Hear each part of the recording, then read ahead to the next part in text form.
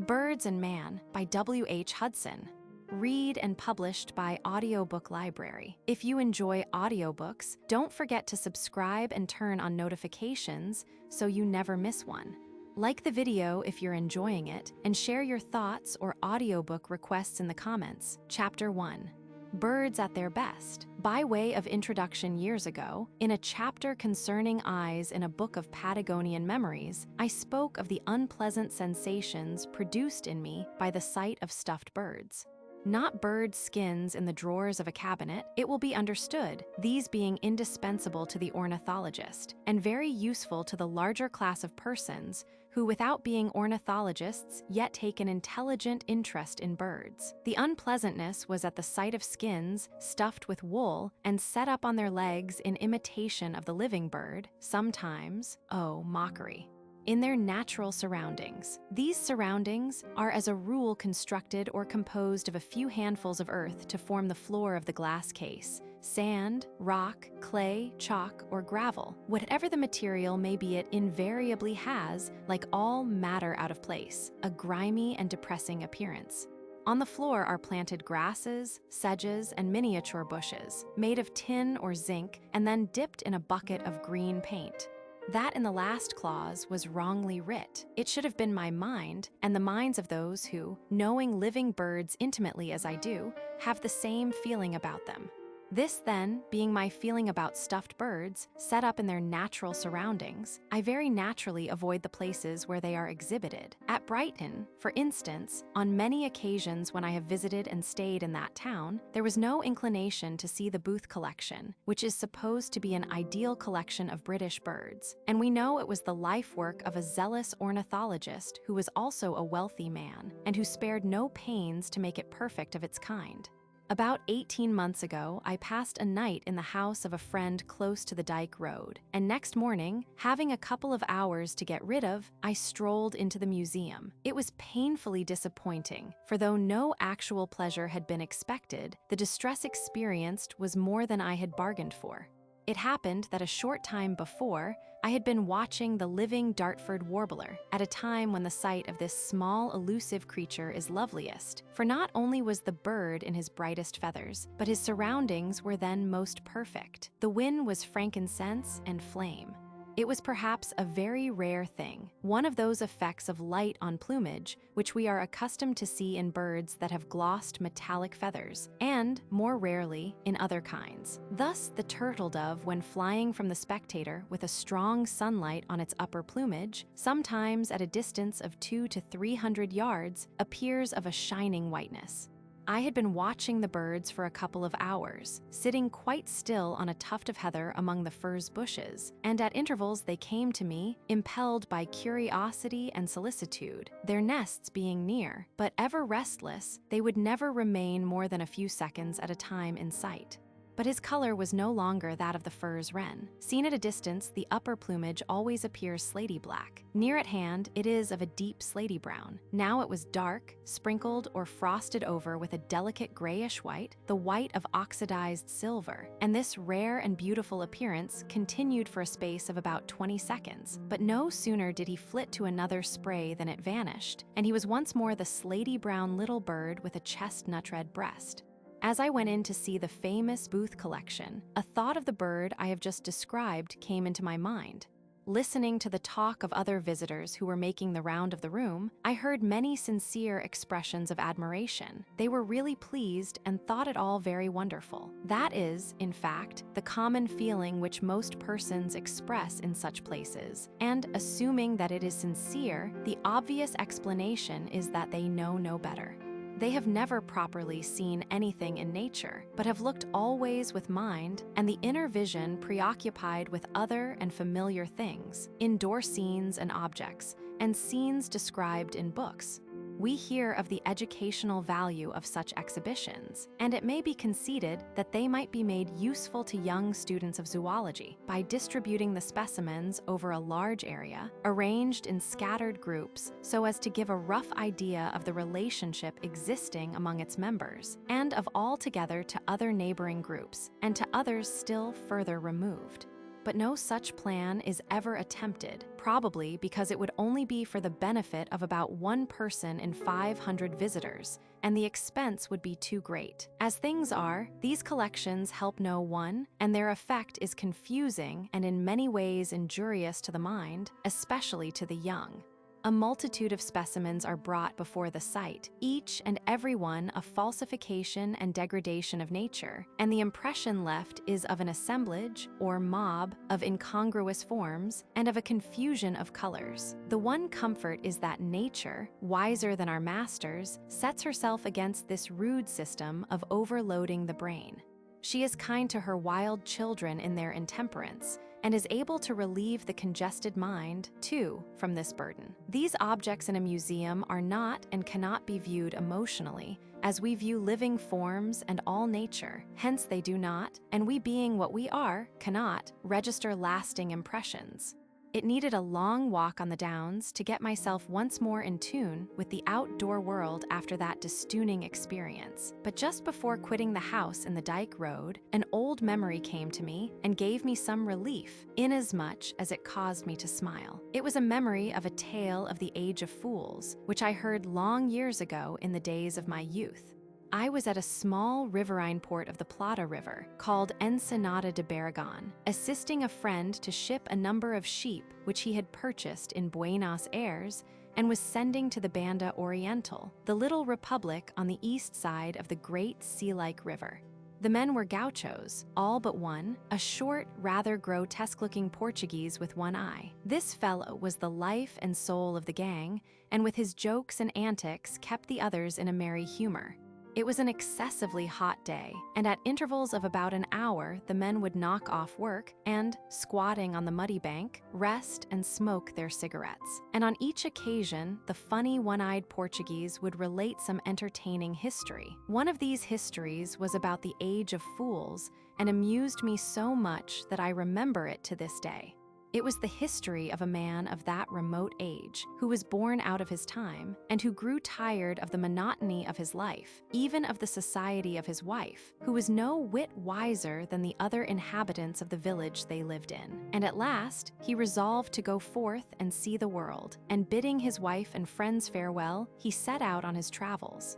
He traveled far and met with many strange and entertaining adventures, which I must be pardoned for not relating, as this is not a storybook. In the end, he returned safe and sound to his home, a much richer man than when he started, and opening his pack, he spread out before his wife an immense number of gold coins, with scores of precious stones and trinkets of the greatest value.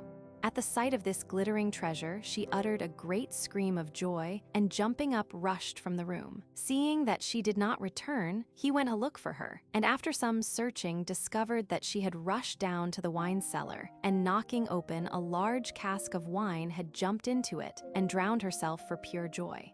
Thus happily ended his adventures, concluded the one-eyed cynic, and they all got up and resumed their work of carrying sheep to the boat. It was one of the adventures met with by the man of the tale in his travels that came into my mind when I was in the Booth Museum and caused me to smile.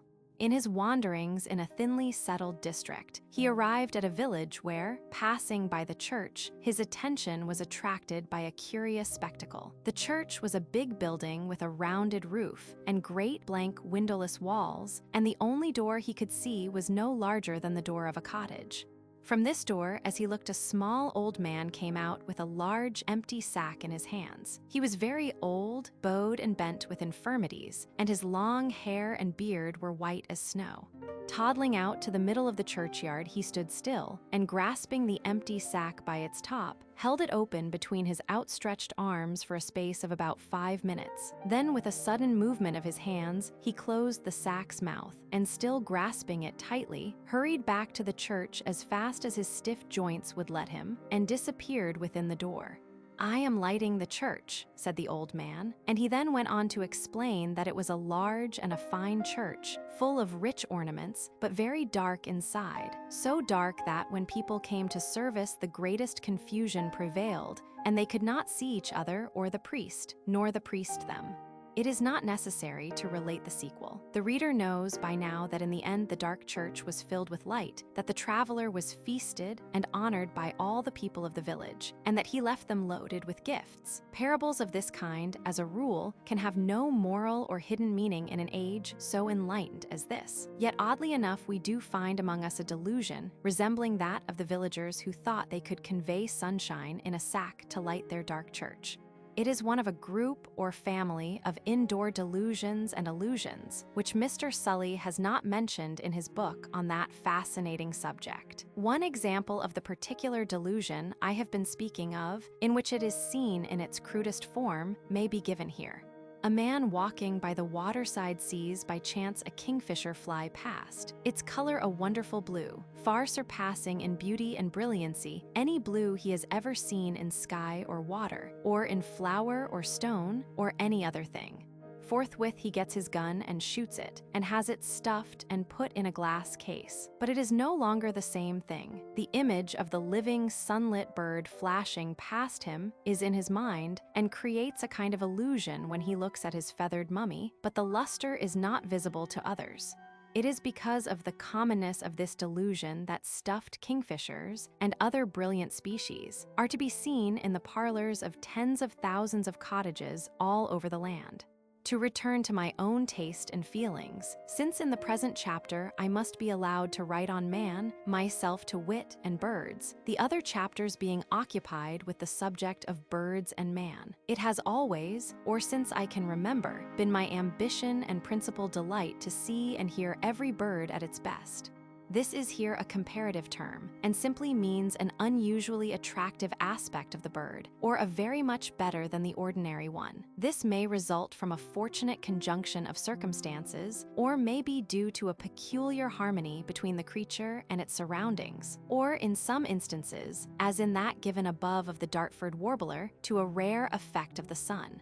In still other cases, motions and antics, rarely seen, singularly graceful, or even grotesque, may give the best impression. After one such impression has been received, another equally excellent may follow at a later date. In that case, the second impression does not obliterate, or is not superimposed upon the former one. Both remain as permanent possessions of the mind, and we may thus have several mental pictures of the same species. It is the same with all minds with regard to the objects and scenes which happen to be of special interest. The following illustration will serve to make the matter clearer to readers who are not accustomed to pay attention to their own mental processes. When any common object, such as a chair or spade or apple, is thought of or spoken of, an image of a picture of it instantly comes before the mind's eye, not of a particular spade or apple, but of a type representing the object which exists in the mind ready for use on all occasions. With the question of the origin of this type, this spade or apple of the mind, we need not concern ourselves here.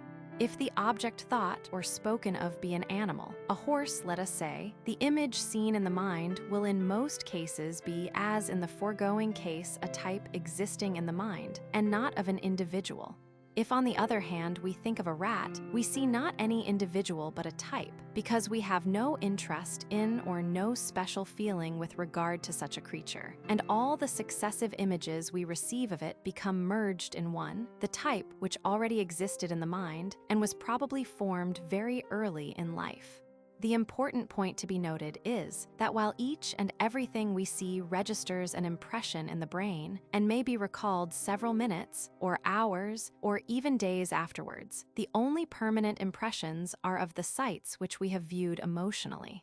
With regard to birds, I see them mentally in two ways. Each species which I have known and observed in its wild state has its type in the mind, an image which I invariably see when I think of the species. And, in addition, one or two or several, in some cases as many as 50, images of the same species of bird as it appeared at some exceptionally favorable moment and was viewed with peculiar interest and pleasure.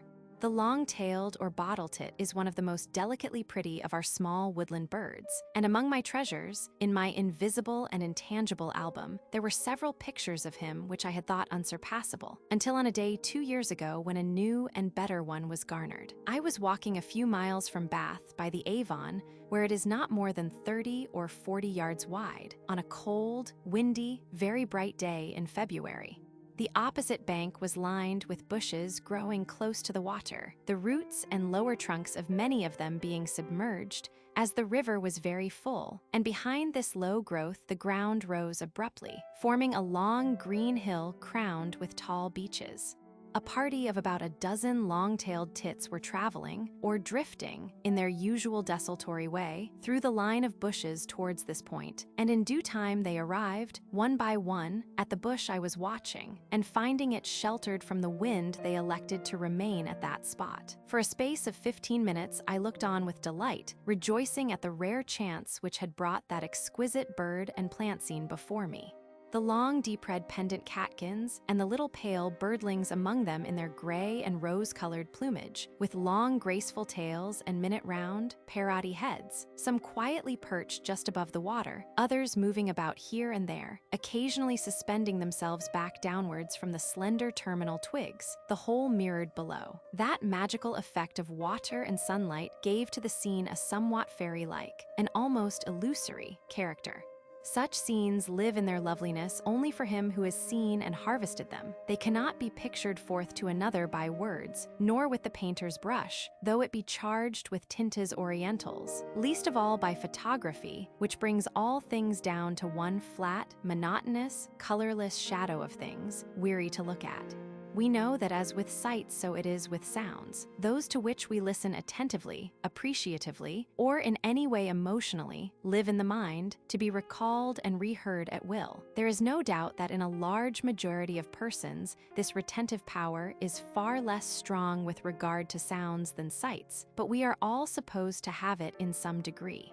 So far, I have met with but one person, a lady, who is without it. Sounds, in her case, do not register an impression in the brain, so that with regard to this sense she is in the condition of civilized man, generally with regard to smells. I say of civilized man, being convinced that this power has become obsolete in us, although it appears to exist in savages and in the lower animals.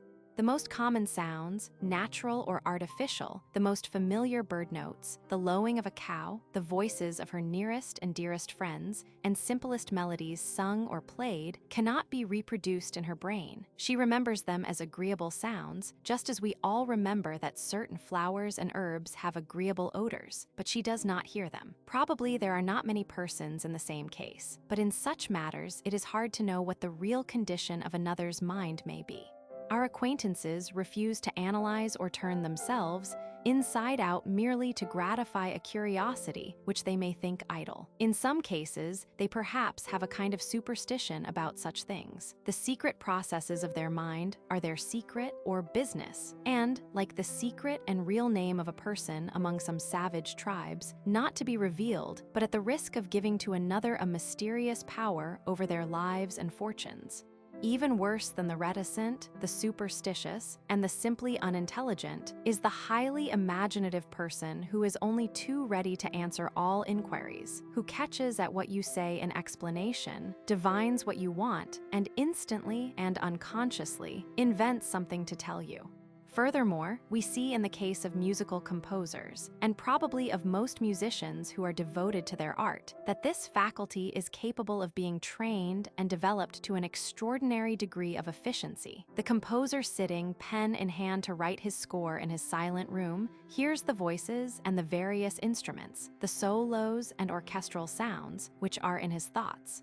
It is true that he is a creator and listens mentally to compositions that have never been previously heard, but he cannot imagine or cannot hear mentally any note or combination of notes which he has never heard with his physical sense. In creating, he selects from the infinite variety of sounds whose images exist in his mind, and rearranging them, produces new effects. The difference in the brains, with regard to their sound-storing power, of the accomplished musician and the ordinary person who does not know one tune from another and has but fleeting impressions of sounds in general, is no doubt enormous. Probably it is as great as that which exists in the logical faculty between a professor of that science in one of the universities and a native of the Andaman Islands or of Tierra del Fuego. And the open-air naturalist, who is keenly interested in the language of birds and has listened with delight to a great variety of species, should be as rich in such impressions as the musician is with regard to musical sounds. Unconsciously, he has all his life been training the faculty. With regard to the durability of the images, it may be thought by some that, speaking of birds, only those which are revived and restored, so to speak, from time to time by fresh sense impressions remain permanently distinct. That would naturally be the first conclusion most persons would arrive at, considering that the sound images which exist in their minds are of the species found in their own country, which they are able to hear occasionally, even if at very long intervals in some cases.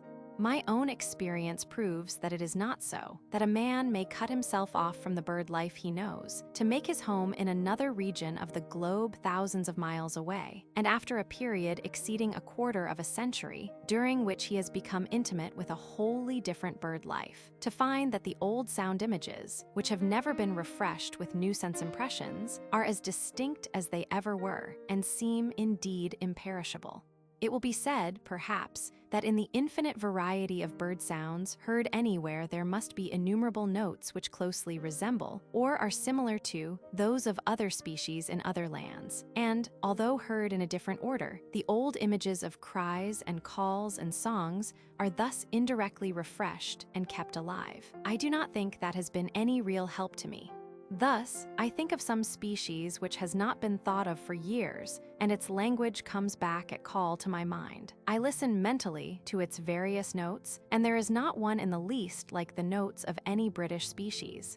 These images have therefore never received refreshment. Again, where there is a resemblance, as in the trisyllabic cry of the common sandpiper and another species, I listen mentally to one, then to the other, heard so long ago, and hear both distinctly, and comparing the two, find a considerable difference, one being a thinner, shriller, and less musical sound than the other.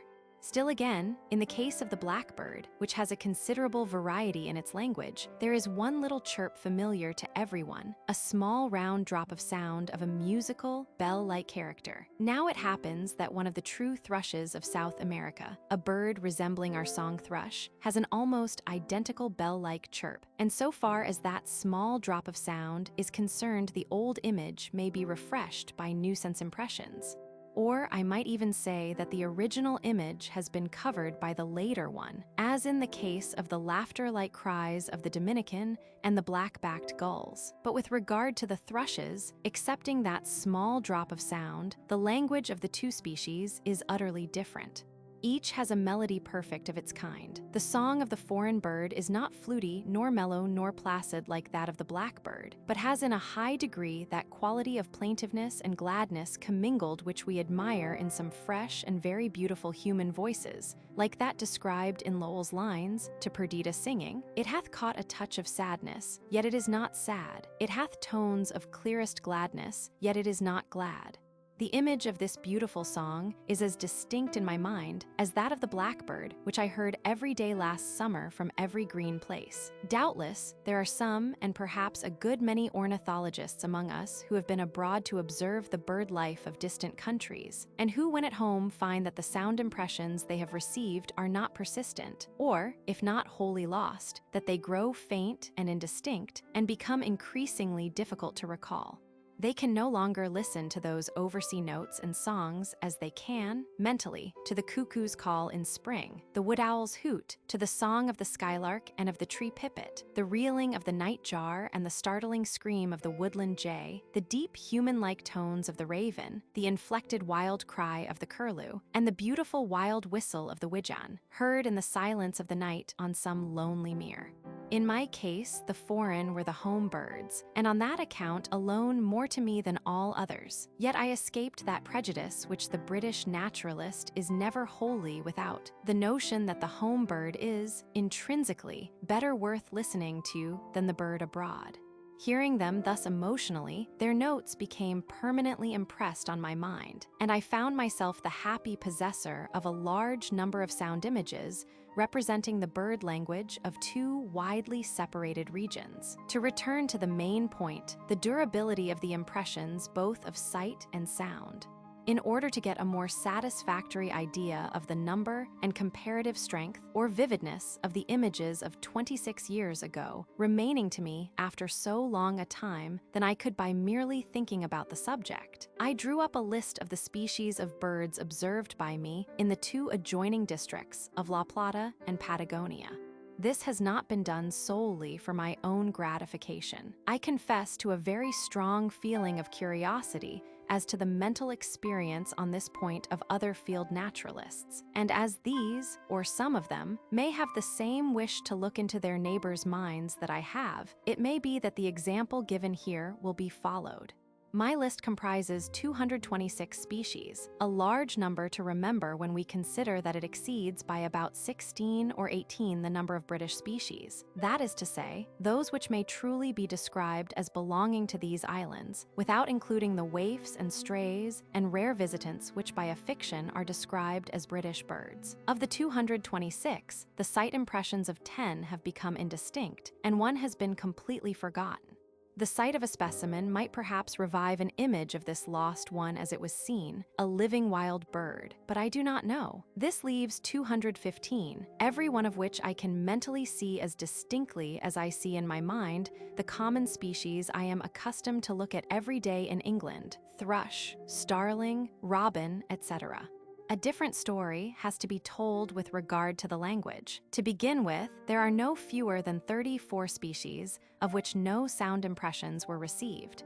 These include the habitually silent kinds, the stork, which rattles its beak but makes no vocal sound, the painted snipe, the wood ibis, and a few more. Species which were rarely seen and emitted no sound: condor, muscovy duck, harpy eagle, and others. Species which were known only as winter visitants or seen on migration, and which at such seasons were invariably silent. Thus, those which were heard number 192. Of these, the language of 7 species has been completely forgotten, and of 31, the sound impressions have now become indistinct in varying degrees. Deducting those whose notes have become silent and are not clearly heard in the mind, there remain 154 species which are distinctly remembered. That is to say, when I think of them and their language, the cries, calls, songs, and other sounds are reproduced in the mind. Studying the list, in which the species are ranged in order according to their affinities, it is easy to see why the language of some, although not many, has been lost or has become more or less indistinct. In some cases, it is because there was nothing distinctive or in any way attractive in the notes. In other cases, because the images have been covered and obliterated by others, the stronger images of closely allied species. In the 2 American families of tyrant birds and woodhewers, neither of which are songsters, there is in some of the closely related species a remarkable family resemblance in their voices. Listening to their various cries and calls, the trained ear of the ornithologist can easily distinguish them and identify the species. But after years, the image of the more powerful or the better voices of, say, 2 or 3 species in a group of 4 or 5 absorb and overcome the others. I cannot find a similar case among British species to illustrate this point, unless it be that of the meadow and rock pipit. Strongly, as the mind is impressed by the measured tinkling notes of these 2 songs, emitted as the birds descend to earth, it is not probable that any person who had not heard them for a number of years would be able to distinguish or keep them separate in his mind, to hear them in their images as 2 distinct songs. Of the first, I am acquainted with 12, and of the second with 14 species. Here then are 26 highly vocal species, of which the songs, calls, chirps, and various other notes are distinctly remembered in 23. Of the other three, one was silent, a small, rare, migratory finch resembling the bearded tit in its reed-loving habits, its long tail and slender shape, and partly too in its coloring. I listened in vain for this bird's singing notes. Of the remaining two, one is a finch, the other a troupial, the first a pretty bird, in appearance a small hawfinch with its whole plumage a lovely glaucous blue, a poor singer with a low, rambling song, the second a bird of the size of a starling, colored like a golden oriole, but more brilliant, and this one has a short, impetuous song composed of mixed guttural and clear notes. I believe it is because it is a rare thing to hear a single song. They perch in a tree in company, like birds of paradise, and no sooner does one open his beak than all burst out together, and their singing strikes on the sense in a rising and falling tempest of confused sound. But it may be added that though these two songs are marked indistinct in the list, they are not very indistinct, and become less so when I listen mentally with closed eyes. In conclusion, it is worthy of remark that the good voices, as to quality, and the powerful ones, are not more enduring in their images than those which were listened to appreciatively for other reasons. Voices which have the quality of ventriloquism, or are in any way mysterious, or are suggestive of human tones, are extremely persistent, and such voices are found in owls, pigeons, snipe, rails, grebes, nightjars, tinamous, rheas, and in some passerine birds. I had meant in this chapter to give 3 or 4 or half a dozen instances of birds seen at their best, instead of the one I have given, that of the long-tailed tit, and as many more images in which a rare, unforgettable effect was produced by melody. For as with sights, so it is with sounds. For these too there are special moments, which have special grace. But this chapter is already longer than it was ever meant to be, and something on another subject yet remains to be said. The question is sometimes asked, what is the charm which you find, or say you find, in nature? Is it real, or do these words, so often repeated, have a merely conventional meaning, like so many other words and phrases which men use with regard to other things? That, briefly, is the indoor view of the subject, the view of those who, to begin with, were perhaps town-born and town-bred, who have existed amid conditions, occupied with work and pleasures, the reflex effect of which, taken altogether and in the long run, is to dim and even deaden some of the brain's many faculties, and chiefly this best faculty of preserving impressions of nature for long years, or to the end of life in all their original freshness. That was a saying to stick in the mind, and it is probable that some who listened failed to understand. And if I had then said, all that you have seen, the pictures in one small room in a house of many rooms, is not after all the main thing, that it would be idle to speak of, since you cannot know what you do not feel, though it should be told you many times. This only can be told. The enduring images are but an incidental result of a feeling which existed already. It has curiously happened that while writing these concluding sentences, some old, long-forgotten lines, which I read in my youth, came suddenly into my mind, as if some person sitting invisible at my side, and thinking them apposite to the subject, had whispered them into my ear. They are lines addressed to the Merrimack River by an American poet, whether a major or minor I do not know, having forgotten his name. In one stanza, he mentions the fact that young Brissot looked upon this stream in its bright flow, and bore its image o'er the deep to soothe a martyr's sadness, and Fresco in his troubled, sleep his prison walls with gladness. It is indeed this gladness of old sunshine stored within us, if we have had the habit of seeing beauty everywhere, and of viewing all beautiful things with appreciation, this incalculable wealth of images of vanished scenes, which is one of our best and dearest possessions, and a joy forever. What asketh man to have? Cried Chaucer, and goes on to say in bitterest words that now with his love he must soon lie in the colde grave, alone, without any company. What he asketh to have, I suppose, is a blue diamond, some unattainable good, and in the meantime, just to go on with, certain pleasant things which perish in the using. It was the nobly expressed consolation of an American poet, now dead, when standing in the summer sunshine amid a fine prospect of woods and hills, to think, when he remembered the darkness of decay and the grave, that he had beheld in nature, though but for a moment, the brightness of the skirts of God. Chapter 2, Birds and Man. To most of our wild birds, man must appear as a being eccentric and contradictory in his actions. By turns, he is hostile, indifferent, friendly towards them, so that they never quite know what to expect. Take the case of a blackbird who has gradually acquired trustful habits and builds its nest in the garden or shrubbery in sight of the friends that have fed it in frosty weather. So little does it fear that it allows them to come a dozen times a day, put the branches aside and look upon it, and even stroke its back as it sits on its eggs. By and by, a neighbor's egg-hunting boy creeps in, discovers the nest, and pulls it down. The bird finds itself betrayed by its confidence. Had it suspected the boy's evil intentions, it would have made an outcry at his approach, as at the appearance of a cat, and the nest would perhaps have been saved. The result of such an accident would probably be the unsettling of an acquired habit, the return to the usual suspicious attitude. Birds are able sometimes to discriminate between protectors and persecutors, but seldom very well, I should imagine. They do not view the face only, but the whole form, and our frequent change of dress must make it difficult for them to distinguish the individuals they know and trust from strangers. Even a dog is occasionally at fault when his master, last seen in black and gray suit, reappears in straw hat and flannels.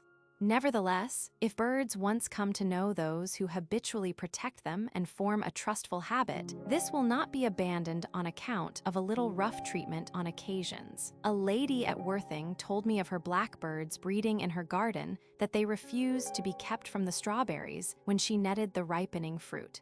One or more of the birds would always manage to get under the net, and when she would capture the robber and carry him, screaming, struggling, and pecking at her fingers, to the end of the garden and release him, he would immediately follow her back to the bed and set himself to get at the fruit again.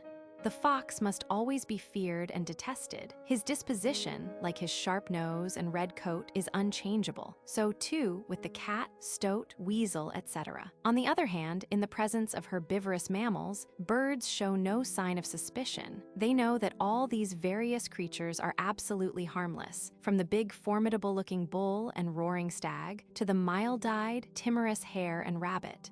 It is common to see wagtails and other species attending cattle in the pastures and keeping close to their noses on the lookout for the small insects driven from hiding in the grass. Daws and starlings search the backs of cattle and sheep for ticks and other parasites, and it is plain that their visits are welcome. Here a joint interest unites bird and beast. It is the nearest approach to symbiosis among the higher vertebrates of this country, but is far less advanced than the partnership which exists between the rhinoceros bird and the rhinoceros or buffalo, and between the spur-winged plover and crocodile in Africa. One day I was walking by a meadow, adjoining the bishop's palace at Wells, where several cows were grazing, and noticed a little beyond them a number of rooks and starlings scattered about. Presently a flock of about 40 of the cathedral jackdaws flew over me and slanted down to join the other birds, when all at once 2 daws dropped out of the flock onto the back of the cow standing nearest to me. Immediately 5 more daws followed, and the crowd of 7 birds began eagerly pecking at the animal's hide. But there was not room enough for them to move freely. They pushed and struggled for a footing, throwing their wings out to keep their balance, looking like a number of hungry vultures fighting for places on a carcase. And soon 2 of the 7 were thrown off and flew away. The remaining 5, although much straitened for room, continued for some time scrambling over the cow's back, busy with their beaks and apparently very much excited over the treasure they had discovered. It was amusing to see how the cow took their visit, sinking her body as if about to lie down and broadening her back, and dropping her head until her nose touched the ground. She stood perfectly motionless, her tail stuck out behind like a pump handle. Deer, too, like cows, are very grateful to the daw for its services. In Savernake Forest, I once witnessed a very pretty little scene. I noticed a hind lying down by herself in a grassy hollow, and as I passed her at a distance of about 50 yards, it struck me as singular that she kept her head so low down that I could only see the top of it on a level with her back. Walking round to get a better sight, I saw a jackdaw standing on the turf before her, very busily pecking at her face.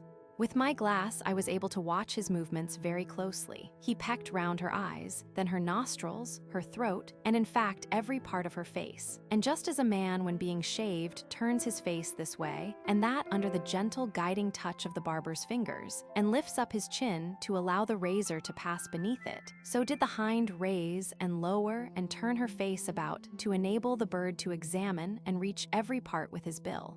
The pecking done, he remained for some seconds sitting perfectly still, looking very pretty with the graceful red head for a stand, the hind's long ears thrust out on either side of him. From his living perch, he sprang into the air and flew away, going close to the surface. Then slowly the deer raised her head and gazed after her black friend, gratefully, and regretting his departure, I could not but think. Some birds, when breeding, exhibit great anxiety at the approach of any animal to the nest, but even when most excited they behave very differently towards herbivorous mammals, and those which they know to be at all times the enemies of their kind.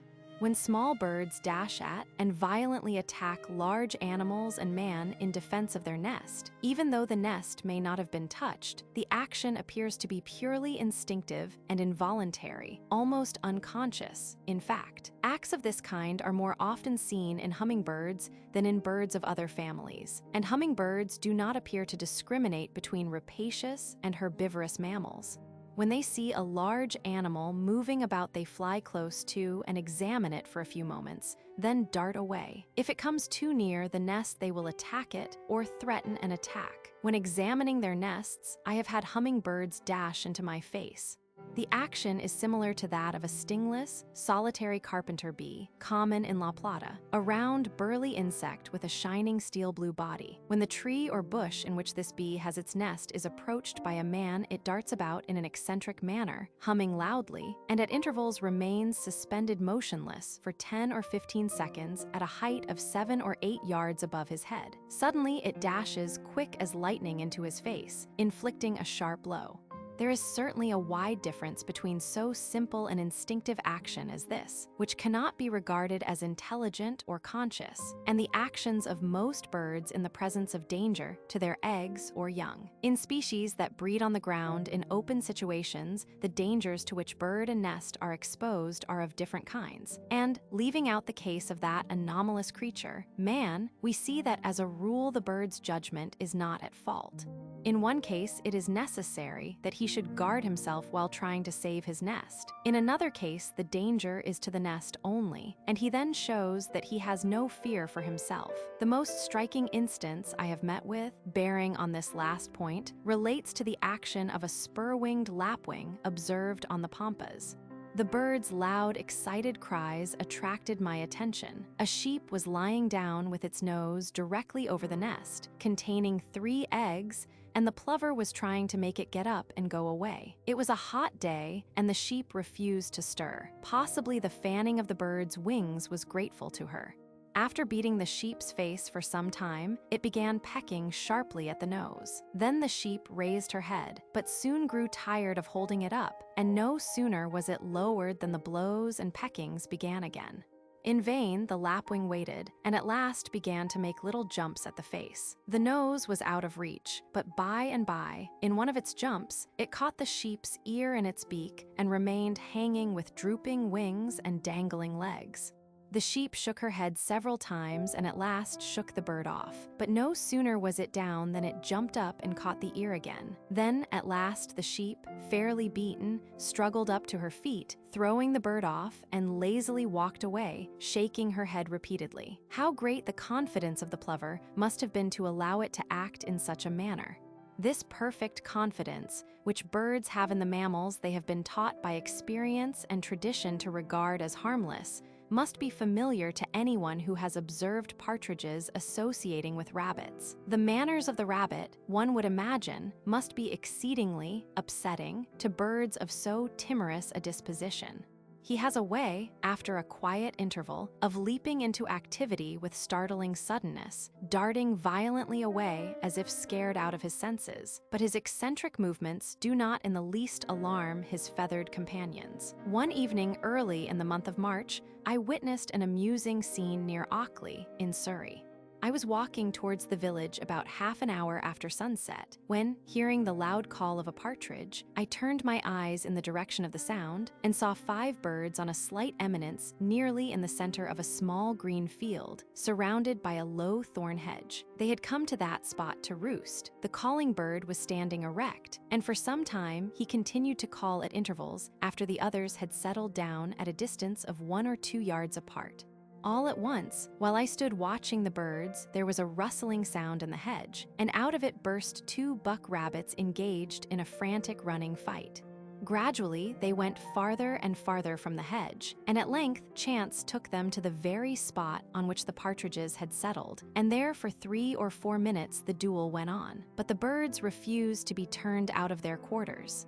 The bird that had called still remained standing, expectant, with raised head, as if watching for the appearance of some loiterer, while the others all kept their places. Their quietude in the midst of that whirlwind of battle was wonderful to see. Their only movement was when one of the birds was in a direct line with a flying rabbit, when, if it stayed still, in another moment it would be struck and perhaps killed by the shock. Then it would leap a few inches aside and immediately settle down again. In this way, every one of the birds had been forced to move several times before the battle passed on towards the opposite side of the field and left the covey in peace. Social animals, Herbert Spencer truly says, take pleasure in the consciousness of one another's company, but he appears to limit the feeling to those of the same herd, or flock, or species. Speaking of the mental processes of the cow, he tells us just how that large mammal is impressed by the sight of birds that come near it and pass across its field of vision. They are regarded in a vague way as mere shadows, or shadowy objects, flitting or blown about hither and thither over the grass or through the air.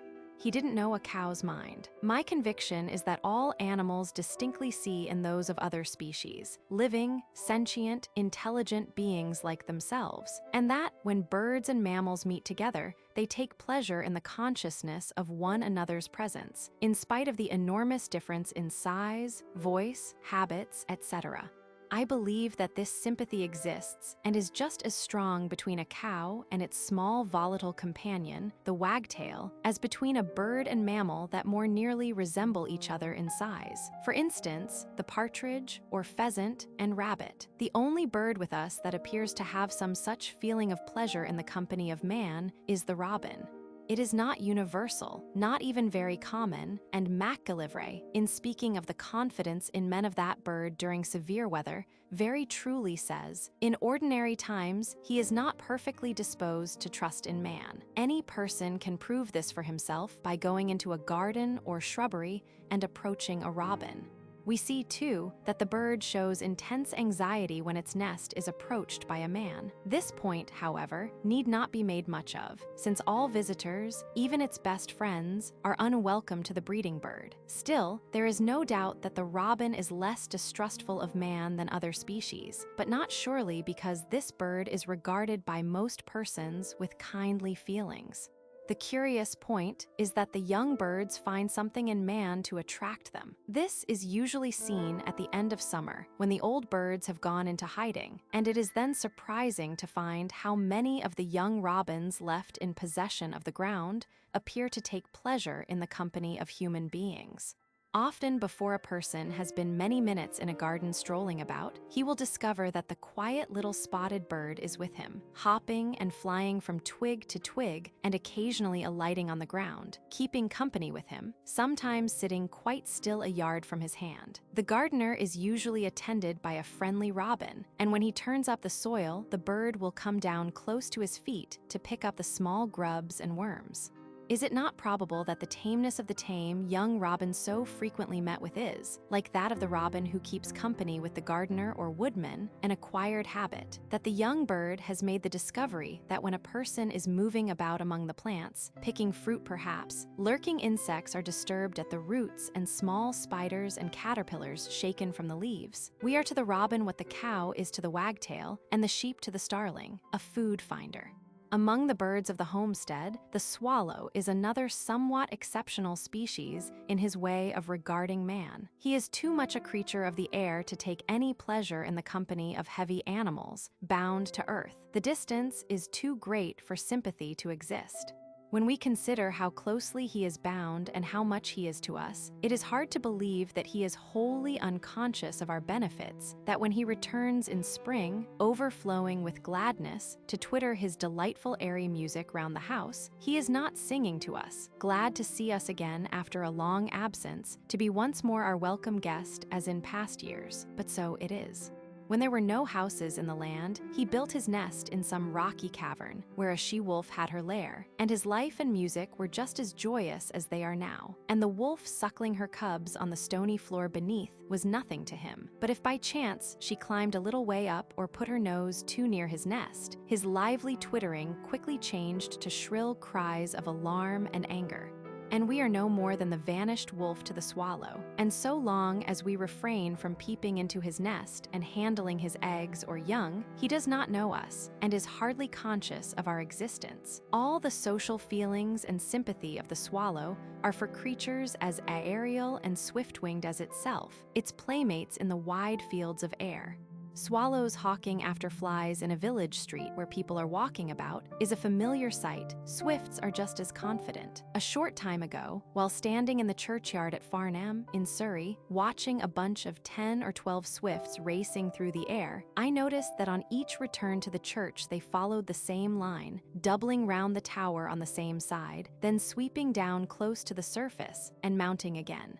Going to the spot, I put myself directly in their way, on their race course as it were, at that point where it touched the earth, but they did not on that account vary their route. Each time they came back, they streamed screaming past my head so near as almost to brush my face with their wings. But I was never more struck by the unconcern at the presence of man shown by these birds, swallows, martins, and swifts, as on one occasion at Frensham, when the birds were very numerous.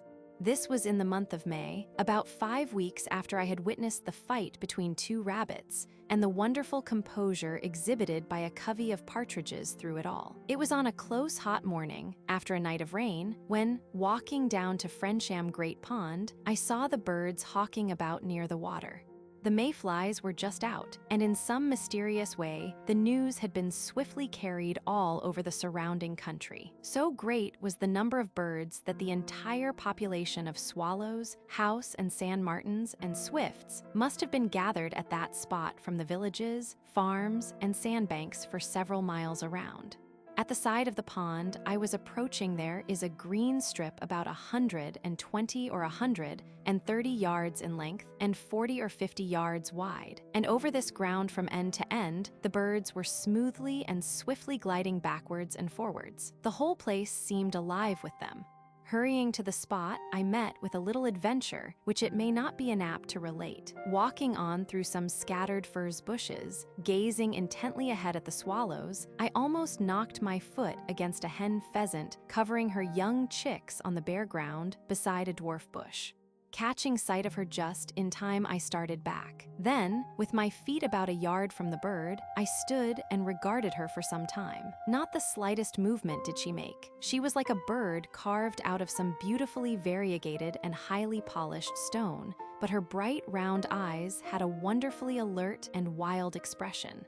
With all her stillness, the poor bird must have been in an agony of terror and suspense, and I wondered how long she would endure the tension. She stood it for about 50 seconds, then burst screaming away with such violence that her 7 or 8 chicks were flung in all directions to a distance of 2 or 3 feet like little balls of fluff. And going 20 yards away, she dropped to the ground and began beating her wings, calling loudly. I then walked on, and in 3 or 4 minutes was on the green ground in the thick of the swallows. They were in hundreds, flying at various heights, but mostly low, so that I looked down on them, and they certainly formed a curious and beautiful spectacle. So thick were they, and so straight and rapid their flight, that they formed in appearance a current, or rather many currents, flowing side by side in opposite directions. And when viewed with nearly closed eyes, the birds were like black lines on the green surface. In the evening of that very day, the behavior of a number of gold crests, disturbed at my presence, surprised and puzzled me not a little. Their action had a peculiar interest just then, as the encounter with the pheasant and the sight of the multitude of swallows and their indifference towards me were still very fresh in memory. The incident has only an indirect bearing on the subject discussed here, but I think it is worth relating. About 2 miles from Frensham Ponds, there is a plantation of fir trees with a good deal of gorse growing scattered about among the trees. In walking through this wood on previous occasions, I had noticed that gold crests were abundant in it. A considerable number of gold crests were flitting through the branches and passing from tree to tree, keeping over and near me, all together uttering their most vehement cries of alarm. I stopped and listened to the little chorus of shrill squeaking sounds and watched the birds as well as I could in the obscurity of the branches, flitting about in the greatest agitation. It was perfectly clear that I was the cause of the excitement, as the birds increased in number as long as I stood at that spot, until there could not have been less than 40 or 50, and when I again walked on they followed.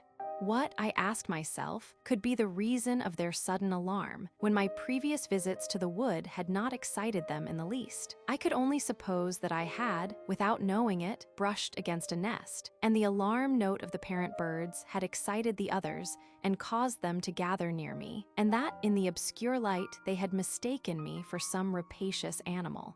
The right explanation, I think it the right one, was found by chance 3 months later. In August, I was in Ireland, staying at a country house among the Wicklow Hills. There were several swallows' nests in the stable, 1 or 2 so low that they could be reached by the hand, and the birds went in and out regardless of the presence of any person. In a few days, the young were out, sitting in rows on the roof of the house or on a low fence near it, where their parents fed them for a short time. After these young birds were able to take care of themselves, they still kept about the house, and were joined by more swallows and martins from the neighborhood. One bright sunny morning, when not fewer than 2 or 3 score of these birds were flying about the house, gaily twittering, I went into the garden to get some fruit. All at once a swallow uttered his loud, shrill alarm cry overhead, and at the same time darted down at me, almost grazing my hat. Then mounting up, he continued making swoops, screaming all the time. Immediately all the other swallows and martins came to the spot, joining in the cry, and continued flying about over my head, but not darting at me like the first bird. For some moments, I was very much astonished at the attack. Then I looked round for the cat. It must be the cat, I thought. This animal had a habit of hiding among the gooseberry bushes, and when I stooped to pick the fruit, springing very suddenly upon my back. But Pussy was nowhere near, and as the swallow continued to make dashes at me, I thought that there must be something to alarm it on my head, and at once pulled off my hat and began to examine it. In a moment the alarm cries ceased, and the whole gathering of swallows dispersed in all directions. There was no doubt that my hat had caused the excitement. It was of tweed, of an obscure gray color, striped or barred with dark brown. Throwing it down on the ground among the bushes, it struck me that its color and markings were like those of a gray striped cat. Anyone seeing it lying there would, at the first moment, have mistaken it for a cat lying curled up asleep among the bushes. Then I remembered that I had been wearing the same delusive, dangerous-looking round tweed fishing hat on the occasion of being mobbed by the gold crests at Frensham. Of course, the illusion could only have been produced in a bird, looking down upon the top of the hat from above. Chapter 3: Daws in the West Country. Daws are more abundant in the west and southwest of England generally than in any other part of the kingdom, and they abound most in Somerset, or so it has seemed to me. It is true that the largest congregations of daws in the entire country are to be seen at Savernake in Wiltshire, where the ancient hollow beeches and oaks in the central parts of the forest supply them with all the nesting holes they require. There is no such wood of old decaying trees in Somerset to attract them to one spot in such numbers, but the country generally is singularly favorable to them. It is mainly a pastoral country with large areas of rich, low grassland and ranges of high hills, where there are many rocky precipices such as the daw loves. For very good reasons, he prefers the inland to the sea cliff as a breeding site. It is, to begin with, in the midst of his feeding ground, whereas the seawall is a boundary to a feeding ground beyond which the bird cannot go. Better still, the inland bird has an immense advantage over the other in traveling to and from his nest in bad weather. When the wind blows strong from the seaside bird must perpetually fight against it and win his home by sheer muscular exertion. The other bird, able to go foraging to this side, or that, according to the way the wind blows, can always have the wind as a help instead of a hindrance. Somerset also possesses a long coastline and some miles of sea cliffs, but the colonies of jackdaws found here are small compared with those of the Mendip Range. The inland cliff breeding daws that inhabit the valley of the Somerset Axe alone probably greatly outnumber all the daws in Middlesex, or Surrey, or Essex. Finally, besides the cliffs and woods, there are the old towns and villages, small towns and villages with churches that are almost like cathedrals. No county in England is richer in noble churches, and no kind of building seems more attractive to the ecclesiastical daw than the great perpendicular tower of the Glastonbury type, which is so common here. Of the old towns which the bird loves and inhabits in numbers, Wells comes first. If Wells had no birds, it would still be a city one could not but delight in. There are not more than half a dozen towns in all the country where, if I were compelled to live in towns, life would not seem something of a burden. And of these, 2 are in Somerset, Bath and Wells. Of the former something will be said further on. Wells has the first place in my affections, and is the one town in England the sight of which in April and early May, from a neighboring hill, has caused me to sigh with pleasure. For in this building, not viewed as in a photograph or picture, nor through the eye of the mere architect or archaeologist, who sees the gem but not the setting, nature and man appear to have worked together more harmoniously than in others. But it is hard to imagine a birdless Wells. The hills, beautiful with trees and grass and flowers, come down to it. Cattle graze on their slopes. The pewit has its nest in their stony places, and the kestrel with quick-beating wings hangs motionless overhead. Nature is round it, breathing upon and touching it caressingly on every side, flowing through it like the waters that gave it its name in olden days, that still gush with noise and foam from the everlasting rock to send their crystal currents along the streets. And with nature, in and around the rustic village-like city, live the birds. The green woodpecker laughs aloud from the group of old cedars and pines, hard by the cathedral close. You will not hear that woodland sound in any other city in the kingdom, and the rooks caw all day from the rookery in the old elms that grow at the side of the palace moat. But the cathedral daws, on account of their numbers, are the most important of the feathered inhabitants of Wells. These city birds are familiarly called bishop's jacks, to distinguish them from the Eber jacks, the daws that in large numbers have their home and breeding place in the neighboring cliffs, called the Eber Rocks. The Eber daws are but the first of a succession of colonies extending along the side of the Cheddar Valley. A curious belief exists among the people of Wells and the district that the Eber jacks make better pets than the bishop's jacks. If you want a young bird, you have to pay more for one from the rocks than from the cathedral. I was assured that the cliff bird makes a livelier, more intelligent, and amusing pet than the other. A similar notion exists, or existed, at Hastings, where there was a saying among the fisher folks and other natives that a Granger daw is worth a halfpenny more than a castle daw. The Granger Rock, once a favorite breeding place of the daws at that point, has long since fallen into the sea, and the saying has perhaps died out.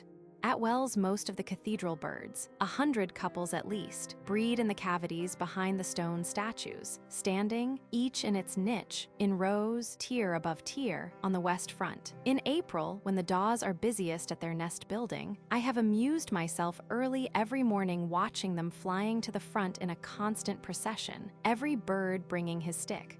This work is all done in the early morning, and about 8:30, a man comes with a barrow to gather up the fallen sticks. There is always a big barrowful, heaped high, of them, and if not thus removed, the accumulated material would in a few days form a rampart or zerba, which would prevent access to the cathedral on that side. Here, for instance, each morning in turning over the litter of fallen material, I picked up sticks measuring from 4 or 5 to 7 feet in length. These very long sticks were so slender and dry that the bird was able to lift and to fly with them. Therefore, to his Corvine mind, they were suitable for his purpose. It comes to this. The daw knows a stick when he sees one, but the only way of testing its usefulness to him is to pick it up in his beak, then to try to fly with it. If the stick is 6 feet long and the cavity will only admit one of not more than 18 inches, he discovers his mistake only on getting home. The question arises, does he continue all his life long repeating this egregious blunder? One can hardly believe that an old, experienced bird can go on from day to day and year to year wasting his energies in gathering and carrying building materials that will have to be thrown away in the end. That he is, in fact, mentally on a level with the great mass of meaner beings who forget nothing and learn nothing. It is not to be doubted that the daw was once a builder in trees, like all his relations, with the exception of the cliff-breeding chough. He is even capable of reverting to the original habit, as I know from an instance which has quite recently come to my knowledge. In this case, a small colony of daws have been noticed for several years past breeding in stick nests placed among the clustering foliage of a group of Scotch firs. This colony may have sprung from a bird hatched and reared in the nest of a carrion crow or magpie. Still, the habit of breeding in holes must be very ancient, and considering that the jackdaw is one of the most intelligent of our birds, one cannot but be astonished at the rude, primitive, blundering way in which the nest-building work is generally performed. The most we can see by carefully watching a number of birds at work is that there appears to be some difference with regard to intelligence between bird and bird. Some individuals blunder less than others. It is possible that these have learned something from experience, but if that be so, their better way is theirs only, and their young will not inherit it. One morning at Wells, as I stood on the cathedral green watching the birds at their work, I witnessed a rare and curious scene, one amazing to an ornithologist. A bird dropped a stick, an incident that occurred a dozen times or oftener any minute at that busy time. But in this instance, the bird had no sooner let the stick fall than he rushed down after it to attempt its recovery, just as one may see a sparrow drop a feather or straw, and then dart down after it and often recover it before it touches the ground. At the moment that he rushed down after the falling stick, 2 other daws that happened to be standing on ledges above dropped down after him and copied his action by each picking up a stick and flying with it to their nests. Other daws followed suit, and in a few minutes there was a stream of descending and ascending daws at that spot, every ascending bird with a stick in his beak. It was curious to see that, although sticks were lying in hundreds on the pavement along the entire breadth of the west front, the daws continued coming down only at that spot where the first bird had picked up the stick he had dropped. By and by, to my regret, the birds suddenly took alarm at something and rose up, and from that moment not one descended. Presently the man came round with his rake and broom and barrow to tidy up the place. Before beginning his work, he solemnly made the following remark: "Is it not curious, sir, considering the distance the birds go to get their sticks, and the work of carrying them, that they never, by any chance, think to come down and pick up what they have dropped?" I replied that I had heard the same thing said before, and that it was in all the books, and then I told him of the scene I had just witnessed. He was very much surprised, and said that such a thing had never been witnessed before at that place. It had a disturbing effect on him, and he appeared to me to resent this departure from their old ancient conservative ways on the part of the cathedral birds. For many mornings after, I continued to watch the daws until the nest building was finished, without witnessing any fresh outbreak of intelligence in the colony. They had once more shaken down into the old inconvenient traditional groove, to the manifest relief of the man with the broom and barrow. Bath, like Wells, is a city that has a considerable amount of nature in its composition, and is set down in a country of hills, woods, rocks, and streams, and is therefore, like the other, a city loved by daws and by many other wild birds. It is a town built of white stone in the hollow of an oblong basin, with the river Avon flowing through it, and though perhaps too large for perfect beauty, it is exceedingly pleasant. Its stone walls do not a prison make, since they do not shut you out from rural sights and sounds. Walking in almost any street, even in the lowest part, in the busiest, noisiest center of the town, you have but to lift your eyes to see a green hill not far away. And viewed from the top of one of these hills that encircle it, Bath, in certain favorable states of the atmosphere, wears a beautiful look. Then, on the slaty blackness, appeared a complete and most brilliant rainbow, on one side streaming athwart the green hill and resting on the center of the town, so that the high, old, richly decorated abbey church was seen through a band of green and violet mist. When staying in Bath in the winter of 1898-9, I saw a good deal of bird life even in the heart of the town. At the back of the house I lodged in New King Street, within 4 minutes' walk of the pump room, there was a strip of ground called a garden, but with no plants except a few dead stalks and stumps and 2 small leafless trees. Clotheslines were hung there, and the ground was littered with old bricks and rubbish, and at the far end of the strip there was a fowl house with fowls in it, a small shed, and a woodpile. Yet to this unpromising-looking spot came a considerable variety of birds. Starlings, sparrows, and chaffinches were the most numerous, while the blackbird, thrush, robin, hedge sparrow, and wren were each represented by a pair. The wrens lived in the woodpile and were the only members of the little feathered community that did not join the others at table when crumbs and scraps were thrown out.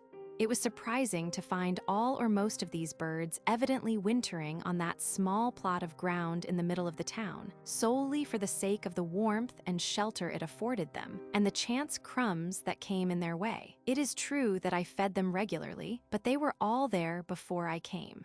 Yet it was not an absolutely safe place for them, being much infested by cats, especially by a big black one who was always on the prowl, and who had a peculiarly murderous gleam in his luminous yellow orbs when he crouched down to watch or attempted to stalk them. One could not but imagine that the very sight of such eyes in that black, devilish face would have been enough to freeze their blood with sudden terror and make them powerless to fly from him.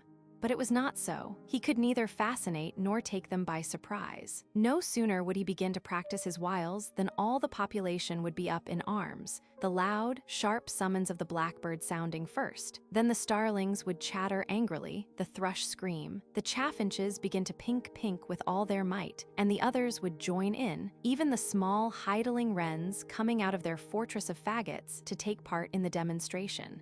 Then Puss would give it up and go away, or coil himself up and go to sleep on the sloping roof of the tiny shed, or in some other sheltered spot. Peace and quiet would once more settle on the little republic, and the birds would be content to dwell with their enemy in their midst in full sight of them, so long as he slept or did not watch them too narrowly. Finding that blue tits were among the visitors at the back, I hung up some lumps of suet and a coconut to the twigs of the bushes.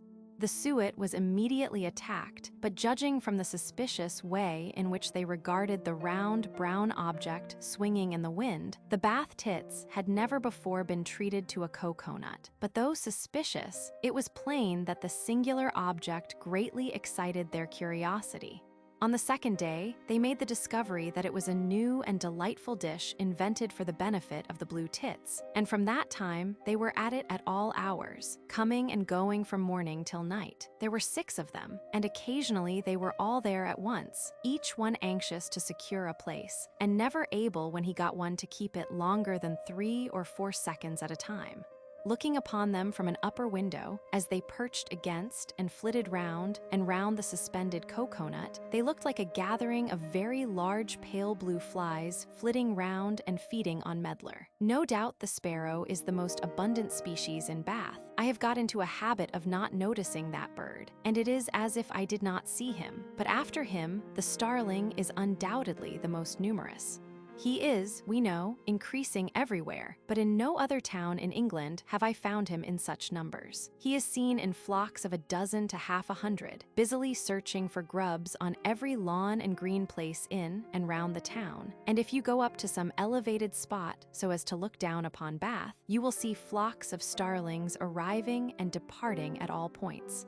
As you walk the streets, there are metallic clink, clink, clink sounds from all quarters, small noises which to most men are lost among the louder noises of a populous town. It is as if every house had a peal of minute bells hidden beneath the tiles or slates of the roof, or among the chimney pots, that they were constantly being rung, and that every bell was cracked. The ordinary or unobservant person sees and hears far more of the jackdaw than of any other bird in Bath. Daws are seen and heard all over the town, but are most common about the Abbey, where they soar and gambol and quarrel all day long, and when they think that nobody is looking, drop down to the streets to snatch up and carry off any eatable-looking object that catches their eye. It was here at this central spot, while I stood one day idly watching the birds disporting themselves about the Abbey and listened to their clamor, that certain words of Ruskin came into my mind, and I began to think of them not merely with admiration, as when I first read them long ago, but critically. Here his writing is that of one whose vision is not merely, as in the majority of men, the most important and intellectual of the senses, but so infinitely more important than all the others, and developed and trained to so extraordinary a degree as to make him appear like a person of a single sense. We may say that this predominant sense has caused, or fed upon, the decay of the others. This is to me a defect in the author I most admire, for though he makes me see, and delight in seeing, that which was previously hidden, and all things gain in beauty and splendor, I yet miss something from the picture, just as I should miss light and color from a description of nature, however beautifully written, by a man whose sense of sight was nothing or next to nothing to him, but whose other senses were all developed to the highest state of perfection. But this subject, which I have touched on in a single sentence, demands a volume. Ruskin wrote of the cathedral daws, that drift of eddying black points, now closing, now scattering, now settling suddenly into invisible places among the bosses and flowers, the crowd of restless birds that fill the whole square with that strange clangor of theirs, so harsh and yet so soothing. For it seemed to me that he had seen the birds, but had not properly heard them, or else that to his mind the sound they made was of such small consequence in the effect of the whole scene, so insignificant an element compared with the sight of them, that it was really not worth attending to and describing accurately. Cowper's notion of the daw's voice, by the way, was just as false as that expressed by Ruskin, as we may find in his paraphrase of Vincent Bourne's lines to that bird. There is a bird that by his coat, and by the hoarseness of his note, might be supposed a crow. It is, in fact, as unlike the harsh, grating caw of the former species as the clarion call of the cock is unlike the grunting of swine. It may not be described as bell-like nor metallic, but it is loud and clear, with an engaging wildness in it, and, like metallic sounds, far-reaching, and of so good a quality that very little more would make it ring musically.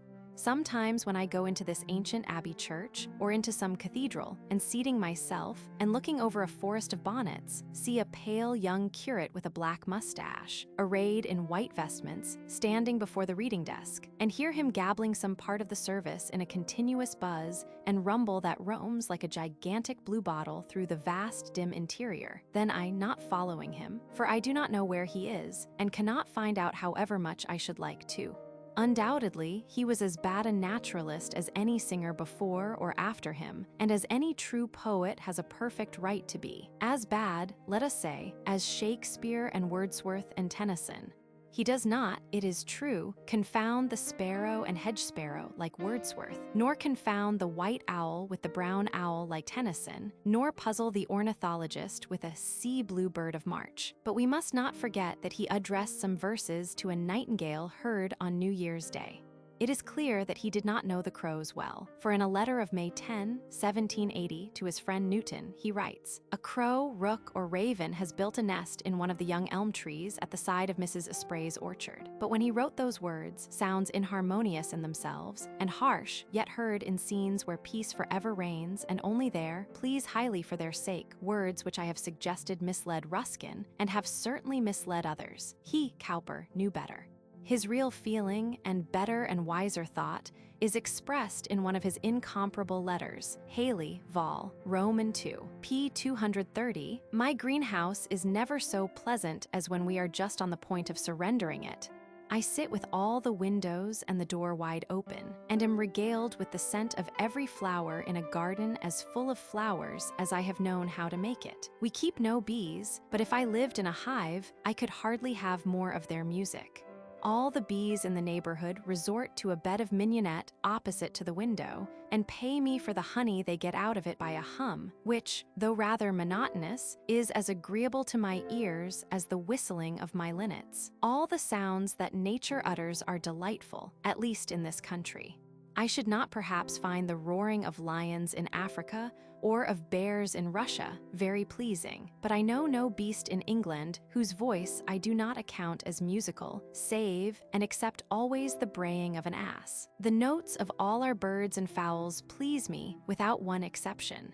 I should not indeed think of keeping a goose in a cage that I might hang him up in the parlor for the sake of his melody, but a goose upon a common or in a farmyard is no bad performer. And as to insects, if the black beetle and beetles indeed of all hues will keep out of my way, I have no objection to any of the rest. On the contrary, in whatever key they sing, from the gnat's fine treble to the bass of the bumblebee, I admire all.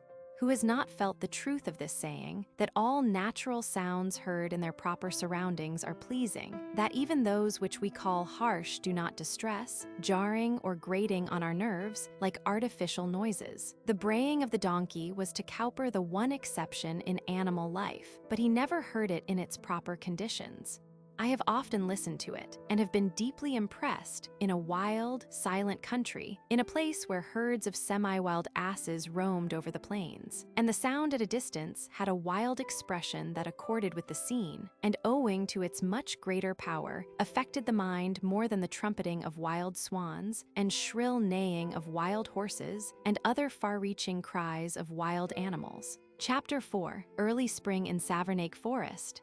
When the spring feeling is in the blood, infecting us with vague longings for we know not what, when we are restless and seem to be waiting for some obstruction to be removed, blown away by winds or washed away by rains, some change that will open the way to liberty and happiness, the feeling not unfrequently takes a more or less definite form. We want to go away somewhere, to be at a distance from our fellow beings, and nearer, if not to the sun, at all events to wild nature.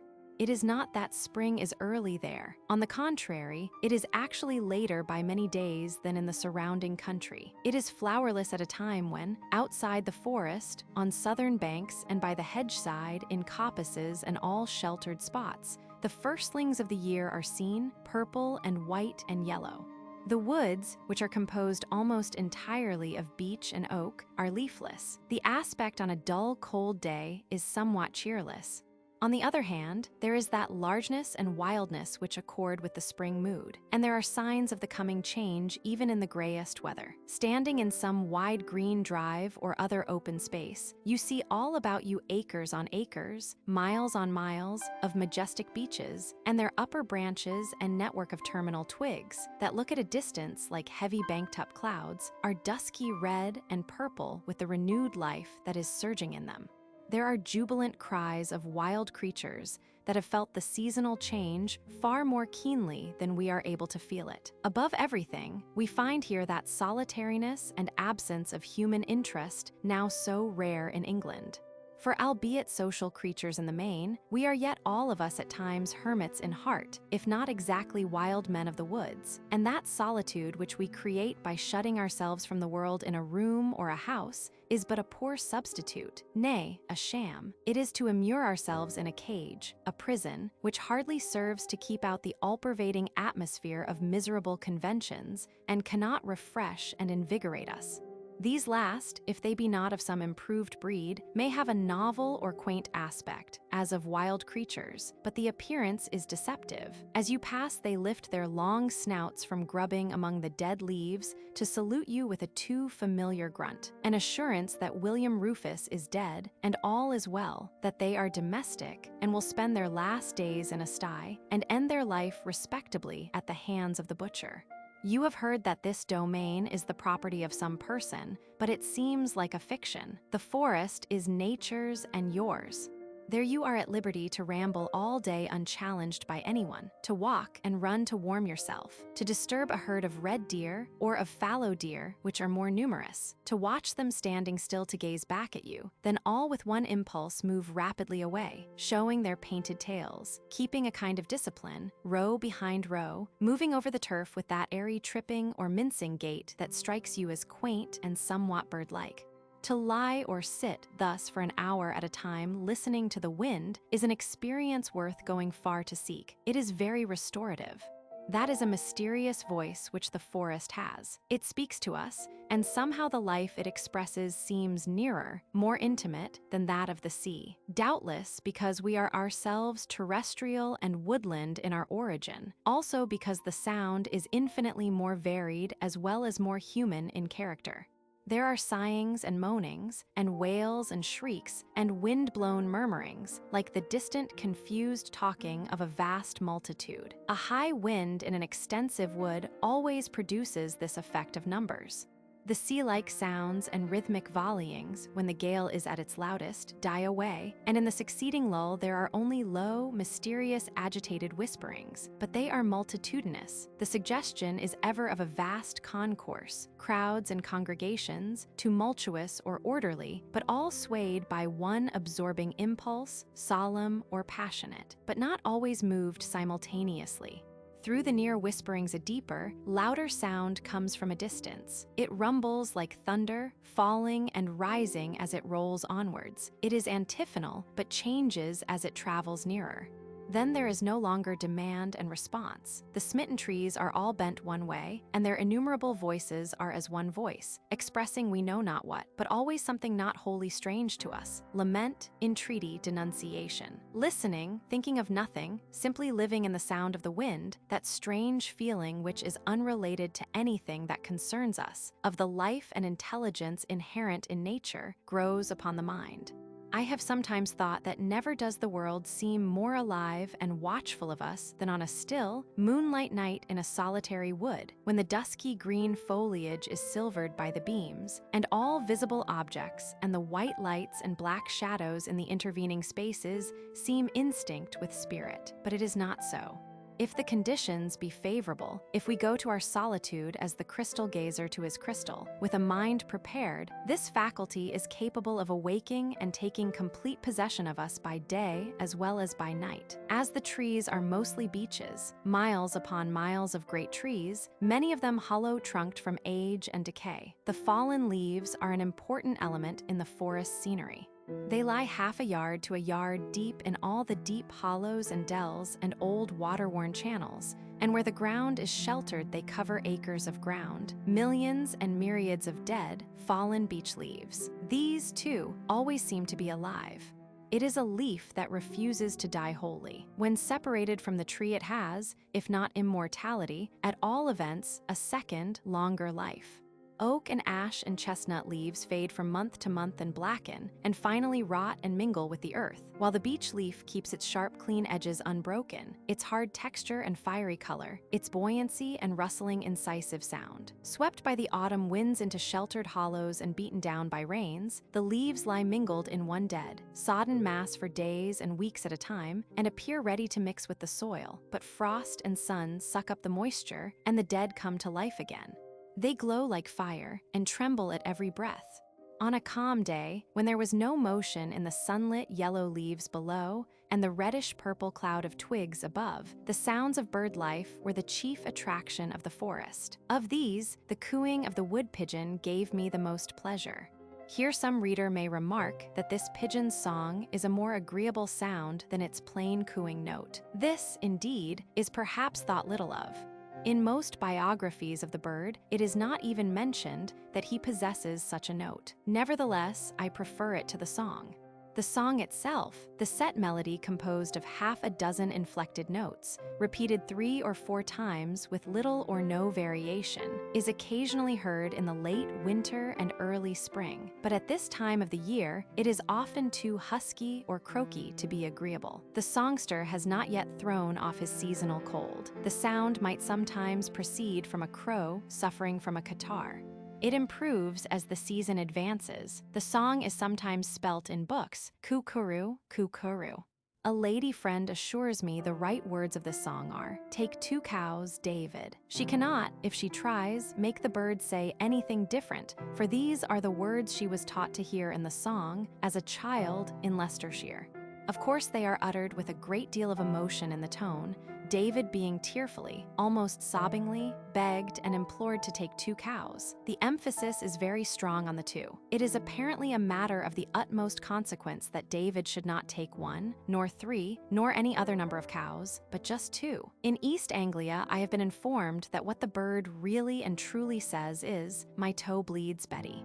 Many, as are the species capable of articulate speech. As we may see by referring to any ornithological work, there is no bird in our woods whose notes more readily lend themselves to this childish fancy than the wood pigeon, on account of the depth and singularly human quality of its voice. The song is a passionate complaint.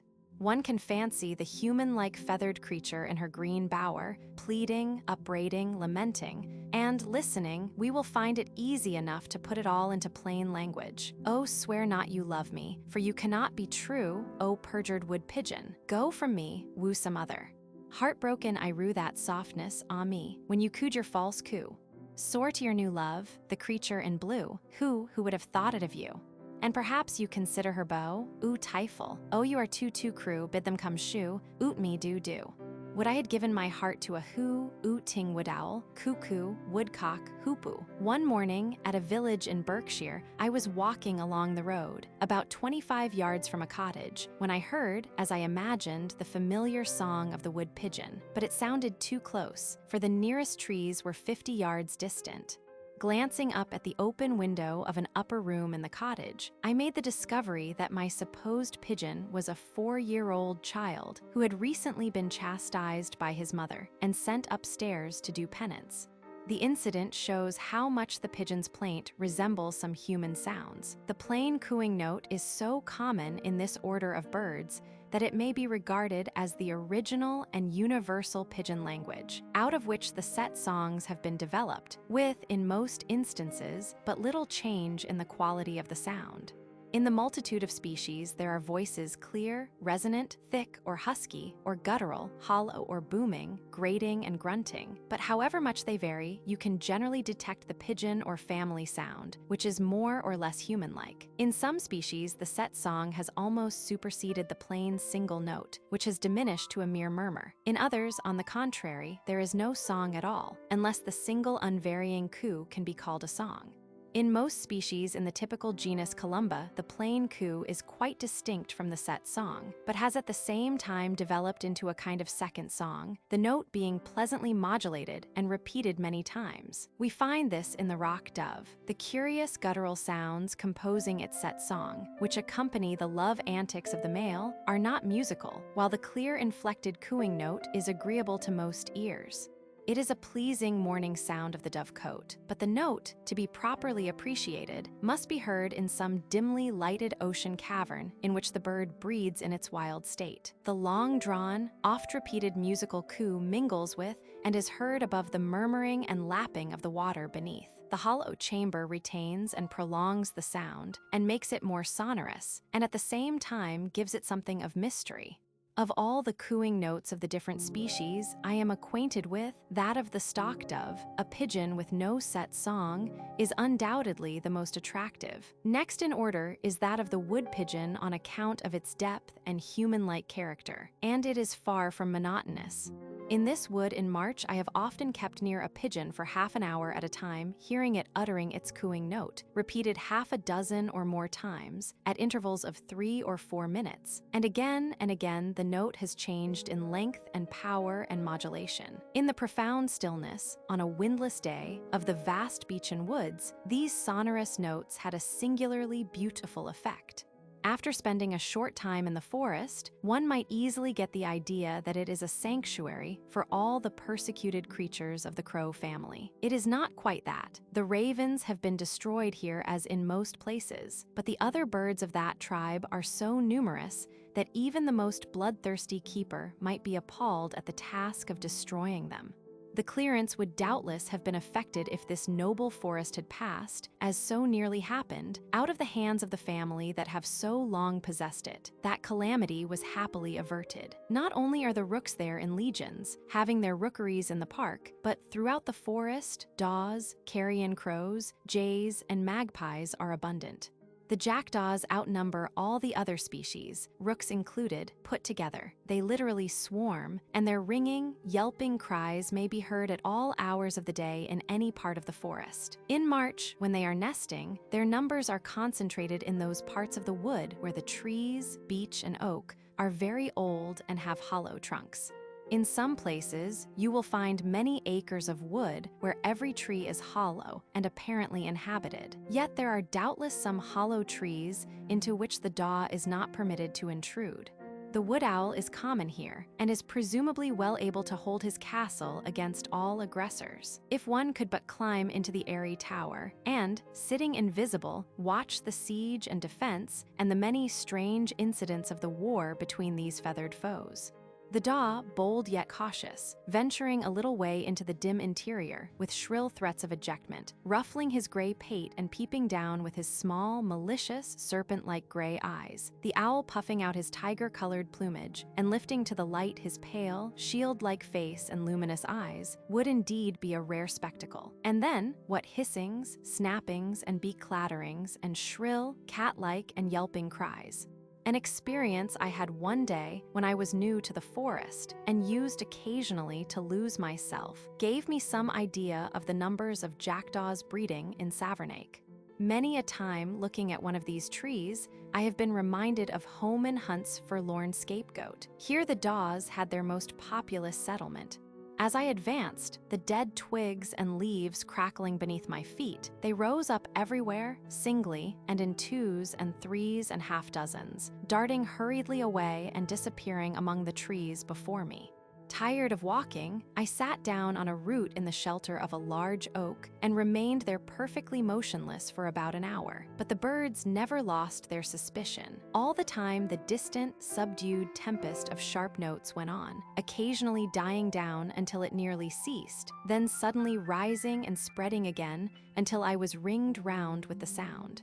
At length the loud, sharp invitation or order to fly was given and taken up by many birds. Then, through the opening among the trees before me, I saw them rise in a dense flock and circle about at a distance. Other flocks rose on the right and left hands and joined the first, and finally the whole mass comes slowly overhead as if to explore. The daw, whether tame or distrustful of man, is always interesting. Here I was even more interested in the jays, and it was indeed chiefly for the pleasure of seeing them, when they are best to look at, that I visited this forest. I had also formed the idea that there was no place in England where the jay could be seen to better advantage, as they are, or until recently were, exceedingly abundant at Savernake, and were not in constant fear of the keeper and his everlasting gun. Here one could witness their early spring assemblies, when the jay, beautiful at all times, is seen at his very best. It is necessary to say here that this habit of the jay does not appear to be too well known to our ornithologists. When I stated in a small work on British birds a few years ago that jays had the custom of congregating in spring, a distinguished naturalist, who reviewed the book in one of the papers, rebuked me for so absurd a statement, and informed me that the jay is a solitary bird except at the end of summer and in the early autumn, when they are sometimes seen in families. If I had not made it a rule never to reply to a critic, I could have informed this one that I knew exactly where his knowledge of the habits of the jay was derived, that it dated back to a book published 99 years ago. It was a very good book, and all it contains, some errors included, have been incorporated in most of the important ornithological works which have appeared during the 19th century. But though my critic thus wrote it all by rote, according to the books, he did not write it right. The ancient error has not, however, been repeated by all writers on the subject.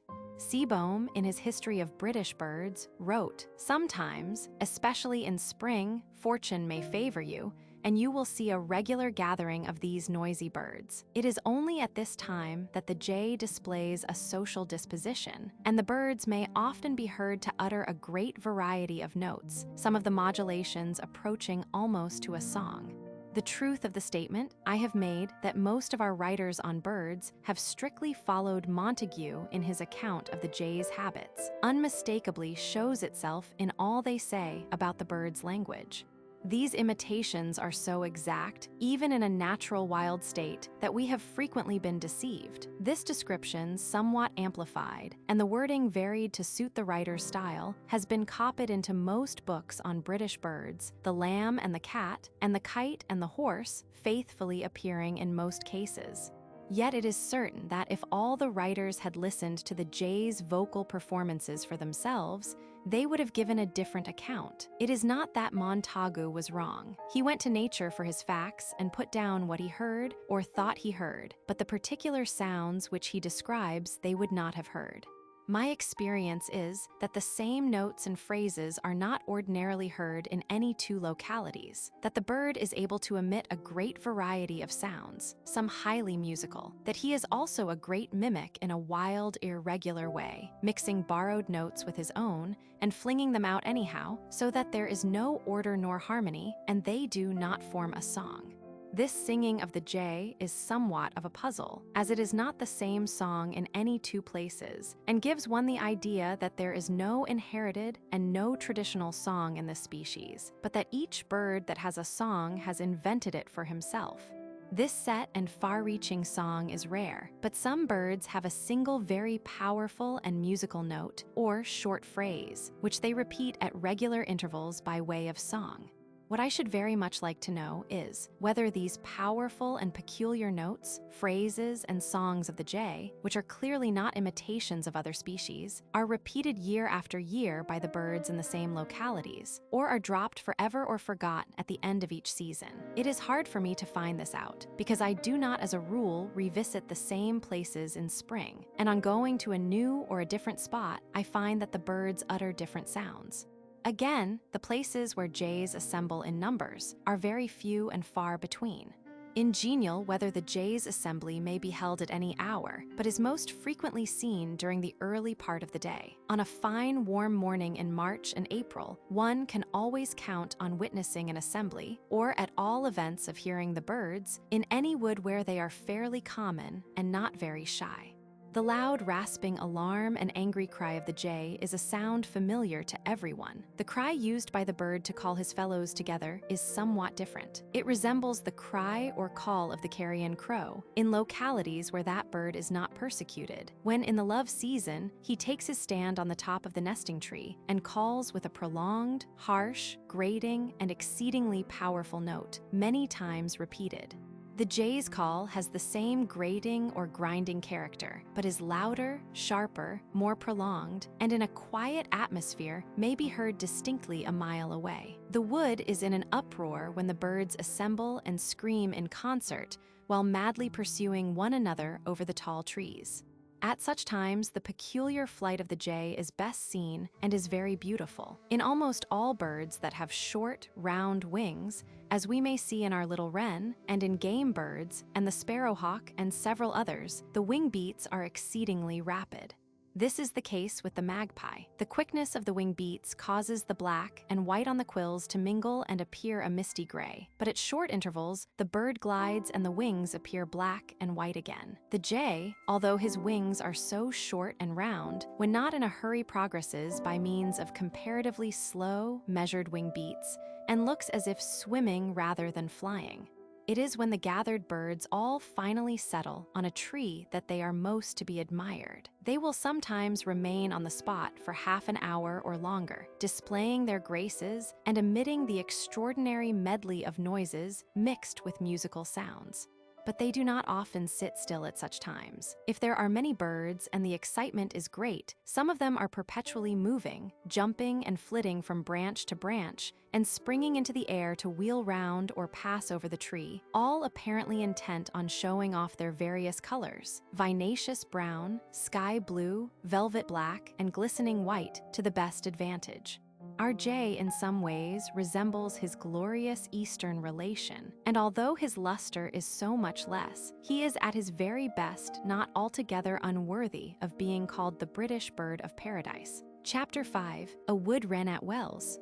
East of Wells Cathedral, close to the moat surrounding the bishop's palace, there is a beautifully wooded spot, a steep slope, where the birds had their headquarters. There was much to attract them there. Sheltered by the hill behind, it was a warm corner, a wooded angle, protected by high old stone walls, dear to the redstart, masses of ivy, and thickets of evergreens, while outside the walls were green meadows and running water. When going out for a walk, I always passed through this wood, lingering a little in it, and when I wanted to smoke a pipe or have a lazy hour to myself among the trees or sitting in the sun, I almost invariably made for this favorite spot. At different hours of the day, I was a visitor, and there I heard the first spring migrants on their arrival: chiffchaff, willow wren, cuckoo, redstart, blackcap, whitethroat. Then, when April was drawing to an end, I said, there are no more to come, for the wryneck, lesser whitethroat, and garden warbler had failed to appear, and the few nightingales that visit the neighborhood had settled down in a more secluded spot a couple of miles away, where the million leaves in coppice and brake were not set a-tremble by the melodious thunder of the cathedral chimes. Nevertheless, there was another still to come, the one I perhaps love best of all. On the last day of April, I heard the song of the wood wren, and at once all the other notes ceased for a while to interest me. Even the last comer, the mellow blackcap, might have been singing at that spot since February, like the wren and hedge sparrow, so familiar and workaday a strain did it seem to have compared with this late warbler. I was more than glad to welcome him to that particular spot, where if he chose to stay, I should have him so near me. It is well known that the wood wren can only be properly seen immediately after his arrival in this country, at the end of April or early in May, when the young foliage does not so completely hide his slight, unresting form, as is the case afterwards. For he, too, is green in color, like Wordsworth's green linnet, a brother of the leaves he seems. There is another reason why he can be seen so much better during the first days of his sojourn with us. He does not then keep to the higher parts of the tall trees he frequents, as his habit is later, when the air is warm and the minute-winged insects on which he feeds are abundant on the upper sun-touched foliage of the high oaks and beeches. At the end of April, the trees are still very thinly clad. The upper foliage is but an airy garment, a slight golden-green mist through which the sun shines, lighting up the dim interior and making the bed of old fallen beech leaves look like a floor of red gold. The small winged insects, sun-loving and sensitive to cold, then hold their revels near the surface, and the bird, too, prefers the neighborhood of the earth. It was so in the case of the wood wren I observed at Wells, watching him on several consecutive days, sometimes for an hour or two at a stretch, and generally more than once a day. The spot where he was always to be found was quite free from underwood, and the trees were straight and tall, most of them with slender, smooth boles. Standing there, my figure must have looked very conspicuous to all the small birds in the place. But for a time it seemed to me that the wood wren paid not the slightest attention to my presence, that as he wandered hither and thither in sunlight and shade at his own sweet will, my motionless form was no more to him than a moss-grown stump or gray upright stone. Sometimes he would wander for a distance of 40 or 50 yards away, but before long he would wander back and be with me once more, often perching so near that the most delicate shadings of his plumage were as distinctly seen as if I had had him perched on my hand. The human form seen in an unaccustomed place always excites a good deal of attention among the birds. It awakes their curiosity, suspicion, and alarm. The wood wren was probably curious and nothing more. His keeping near me looked strange only because he at the same time appeared so wholly absorbed in his own music. 2 or 3 times, I tried the experiment of walking to a distance of 50 or 60 yards and taking up a new position, but always after a while he would drift thither, and I would have him near me, singing and moving as before. I was glad of this inquisitiveness, if that was the bird's motive. That I had unconsciously fascinated him I could not believe, for of all the wood wrens I have seen this seemed the most beautiful, most graceful in his motions, and untiring in song. Doubtless this was because I saw him so closely and for such long intervals.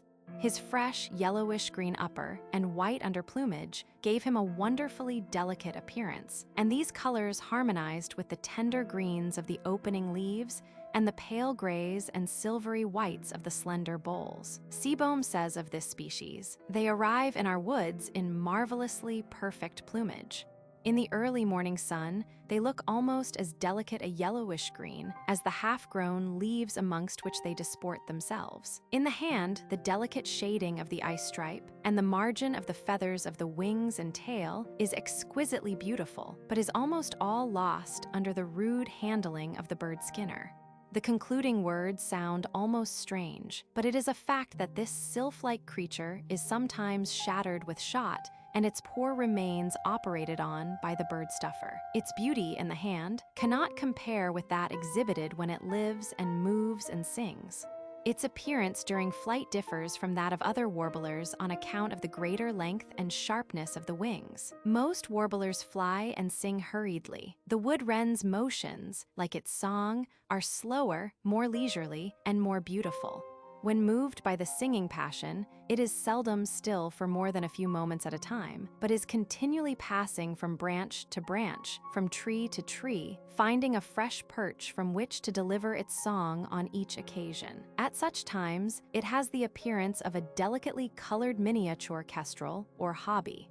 Most lovely is its appearance when it begins to sing in the air, for then the long, sharp wings beat time to the first clear measured notes, the prelude to the song. As a rule, however, the flight is silent, and the song begins when the new perch is reached. First, the distinct notes that are like musical strokes, and fall faster and faster until they run and swell into a long, passionate trill, the woodland sound which is like no other. Charming a creature as the wood wren appears when thus viewed closely in the early springtime, he is not my favorite among small birds because of his beauty of shape and color and graceful motions, which are seen only for a short time, but on account of his song, which lasts until September, though I may not find it very easy to give a reason for the preference. It comforts me a little in this inquiry to remember that Wordsworth preferred the stock dove to the nightingale, that creature of ebullient heart. The poet was a little shaky in his ornithology at times, but if we take it that he meant the ring dove, his preference might still seem strange to some. Perhaps it is not so very strange after all.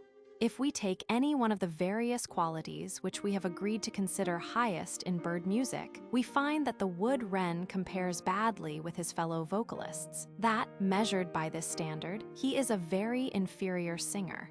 What then is the charm of the wood wren's song? The sound is unlike any other, but that is nothing, since the same can be said of the wryneck and cuckoo and grasshopper warbler. To many persons, the wood wren's note is a bird sound and nothing more, and it may even surprise them to hear it called a song. Indeed, some ornithologists have said that it is not a song, but a call or cry, and it has also been described as harsh. I here recall a lady who sat next to me on the coach that took me from Minehead to Linton. The lady resided at Linton, and finding that I was visiting the place for the first time, she proceeded to describe its attractions with fluent enthusiasm. When we arrived at the town and were moving very slowly into it, my companion turned and examined my face, waiting to hear the expressions of rapturous admiration that would fall from my lips. Said I, "There is one thing you can boast of in Linton. So far as I know, it is the only town in the country where, sitting in your own room with the windows open, you can listen to the song of the wood wren." Her face fell. She had never heard of the wood wren, and when I pointed to the tree from which the sound came and she listened and heard, she turned away, evidently too disgusted to say anything. She had been wasting her eloquence on an unworthy subject, one who was without appreciation for the sublime and beautiful in nature. The wild romantic linn, tumbling with noise and foam over its rough stony bed, the vast wooded hills, the piled-up black rocks, covered in places with beautiful red and blue-lettered advertisements, had been passed by in silence. Nothing had stirred me but the chirping of a miserable little bird, which, for all that she knew or cared, might be a sparrow. When we got down from the coach a couple of minutes later, she walked away without even saying goodbye. There is no doubt that very many persons know and care as little about bird voices as this lady. But how about the others who do know and care a good deal? What do they think and feel about the song of the wood wren? I know 2 or 3 persons who are as fond of the bird as I am, and 2 or 3 recent writers on Birdlife have spoken of its song as if they loved it. The ornithologists have in most cases been satisfied to quote Gilbert White's description of letter XIX. This last haunts only the tops of trees in high beechen woods and makes a sibilous grasshopper-like noise now and then at short intervals, shaking a little with its wings when it sings. White was a little more appreciative in the case of the willow wren when he spoke of its joyous, easy, laughing note. Yet the willow wren has had to wait a long time to be recognized as one of our best vocalists. He waxed indignant at our neglect of such a singer, and cried out that it had too fine a song to please the British ear, that a louder, coarser voice was needed to come up to John Bull's standard of a good song. No one who loves a hearty laugh can feel hurt at his manner of expressing himself, so characteristic of an American. Nevertheless, the fact remains that only since Burroughs' appreciation of the British songbirds first appeared, several years ago, the willow wren, which he found languishing in obscurity, has had many to praise it. At all events, the merits of its song are now much more freely acknowledged than they were formerly. Perhaps the wood wren's turn will come by and by. He is still an obscure bird, little known or not known to most people. We are more influenced by what the old writers have said than we know or like to believe. Our preferences have mostly been made for us. The species which they praised and made famous have kept their places in popular esteem, while other species equally charming, which they did not know or said nothing about, are still but little regarded. It is hardly to be doubted that the wood wren would have been thought more of if Willoughby, the father of British ornithology, had known it and expressed a high opinion of its song, or that it would have had millions to admire it if Chaucer or Shakespeare had singled it out for a few words of praise. It is also probably the fact that those who are not students or close observers of bird life seldom know more than a very few of the most common species, and that when they hear a note that pleases them, they set it down to one of the half-dozen or 3 or 4 songsters whose names they remember. It was a bright morning in May, and the birds were in full song. As we walked through the shrubbery, a blackcap burst into a torrent of wild, heart-enlivening melody from amidst the foliage not more than 3 yards away. "How well that blackcap sings," I remarked. "That blackbird," she corrected. "Yes, it sings well." She stuck to it that it was a blackbird, and to prove that I was wrong assured me that there were no blackcaps there. Finding that I refused to acknowledge myself in error, she got cross and dropped into sullen silence. But 10 or 15 minutes later, she returned of her own accord to the subject. "I've been thinking, sir," she said, "that you must be right. I said there are no blackcaps here because I've been told so, but all the same I've often remarked that the blackbird has 2 different songs. Now I know, but I'm so sorry that I didn't know a few days sooner." I asked her why. She replied, "The other day a young American lady came to the castle and I took her over the grounds.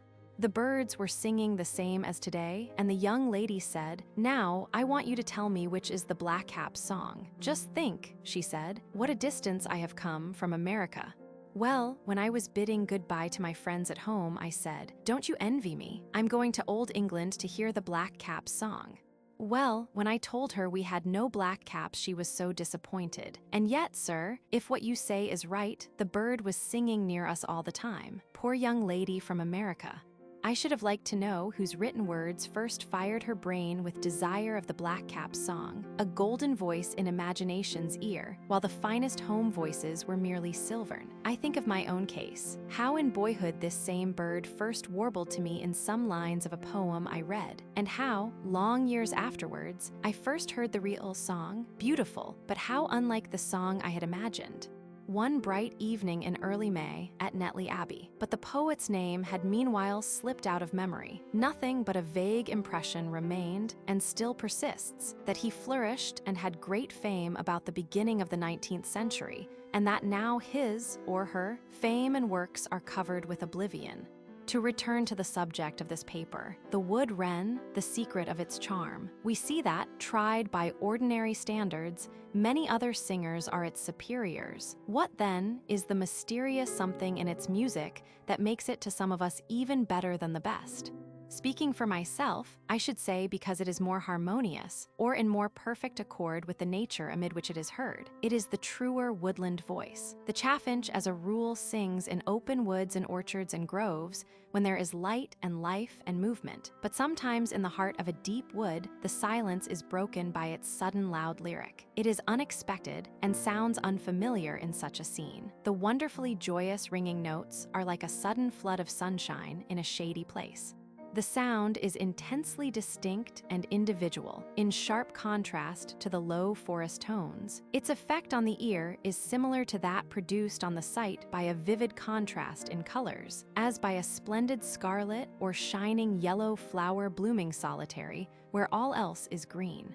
In a sense, it may be called a trivial and a monotonous song, the strain that is like a long, tremulous cry, repeated again and again without variation. But it is really beyond criticism. One would have to begin by depreciating the music of the wind. It is a voice of the beechen woods in summer, of the far-up cloud of green, translucent leaves, with open spaces full of green shifting sunlight and shadow.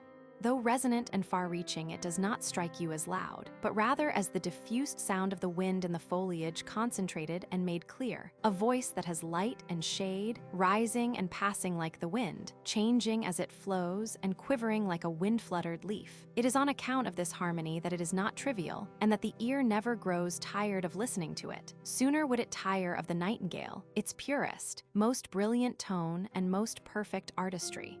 The continuous singing of a skylark at a vast height above the green, billowy sun and shadow-swept earth is an etherealized sound which fills the blue space, fills it and falls, and is part of that visible nature above us, as if the blue sky, the floating clouds, the wind and sunshine, has something for the hearing as well as for the sight. And as the lark in its soaring song is of the sky, so the wood wren is of the wood. Chapter 6, The Secret of the Willow Wren.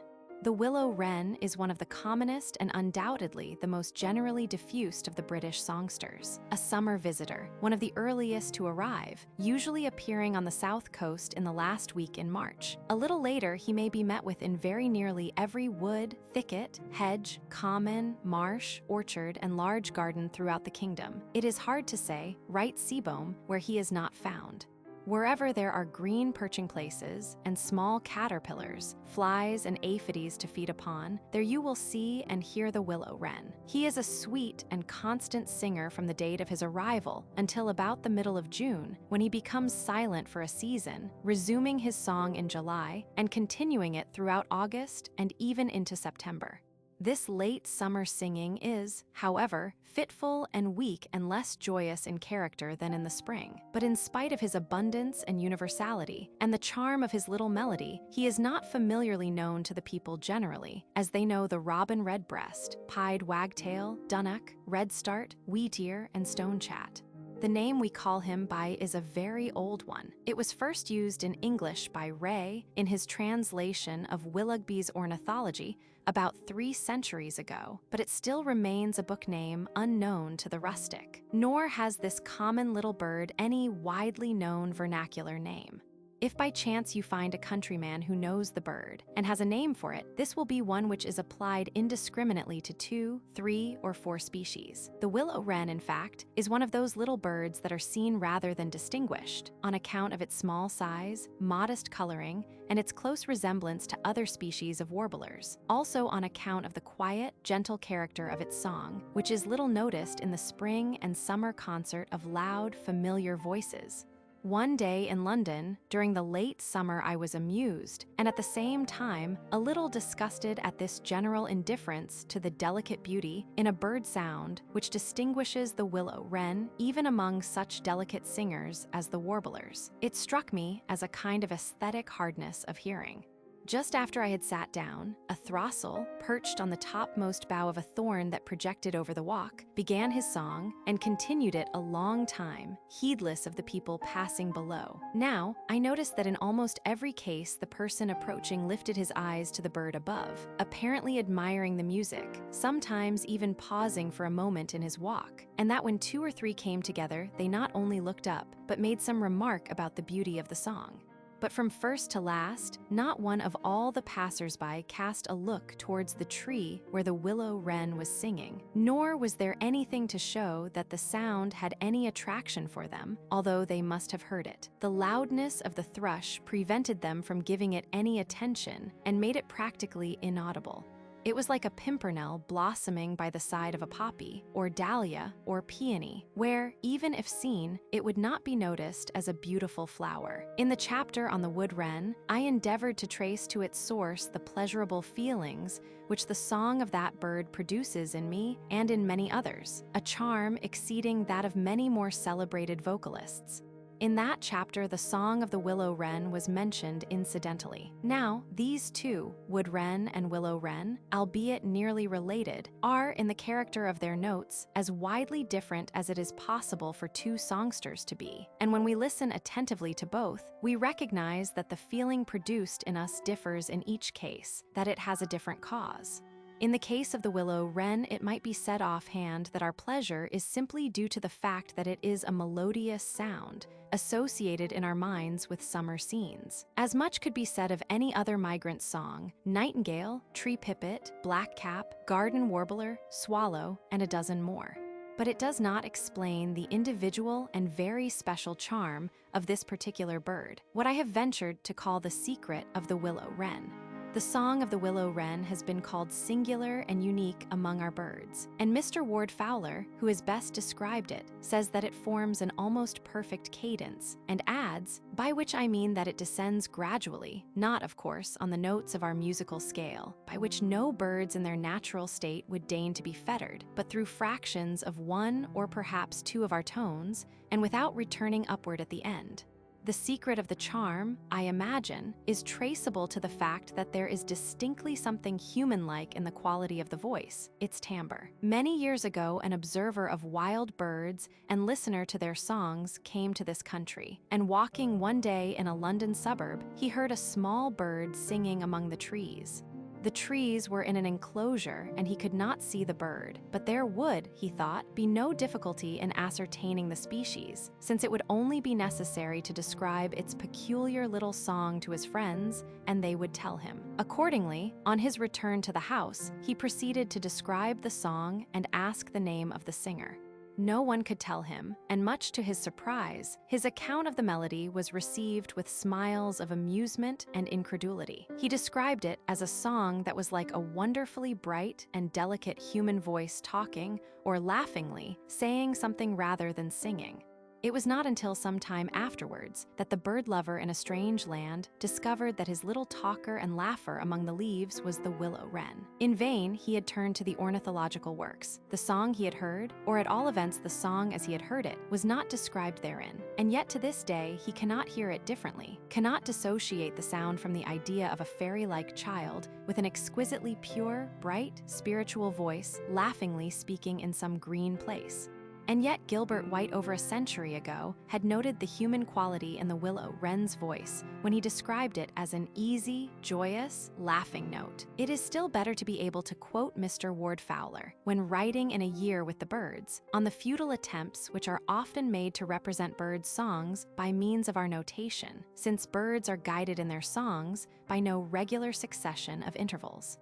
Speaking of the willow wren in this connection, he adds, "Strange as it may seem, the songs of birds may perhaps be more justly compared with the human voice when speaking than with a musical instrument or with the human voice when singing. The truth of this observation must strike any person who will pay close attention to the singing of birds, but there are two criticisms to be made on it. One is that the resemblance of a bird's song to a human voice when speaking is confined to some or to a few species. The second is that it is a mistake to think, as Mr. Fowler appears to do, that the resemblance is wholly or mainly due to the fact that the bird's voice is free when singing. That, like the human voice in talking, it is not tied to tones and semitones. The resemblance in a bird's song to human speech is entirely due to the human-like quality in the voice, for we find that other songsters, notably the swallow, have a charm similar to that of the willow wren, although the notes of the former bird are differently arranged and do not form anything like a cadence. Again, take the case of the blackbird. We are accustomed to describe the blackbird's voice as flute-like, and the flute is one of the instruments which most nearly resemble the human voice. Listening to these blackbird concerts, I have sometimes wondered whether or not they produced the same effect on others' ears as on mine, as of people talking to one another in high-pitched and beautiful tones. Oddly enough, it was only while writing this chapter that I by chance found an affirmative answer to my question. Glancing through Leslie's Riverside letters, which I had not previously seen, I came upon the following remarks, quoted from Sir George Grove in a letter to the author on the blackbird's singing. He selects a spot where he is within hearing of a comrade, and then he begins quite at leisure, not all in a hurry like the thrush, a regular conversation. And how are you? Isn't this a fine day? Let us have a nice talk, etc., etc. He is answered in the same strain, and then replies, and so on. Nothing more thoughtful, more refined, more feeling can be conceived. In another passage he writes, "I love them, the robins, but they fill a much smaller part than the blackbird does in my heart. To hear the blackbird talking to his mate a field off, with deliberate, refined conversation, the very acme of grace and courtesy, is perfectly splendid." There are two more common British songsters that produce much the same effect as the willow wren and blackbird. These are the swallow and pied wagtail. They are not in the first rank as melodists, and I can find no explanation of the fact that they please me better than the great singers other than their more human-like tones, which to my hearing have something of an exceedingly beautiful contralto sound.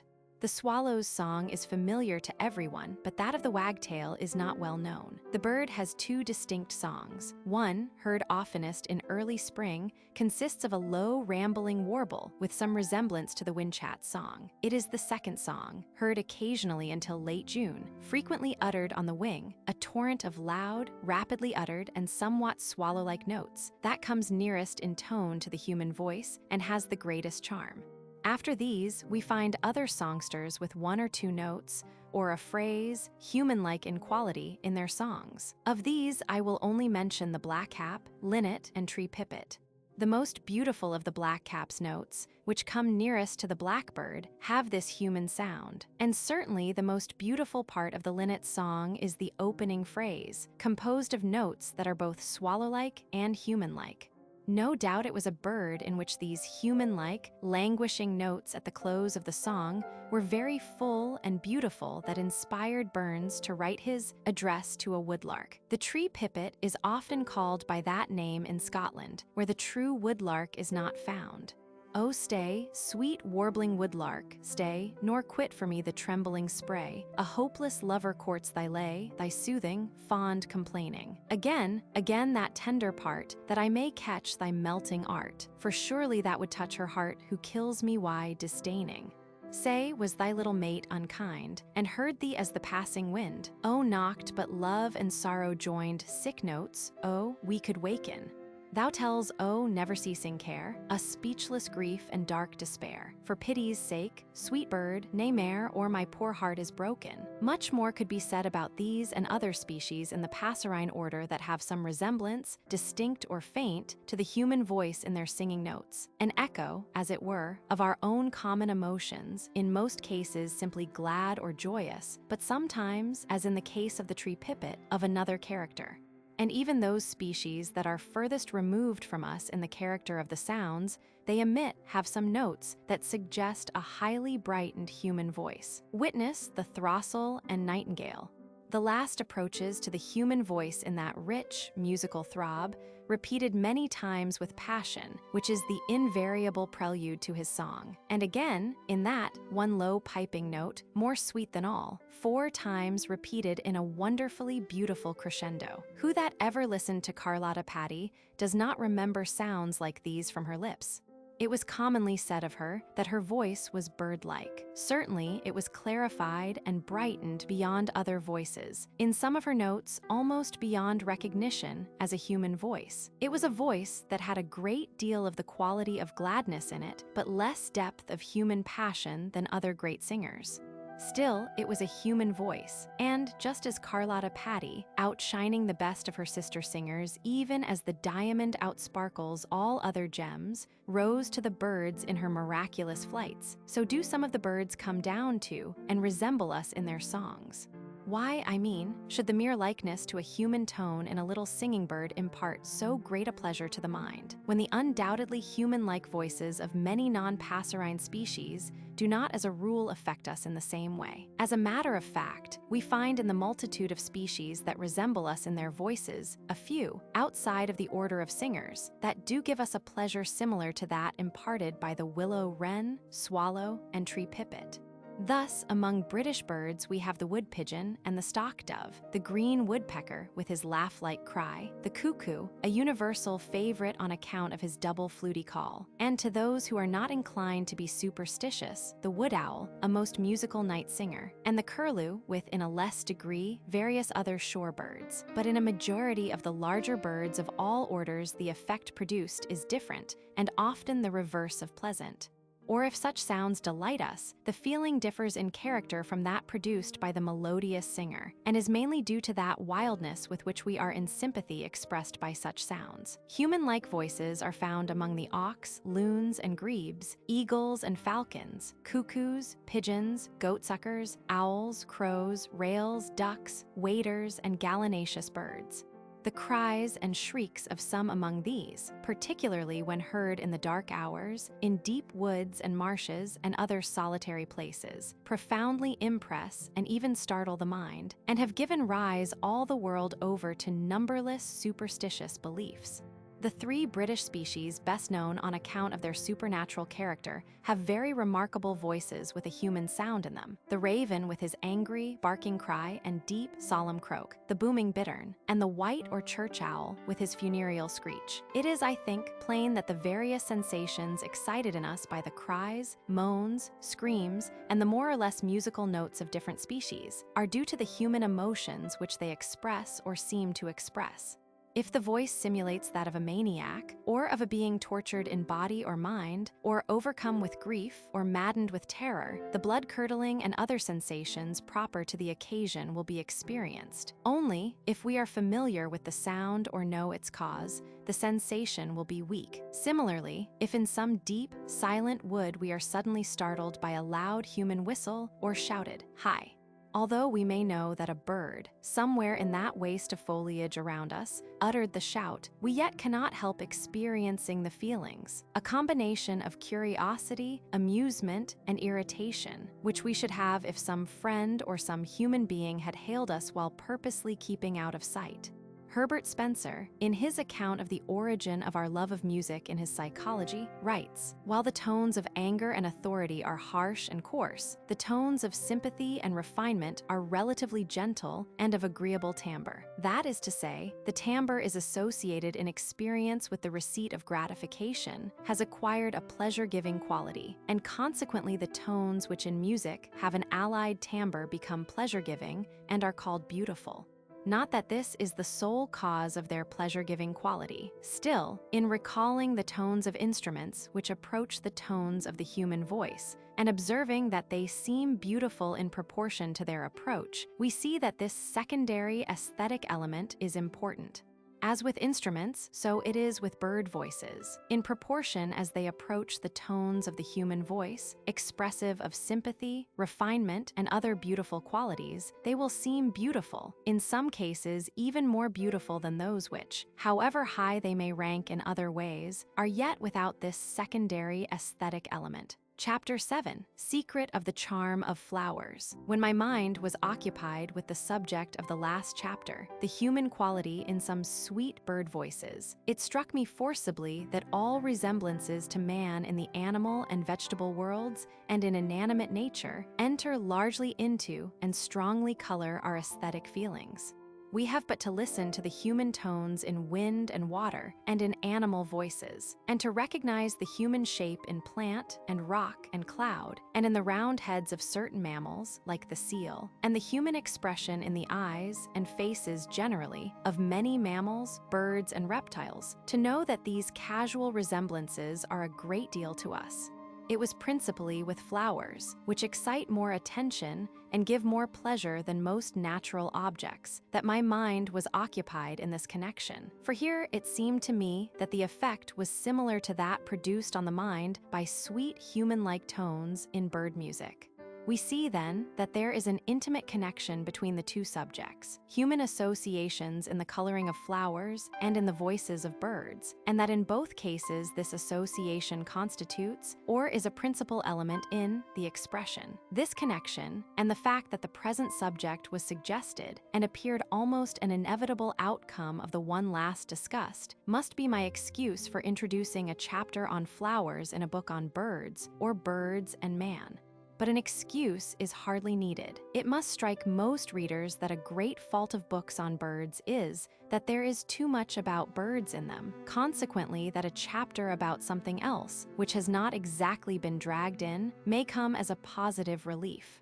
As the word expression, which occurs with frequency in this chapter, was not understood in the sense in which I used it on the first appearance of the book, it may be well to explain that it is not used here in its ordinary meaning as the quality in a face, or picture, or any work of art, which indicates thought or feeling. Here the word has the meaning given to it by writers on the aesthetic sense as descriptive of the quality imparted to an object by its associations.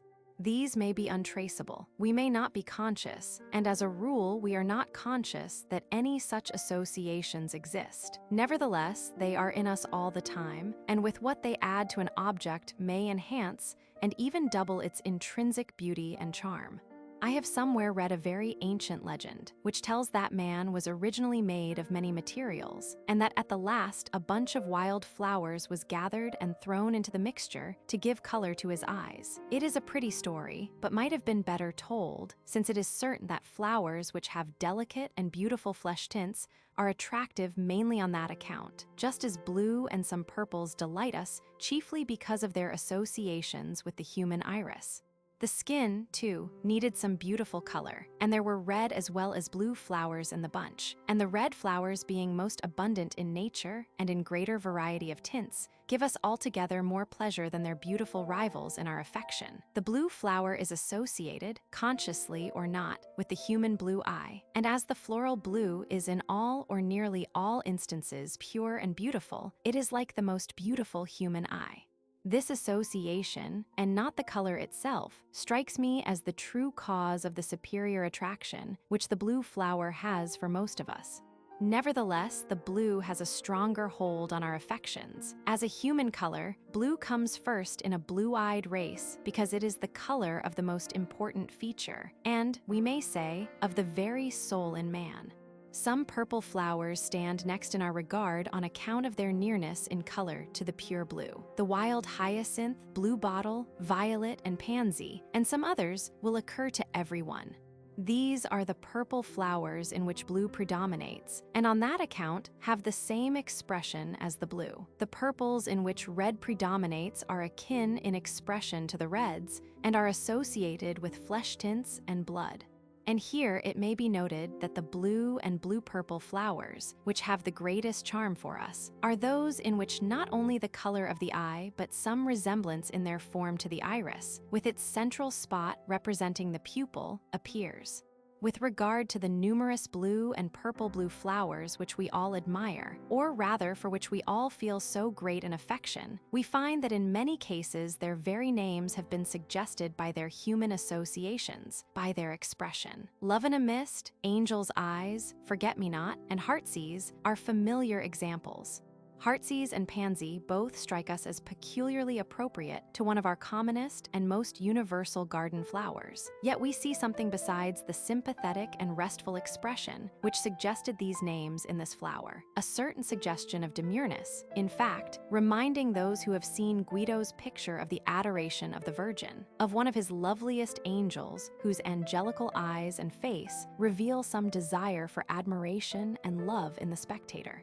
Of this order of names are None So Pretty and Pretty Maids, Pretty Betsy, Kiss Me Quick. Even such a name as Tears of the Blood of Christ does not sound extravagantly fanciful or startling when we look at the glowing deep golden crimson of the wallflower, nor of a blue flower, the germander speedwell. Such names as The More I See You, The More I Love You, and Angel's Tears and Tears of Christ, with many more.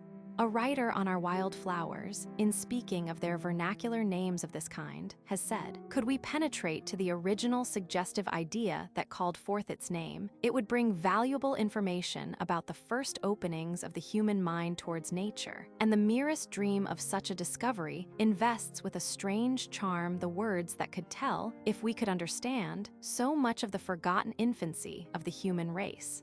It is a charming example of the strange helplessness, not to say imbecility, which affects most of those who have been trained in our mind-killing schools, trained not to think, but taught to go for anything and everything they desire to know to the books. Yet I dare say there is not a country child who does not occasionally invent a name for some plant or creature which has attracted his attention, and in many cases, the child's new name is suggested by some human association in the object, some resemblance to be seen in form or color or sound.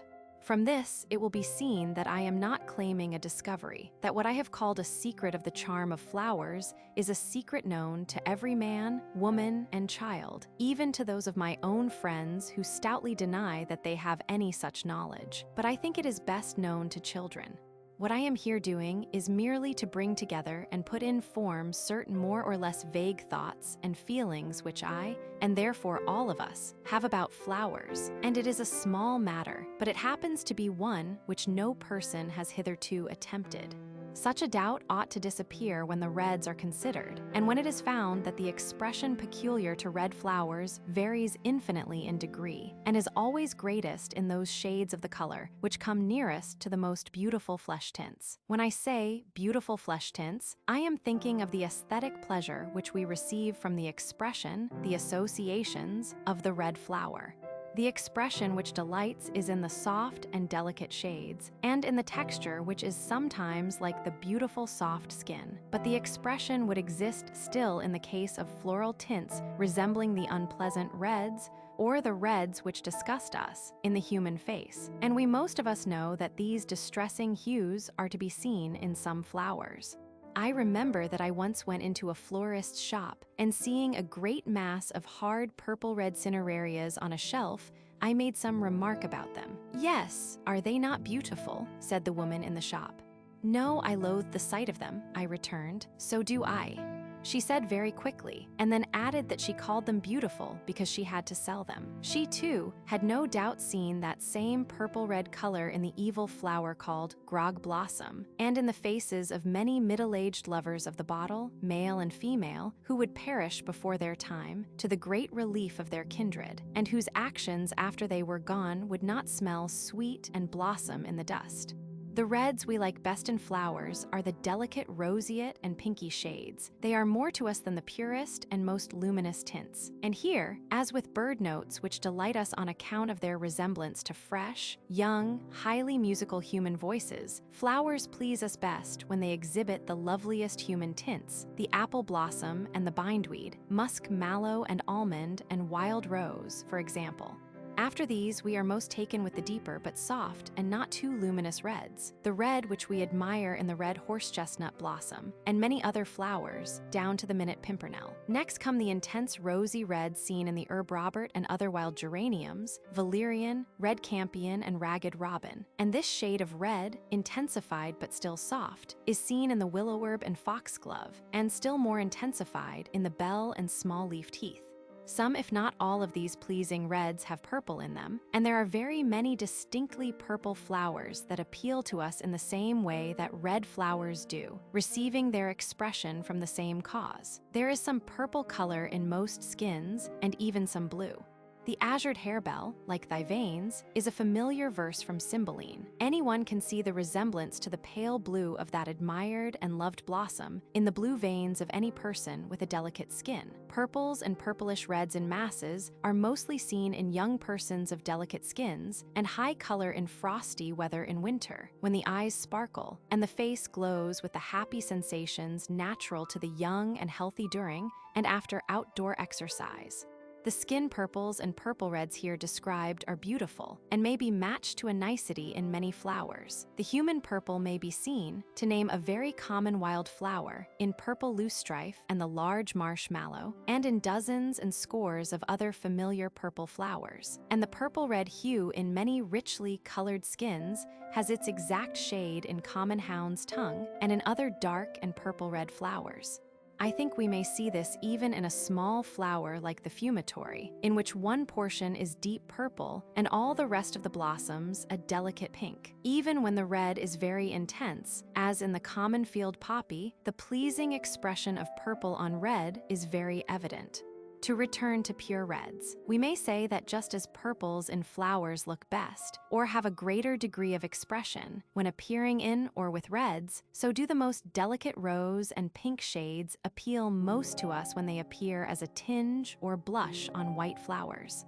Probably the flower that gives the most pleasure on account of its beautiful flesh tints of different shades is the gloire de Dijon rose, so common with us and so universal a favorite. Roses, being mostly of the garden, are out of my line, but they are certainly glorious to look at. Glorious because of their associations, their expression, whether we know it or not.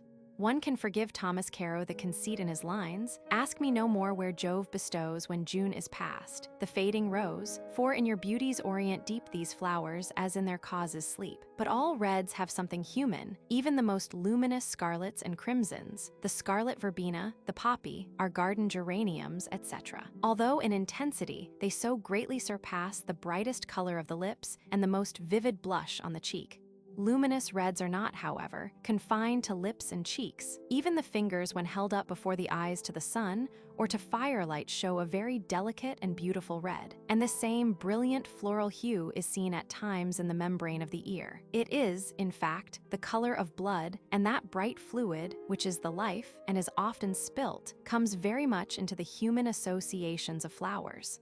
The Persian poet, whose name is best left unwritten, since from hearing it too often most persons are now sick and tired of it, has said, "I sometimes think that never blooms so red the rose as where some buried Caesar bled. There is many and many a plant of the blood of men." Our most common love lies bleeding with its dropping wells of crimson serves to remind us that there are numberless vulgar names that express this resemblance and association. The thought or fancy is found everywhere in poetic literature, in the fables of antiquity, in the tales and folklore of all nations, civilized and barbarous. I think that we can more quickly recognize this human interest in a flower, due to its color, and best appreciate its aesthetic value from this cause, when we turn from the blues, purples, and reds to the whites and the yellows. The feeling these last give us is distinctly different in character from that produced by the others.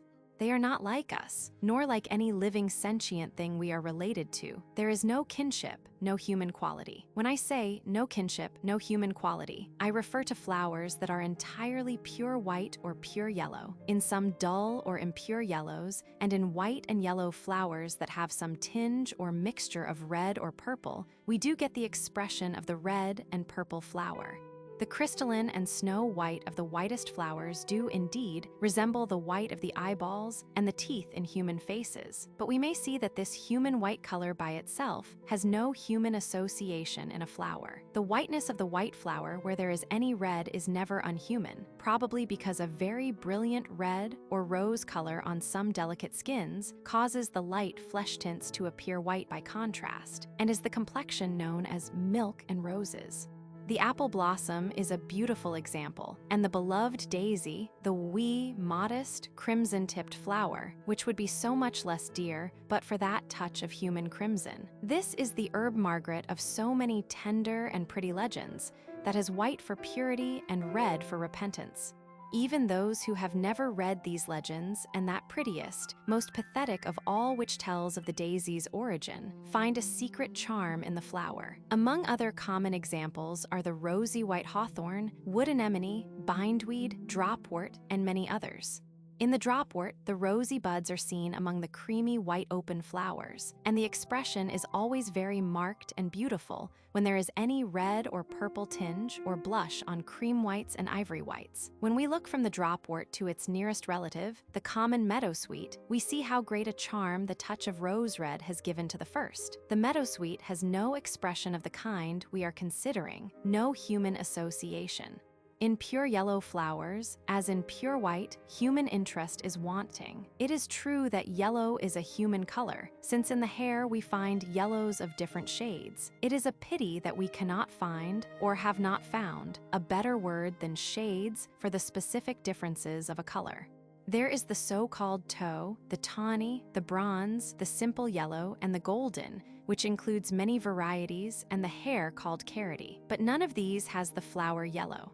Richard Jefferies tells us that, when he placed a sovereign by the side of a dandelion, he saw how unlike the two colors were. That, in fact, no two colors could seem more unlike than the yellow of gold and the yellow of the flower. It is not necessary to set a lock of hair and any yellow flower side by side to know how utterly different the hues are. The yellow of the hair is like that of metals, of clay, of stone, and of various earthy substances, and like the fur of some mammals, and like xanthophyll in leaf and stalk, and the yellow sometimes seen in clouds. When Ossian, in his famous address to the sun, speaks of his yellow hair floating on the eastern clouds, we instantly feel the truth as well as beauty of the simile. We admire the yellow flower for the purity and brilliance of its color, just as we admire some bird notes solely for the purity and brightness of the sound, however unlike the human voice they may be. We also admire it in many instances for the exquisite beauty of its form, and the beauty of the contrast of pure yellow and deep green, as in the yellow flag, mimulus, and numerous other plants. But however much we may admire, we do not experience that intimate and tender feeling which the blues and reds inspire in us. In other words, the yellow flower has not the expression which distinguishes those of other colors. Nor could that word of Tennyson be properly used of any pure white flower, the stitchwort for instance, nor of any white and yellow flower like the marguerite. But no sooner do you get a touch of rose or crimson in the whitest flower, as we see in the daisy and eyebright, than you can say of it that it is a dear or a darling color, and no one can find fault with the expression.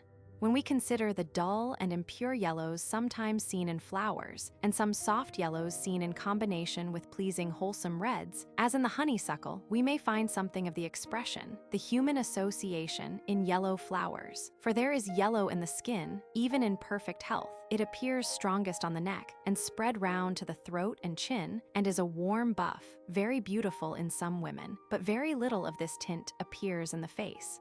When a tinge of this warm, buffy yellow and creamy yellow is seen mixed with warmer reds, as in the Gloire de Dijon rose, the effect is most beautiful and the expression most marked. But the expression in flowers of a pale, dull, impure yellow, where there is an expression, is unpleasant.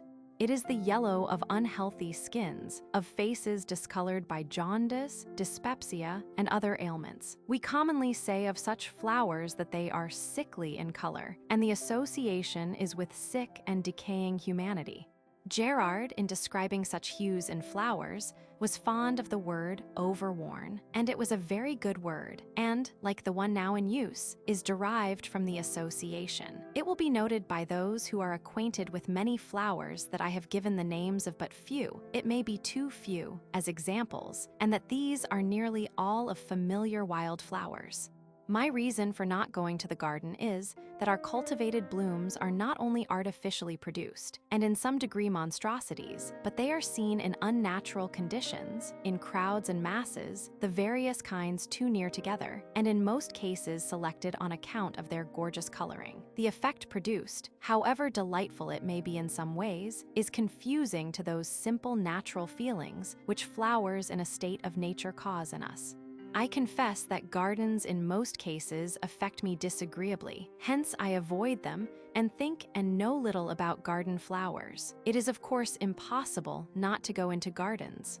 The large garden is the greatly valued annex of the large house, and is as much or more to the mistress than the coverts to the master. And when I am asked to go into the garden to see and admire all that is there, I cannot say, "Madam, I hate gardens." On the contrary, I must weakly comply and pretend to be pleased.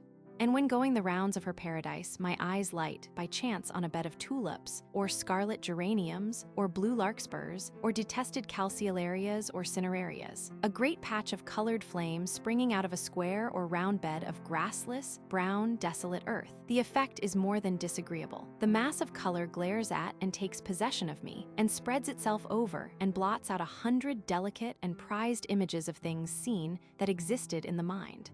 I have named few flowers, and those all the most familiar kinds, because it seemed to me that many examples would have had a confusing effect on readers who do not intimately know many species, or do not remember the exact color in each case, and are therefore unable to reproduce in their minds the exact expression, the feeling which every flower conveys. There is one objection to the explanation given here of the cause of the charm of certain flowers, which will instantly occur to some readers, and may as well be answered in advance. This view, or theory, must be wrong, a reader will perhaps say, because my own preference is for a yellow flower, the primrose or daffodil, let us say, which to me has a beauty and charm exceeding all other flowers. The obvious explanation of such a preference would be that the particular flower preferred is intimately associated with recollections of a happy childhood or of early life. The associations will have made it a flower among flowers, charged with a subtle magic, so that the mere sight or smell of it calls up beautiful visions before the mind's eye. Every person bred in a country place is affected in this way by certain natural objects and odors, and I recall the case of Cuvier, who was always affected to tears by the sight of some common yellow flower, the name of which I have forgotten. If anyone will look at, say, a gloire de Dijon rose, in some persons its mental image will serve as well as the object itself, and then at a perfect white chrysanthemum, or lily, or other beautiful white flower, then at a perfect yellow chrysanthemum, or an alamanda, and at any exquisitely beautiful orchid that has no human color in it, which he may be acquainted with, he will probably say, "I admire these chrysanthemums and other flowers more than the rose." The foregoing has been given here with a few alterations, mainly verbal, as it appeared originally. Something now remains to be added. When writing about the wild flowers of West Cornwall in a work on the Land's End, 1908, I return to the subject of the charm of flowers due to their human coloring, and will repeat here much of what was there said. Some of the readers of my flower chapter were not convinced that I had made out my case. It came as a surprise to them, and in some instances, they cherished views of their own which they did not want to give up. Thus, two of my critics, writing independently, express their belief that flowers are precious to us and seem more beautiful than they are, because they are absolutely unrelated to our human life with its passions, sorrows, and tragedies. Because, looking at flowers, we are taken into, or have glimpses of, another and brighter world such as a disembodied spirit might find itself in. The strongest of my friendly adversaries informed me that any man can revel at will among his own personal feelings and associations, that these were a kind of bloom on the intrinsic beauty of things, a happy phrase. He then asks, what does blue suggest to a sailor? Sometimes the sea, sometimes the sky, sometimes the blue peter. But if you ask him what does blue paint suggest, he would say morning, that being the color of a ship's mourning. Dr. Sutton always called blue no color because it was the color of death, the sign of the withdrawal of life. This was interesting, but fails as an argument since it was taken for granted in the chapter that blue in a flower or anything else. And in fact, any color possesses individual associations for every one of us, according to what we are, to the temper of our minds, to the conditions in which we exist, our vocation, our early life, and so on. But my critic dropped by chance into something better when he went on to ask, why shouldn't the heavens blue make us love flowers? It does in my case, I know, and I can feel the different blues of skies and air and distance in flower blue. Undoubtedly, he was right. The blue sky, fair weather, the open air, was a suggestion of the blue flower. It amazed me to think of the years I had spent under blue skies and of all I had felt about blue flowers without stumbling upon this very simple fact. So simple, so near to the surface that you no sooner hear it than you imagine you have always known it. It was impossible to look at blue flowers and not be convinced of its truth, especially when the flowers were spread over considerable areas, as when I looked at wild hyacinths in the spring woods, or followed the interminable blue band of the vernal squill on the west Cornish coast, or saw large arid tracts of land in Suffolk blue with viper's bugloss. Oddly enough, just after the letter containing this criticism had reached me, another correspondent who was also among my opponents sent me this fine passage from the old writer Sir John Fern on azure in blazoning, which blue color representeth the air amongst the elements, that of all the rest is the greatest favor of life, as the only nurse and maintainer of spirits in any living creature. In conclusion, after having adopted this new idea, my view is still that the human association is the principal factor in the expression of the blue flower, or at all events in a majority of flowers that bloom more or less sparingly, and are usually seen as single blooms, not as mere splashes of color. Such are the pansy, violet, speedwell, harebell, lungwort, blue geranium, etc. It may be that in all flowers of this kind, too, an element in the expression is due to the fair weather associations with the color. But these associations must be very much stronger in the case of a blue flower, always seen in masses and sheets of color as the wild hyacinth. Among dark-eyed races, the fair weather associations would alone give the blue flower its expression. I shouldn't wonder if some explorer with a curious mind would try to find out what savages feel about flowers, that he would discover in them a special regard for the blue flower. Chapter 8, Ravens. In Somerset, Mr. Ward Fowler in his Summer Studies of Birds and Books has a pleasant chapter on wagtails, in which he remarks incidentally that he does not care for the big solemn birds that please or are dear to Mr. Hudson. Their bigness disturbs and their solemnity oppresses him. They do not twitter and warble and flit hither and thither, flirting their feathers, and with their dainty gracefulness and airy, fairy ways wind themselves round his heart. Wagtails are quite big enough for him. They are, in fact, as big as birds should be, and so long as these charming little creatures abound in these islands, he, Mr. Fowler, will be content. Indeed, he goes so far as to declare that on a desert island, without a human creature to share its solitude with him, he would be happy enough if only wagtails were there to keep him company. Mr. Fowler is not joking. He tells us frankly what he thinks and feels, and when we come to consider the matter seriously, as he wishes us to do, we discover that there is nothing astonishing in his confession, that his mental attitude is capable of being explained. Well, we are impressed by its perfection, the perfect correspondence that exists between the creature and its surroundings, by its beauty, grace, and other attractive qualities, as we are not impressed by the life which is at a distance, and of which we only obtain rare and partial glimpses. Big and solemn and big, they certainly were, and although inferior in this respect to eagle, pelican, bustard, crane, vulture, heron, stork, and many another feathered notable, to see them was at the same time a pleasure and a relief. It also occurred to me at the time that, alone on a desert island, I should be better off with ravens than wagtails for companions, and this for an excellent reason. The wagtail is no doubt a very lively, pretty, engaging creature. So for that matter is the house fly. But between ourselves and the small birds there exists, psychologically, a vast gulf. Birds, says Matthew Arnold, live beside us, but unknown, and try how we will we can find no passages from our souls to theirs. But to Arnold, in the poem to which I have alluded at all events, a bird simply meant a caged canary. He was not thinking of the larger, more mammal-like, and therefore more human-like, mind of the raven, and, it may be added, of the crows generally. The pair I spent so long a time in watching were greatly disturbed at my presence on the cliff. Their anxiety was not strange, seeing that their nest is annually plundered in the interest of the cursed collector, as Sir Herbert Maxwell has taught us to name the worst enemy of the rarer British birds. The worst, I say, but there is another almost, if not quite as bad, and who in the case of some species is really worse. At intervals of from 15 to 20 minutes, they would appear overhead uttering their angry, deep croak, and with wings outspread, seemingly without an effort on their parts, allow the wind to lift them higher and higher until they would look no bigger than daws. And, after dwelling for a couple of minutes on the air at that great height, they would descend to the earth again, to disappear behind a neighboring cliff. I am inclined to think that a strong wind is necessary for the performance of this feat, enabling the bird to fall obliquely, and to arrest the fall at any moment by merely throwing out the wings. At any rate, it is a fact that I have never seen this method of descent used by the bird in calm weather.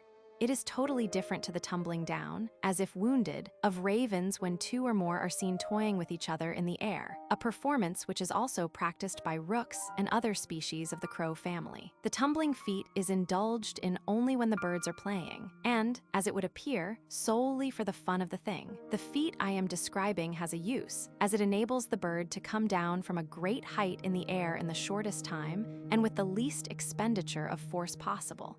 With the vertical fall of a bird like the gannet on its prey, we are not concerned here, but with the descent to earth of a bird soaring at a considerable height. Now, many birds when rushing rapidly down appear to close their wings, but they are never wholly closed. In some cases, they are carried as when folded, but are slightly raised from the body. In other cases, the wing is tightly pressed against the side, but the primaries stand out obliquely, giving the descending bird the figure of a barbed arrowhead.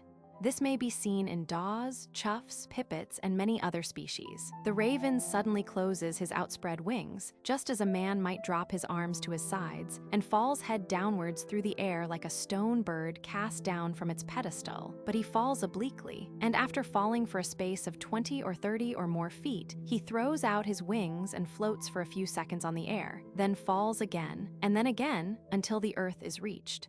Let the reader imagine a series of invisible wires stretched, wire above wire, at a distance of 30 or 40 yards apart, to a height of 600 or 700 yards from the earth. The feat would be similar, only on a larger scale and less beautiful than that of the ravens, as I witnessed it again and again from the cliff on that windy day. While watching this magnificent display, it troubled me to think that this pair of ravens would probably not long survive to be an ornament to the coast. Their nest, it has been stated, is regularly robbed, but I had been informed that in the summer of 1894, a third bird appeared, and it was then conjectured that the pair had succeeded in rearing one of their young. About a month later, a raven was picked up dead on the coast by a boatman, killed, it was believed, by his fellow ravens, and since then 2 birds only have been seen. There are only 2 more pair of ravens on the Somersetshire coast, and, as one of these has made no attempt to breed of late, we may take it that the raven population of this county, where the species was formerly common, has now been reduced to 2 pairs. The tenant kept a large number of sheep, and always feared, one of his men told me, that the ravens would attack and kill his lambs. It was true that they had not done so as yet, but they might kill a lamb at any time. And besides, there were the rabbits. The place swarmed with them. There was no doubt that a young rabbit was taken occasionally. Why then, I asked, if they were so destructive, did not his master go out and shoot them at once? The man looked grave and answered that his master would not do the killing himself, but would be very glad to see it done by some other person. How curious it is to find that the old superstitions about the raven and the evil consequences of inflicting willful injury on the bird still survive, in spite of the fact that the species has been persecuted almost to extirpation. Now, it is certain that many Englishmen kill ravens, also that if the country people in England ever had any knowledge of King Arthur, they have long forgotten it. Nevertheless, this particular superstition still exists. I have met with it in various places, and found an instance of it only the other day in the Midlands, where the raven no longer breeds. Near Broadway in Worcestershire, there is a farm called Kite's Nest, where a pair of ravens bred annually up to about 28 or 30 years ago, when the young were taken and the nest pulled down by 3 young men from the village. To this day, it is related by some of the old people that the 3 young men all shortly came to bad ends. Near Broadway, an old farmer told me that since the birds had been driven away from Kite's Nest, he had not seen a raven in that part of the country until one made its appearance on his farm about 4 years ago. He was out one day with his gun, cautiously approaching a rabbit warren, when the bird suddenly got up from the mouth of a burrow and, coming straight to him, hovered for some seconds above his head, not more than 30 yards from him. "It looked as if he wanted to be shot at," said the old man, "but he's no bird to be shot at by I. 'Twould be bad for I to hurt a raven, and no mistake." Continuing my inquiries about the Somerset ravens, I found a man who was anxious that they should be spared. His real reason was that their eggs for him were golden eggs, for he lived near the cliff and had an eye always on them, and had been successful for many years in robbing their nest, until he had at length come to look on these birds almost as his own property. Being his, he loved them, and was glad to talk about them to me by the hour. Among other things, he related that the ravens had for very near neighbors on the rocks a pair of peregrine falcons, and for several years there had always been peace between them. At length, one winter afternoon, he heard loud, angry cries, and presently 2 birds appeared above the cliff, a raven and a falcon, engaged in desperate battle and mounting higher and higher as they fought. The raven, he said, did not croak, but constantly uttered his harsh, powerful barking cry, while the falcon emitted shrill, piercing cries that must have been audible 2 miles away. At intervals as they rose, wheeling round and round, they struck at each other, and becoming locked together fell like one bird for a considerable distance. Then they would separate and mount again, shrieking and barking. At length, they rose to so great a height that he feared to lose sight of them, but the struggle grew fiercer. They closed more often and fell longer distances, until they were near the earth once more, when they finally separated, flying away in opposite directions. He was afraid that the birds had fatally injured each other, but after 2 or 3 days, he saw them again in their places. It was not possible for him, he told me, to describe the feelings he had while watching the birds. It was the most wonderful thing he had ever witnessed, and while the fight lasted, he looked round from time to time, straining his eyes and praying that someone would come to share the sight with him, and because no one appeared, he was miserable. I could well understand his feeling, and have not ceased to envy him his good fortune, thinking, after leaving him, of the sublime conflict he had described, and of the raven's savage nature. Blake's question in his "Tiger, tiger, burning bright" came to my mind. Did he who made the lamb make thee?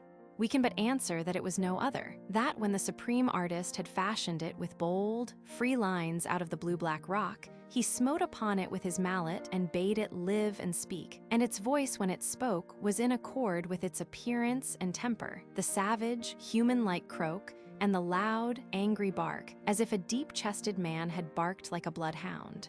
"A raven tree," says the author of The Birds of Wiltshire, "is no mean ornament to a park, and speaks of a wide domain and large timber and an ancient family. For the raven is an aristocratic bird and cannot brook a confined property and trees of a young growth. Would that its predilection were more humored, and a secure retreat allowed it by the larger proprietors in the land. The wide domains, the large timber, and the ancient families survive, but the raven has vanished. It occasionally takes a young rabbit.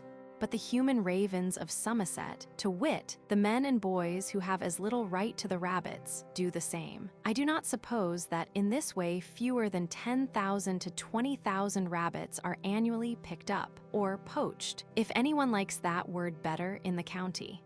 Probably a larger number. The existence of a pair of ravens on an estate of 20 or 30,000 acres would not add much to the loss.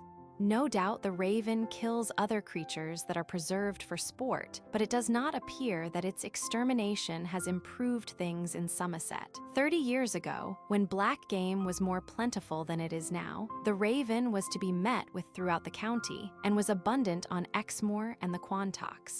The old headkeeper on the Forest of Exmoor told me that when he took the place 25 years ago, ravens, carrion crows, buzzards, and hawks of various kinds were very abundant, and that the war he had waged against them for a quarter of a century had well-nigh extirpated all these species. His book shows that in 1 year, a quarter of a century ago, he was paid for 52 ravens shot and trapped. After that, the number annually diminished rapidly, and for several years past, not one raven had been killed. At present, one may go from end to end of the county, which is a long one, and find no raven, but in very many places, from North Devon to the borders of Gloucestershire, one would find accounts of last ravens. Even in the comparatively populous neighborhood of Wells, at least 3 pairs of ravens bred annually down to about 20 years ago, 1 pair in the tower on Glastonbury Tor, 1 on the Eber Rocks, and 1 at Wookey Hole, 2 miles from the town. But Somerset is no richer in memories of last ravens than most English counties. A selection of the most interesting of such memories of ravens expelled from their ancestral breeding places during the last half-century would fill a volume. In conclusion, I will give one of the raven stories I picked up in Somerset. It was related to me by Dr. Lived, who has been the parish doctor in Wells for over 60 years, and was able to boast, before retiring in 1898, that he was the oldest parish doctor in the kingdom. About the year 1841, he was sent for to attend a cottage woman at Priddy, a desolate little village high up in the Mendips, 4 or 5 miles from Wells. He had to remain some hours at the cottage, and about midnight, he was with the other members of the family in the living room when a loud tapping was heard on the glazed window. As no one in the room moved, and the tapping continued at intervals, he asked why someone did not open the door. They replied that it was only the ravens, and went on to tell him that a pair of these birds roosted every night close by, and invariably when a light was seen burning at a late hour in any cottage, they would come and tap at the window.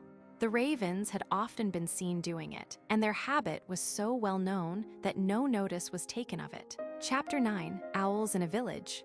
In November, when tramping in the Midlands, I paid a visit to a friend who had previously informed me, in describing the attractions of the small, remote, rustic village he lived in, that it was haunted by owls. The night-roving bird that inhabits the country village and its immediate neighborhood is, in most cases, the white or barn owl, the owl that prefers a loft in a barn or a church tower for home and breeding place to the hollow, ivied tree.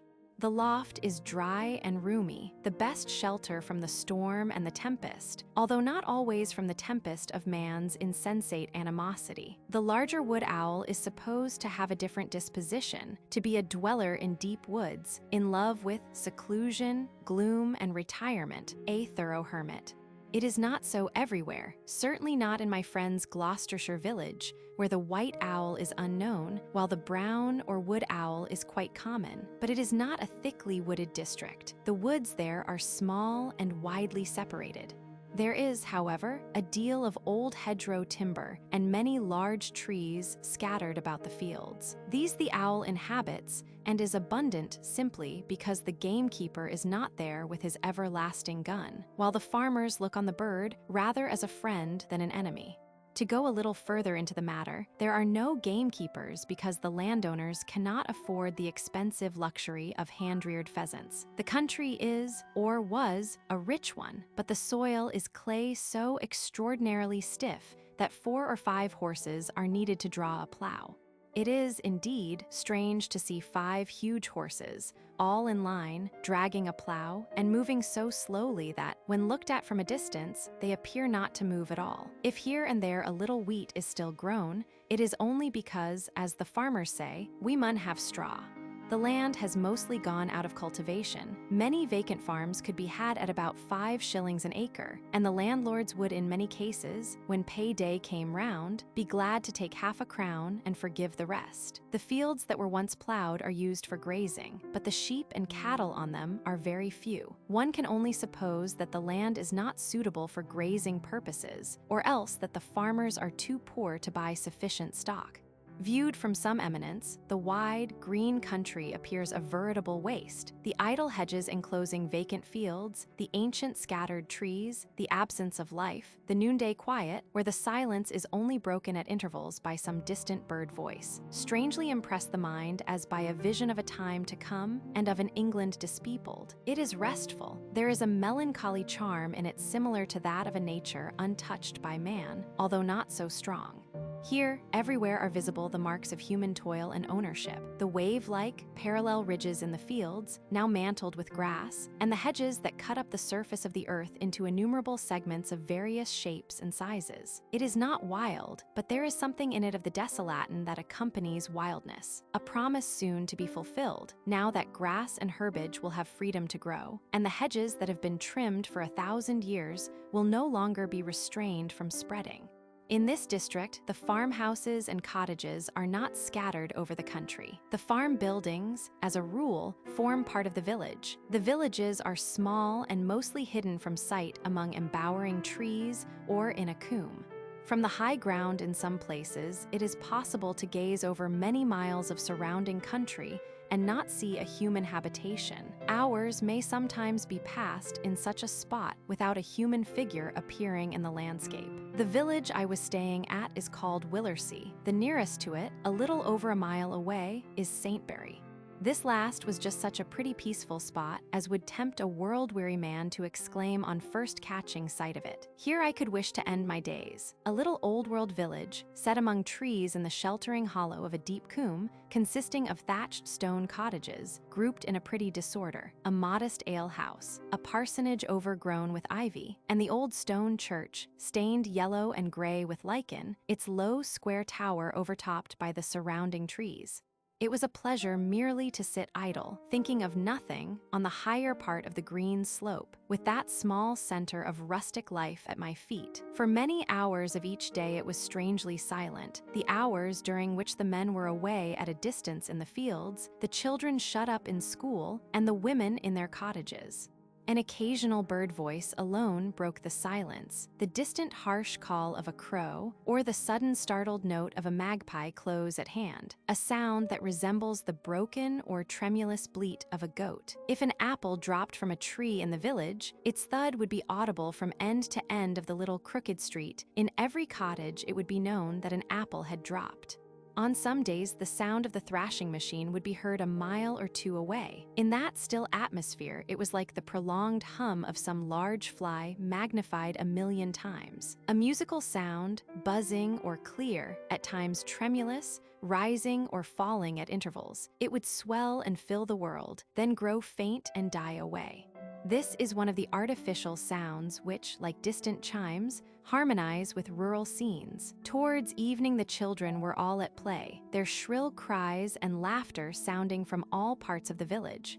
Then, when the sun had set and the landscape grew dim, they would begin to call to one another from all sides in imitation of the wood owl's hoot. During these autumn evenings, the children at this spot appeared to drop naturally into the owl's note, just as in spring in all parts of England they take to mimicking the cuckoo's call.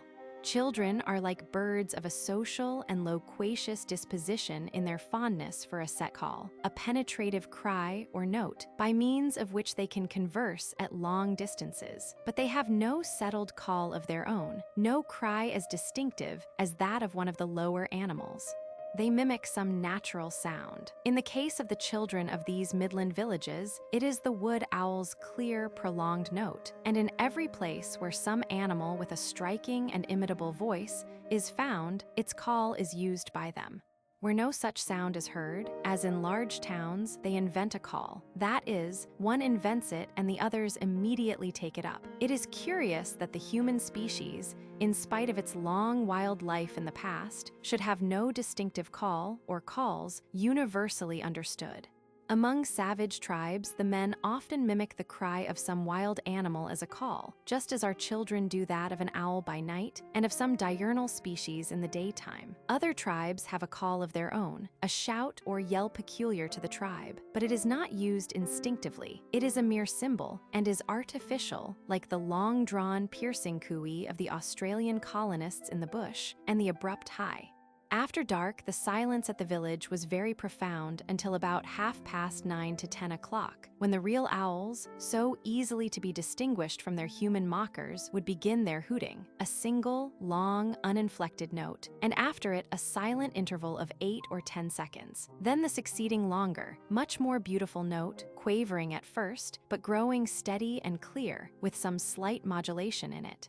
There is no W in it, and no H and no T. It suggests some wind instrument that resembles the human voice, but a very un-English one, perhaps the high-pitched, somewhat nasal voice of an Arab intoning a prayer to Allah. One cannot hit on the precise instrument, there are so many. Perhaps it is obsolete, and the owl was taught his song by lovers in the long ago, who wooed at twilight in a forgotten tongue, and gave the soft winds a voice, with instruments of unremembered forms. No, that cannot be, for the wood owl's music is doubtless older than any instrument made by hands to be blown by human lips. Listening by night to their concert, the many notes that come from far and near, human-like, yet airy, delicate, mysterious, one could imagine that the sounds had a meaning and a message to us. That, like the fairy folk in Mr. Yeats's Celtic lyric, the singers were singing, "We who are old, old and gay, oh, so old, thousands of years, if all were told." Has this sound the same meaning for us that it had for him, the human being that did not walk erect and smile and look on heaven, but went with a stoop, looking on the earth? No and yes. Standing alone under the great trees in the dark still nights, the sound seems to increase the feeling of loneliness, to make the gloom deeper, the silence more profound. Turning our visions inward on such occasions, we are startled with a glimpse of the night side of nature and the soul. We have with us strange, unexpected guests, fantastic beings that are in no way related to our lives. Dead and buried since childhood, they have miraculously been restored to life. When we are back in the candlelight and firelight, and when the morrow dawns, these children of night and the unsubstantial appearance of things fade away into the light of common day. The villagers of Saintbury are, however, still in a somewhat primitive mental condition. The light of common day does not deliver them from the presence of phantoms, as the following instance will show. Near Willersey, there is a group of very large old elm trees, which is a favorite meeting place of the owls, and one very dark starless night, about 10 o'clock, I had been listening to them, and after they ceased hooting, I remained for half an hour standing motionless in the same place. At length, in the direction of Saintbury, I heard the dull sound of heavy stumbling footsteps coming towards me over the rough, ridgy field. Nearer and nearer the man came, until, arriving at the hedge close to which I stood, he scrambled through, muttering maledictions on the thorns that scratched and tore him. Then, catching sight of me at a distance of 2 or 3 yards, he started back and stood still, very much astonished at seeing a motionless human figure at that spot. I greeted him, and to explain my presence, remarked that I had been listening to the owls. "Owls listening to the owls," he exclaimed, staring at me. After a while he added, "We have been having too much of the owls over at Saintbury. Had I heard," he asked, "about the young woman who had dropped down dead a week or 2 ago, after hearing an owl hooting near her cottage in the daytime?" Well, the owl had been hooting again in the same tree, and no one knew who it was for and what to expect next. The village was in an excited state about it, and all the children had gathered near the tree and thrown stones into it, but the owl had stubbornly refused to come out. That about the young woman he had spoken of is a queer little story to read in this enlightened land. She was apparently in very good health, a wife, and the mother of a small child. But a few weeks before her sudden death, a strange thing occurred to trouble her mind. One afternoon, when sitting alone in her cottage taking tea, she saw a cricket come in at the open door and run straight into the middle of the room. There it remained motionless, and without stirring from her seat, she took a few moist tea leaves and threw them down near the welcome guest. The cricket moved up to the leaves, and when it touched them and appeared just about to begin sucking their moisture, to her dismay, it turned aside, ran away out at the door, and disappeared. She informed all her neighbors of this startling occurrence, and sadly spoke of an aunt who was living at another village and was known to be in bad health. "It must be for her," she said. "We'll soon be hearing bad news of her, I'm thinking." But no bad news came, and when she was beginning to believe that the strange cricket that had refused to remain in the house had proved a false prophet, the warning of the owl came to startle her afresh.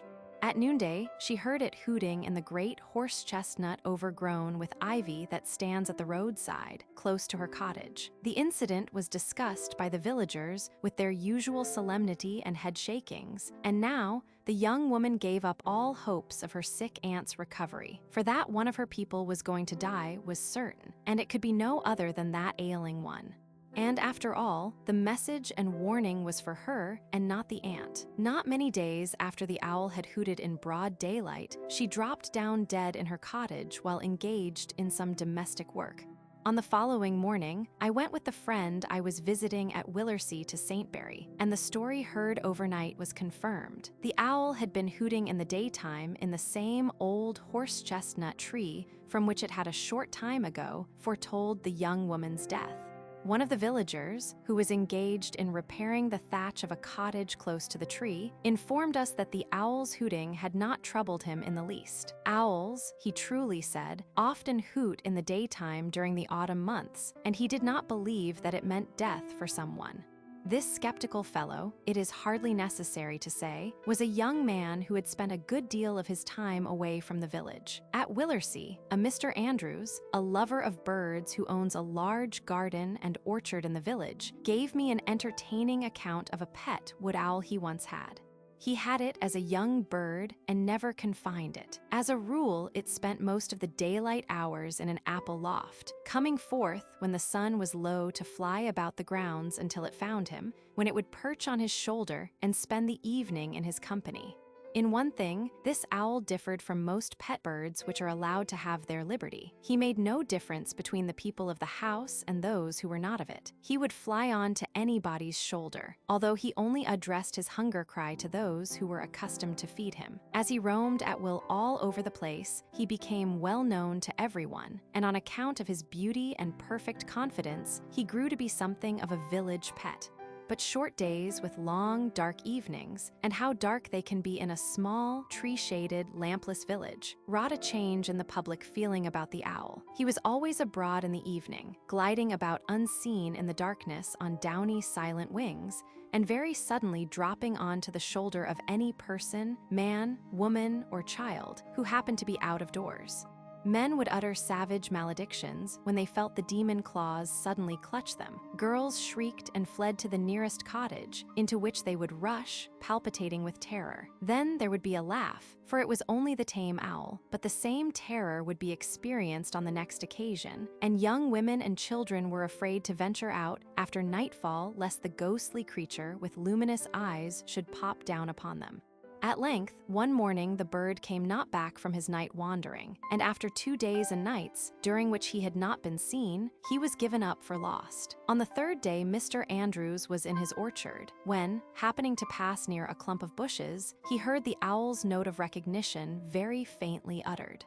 The poor bird had been in hiding at that spot the whole time, and when taken up was found to be in a very weak condition and to have one leg broken. No doubt one of the villagers on whose shoulders it had sought to alight had struck it down with his stick and caused its injury.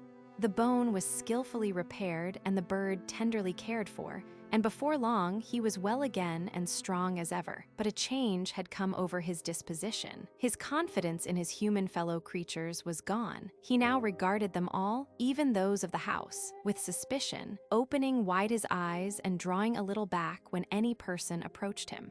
Nevermore did he alight on any person's shoulder, though his evenings were spent as before in flying about the village. Insensibly, his range widened and he became wilder. Human companionship, no longer pleasant, ceased to be necessary, and at length he found a mate who was willing to overlook his pauper past, and with her he went away to live his wild life. Chapter 10: The Strange and Beautiful Sheldrake. At the head of the Cheddar Valley, a couple of miles from the cathedral city of Wells, the Somerset Axe is born, gushing out noisily, a mighty volume of clear, cold water from a cavern in a black, precipitous rock on the hillside. This cavern is called Wookey Hole, and above it the rough wall is draped with ivy and fern, and many small creeping plants and flowery shrubs rooted in the crevices, and in the holes in the rock the daws have their nests. They are a numerous and a vociferous colony, but the noise of their loudest cawings, when they rush out like a black cloud and are most excited, is almost drowned by the louder roar of the torrent beneath. The river's great cry of liberty and joy on issuing from the blackness in the hollow of the hills into the sunshine of heaven and the verdure of that beautiful valley. And at the point where it flows into the Severn Sea stands Brean Down, a huge isolated hill, the last of the Mendip range on that side. Down at its foot, at the point where it touches the mainland, close to the mouth of the Axe, there is a farmhouse, and the farmer is the tenant of the entire hill and uses it as a sheep walk. The sheep and rabbits and birds are the only inhabitants.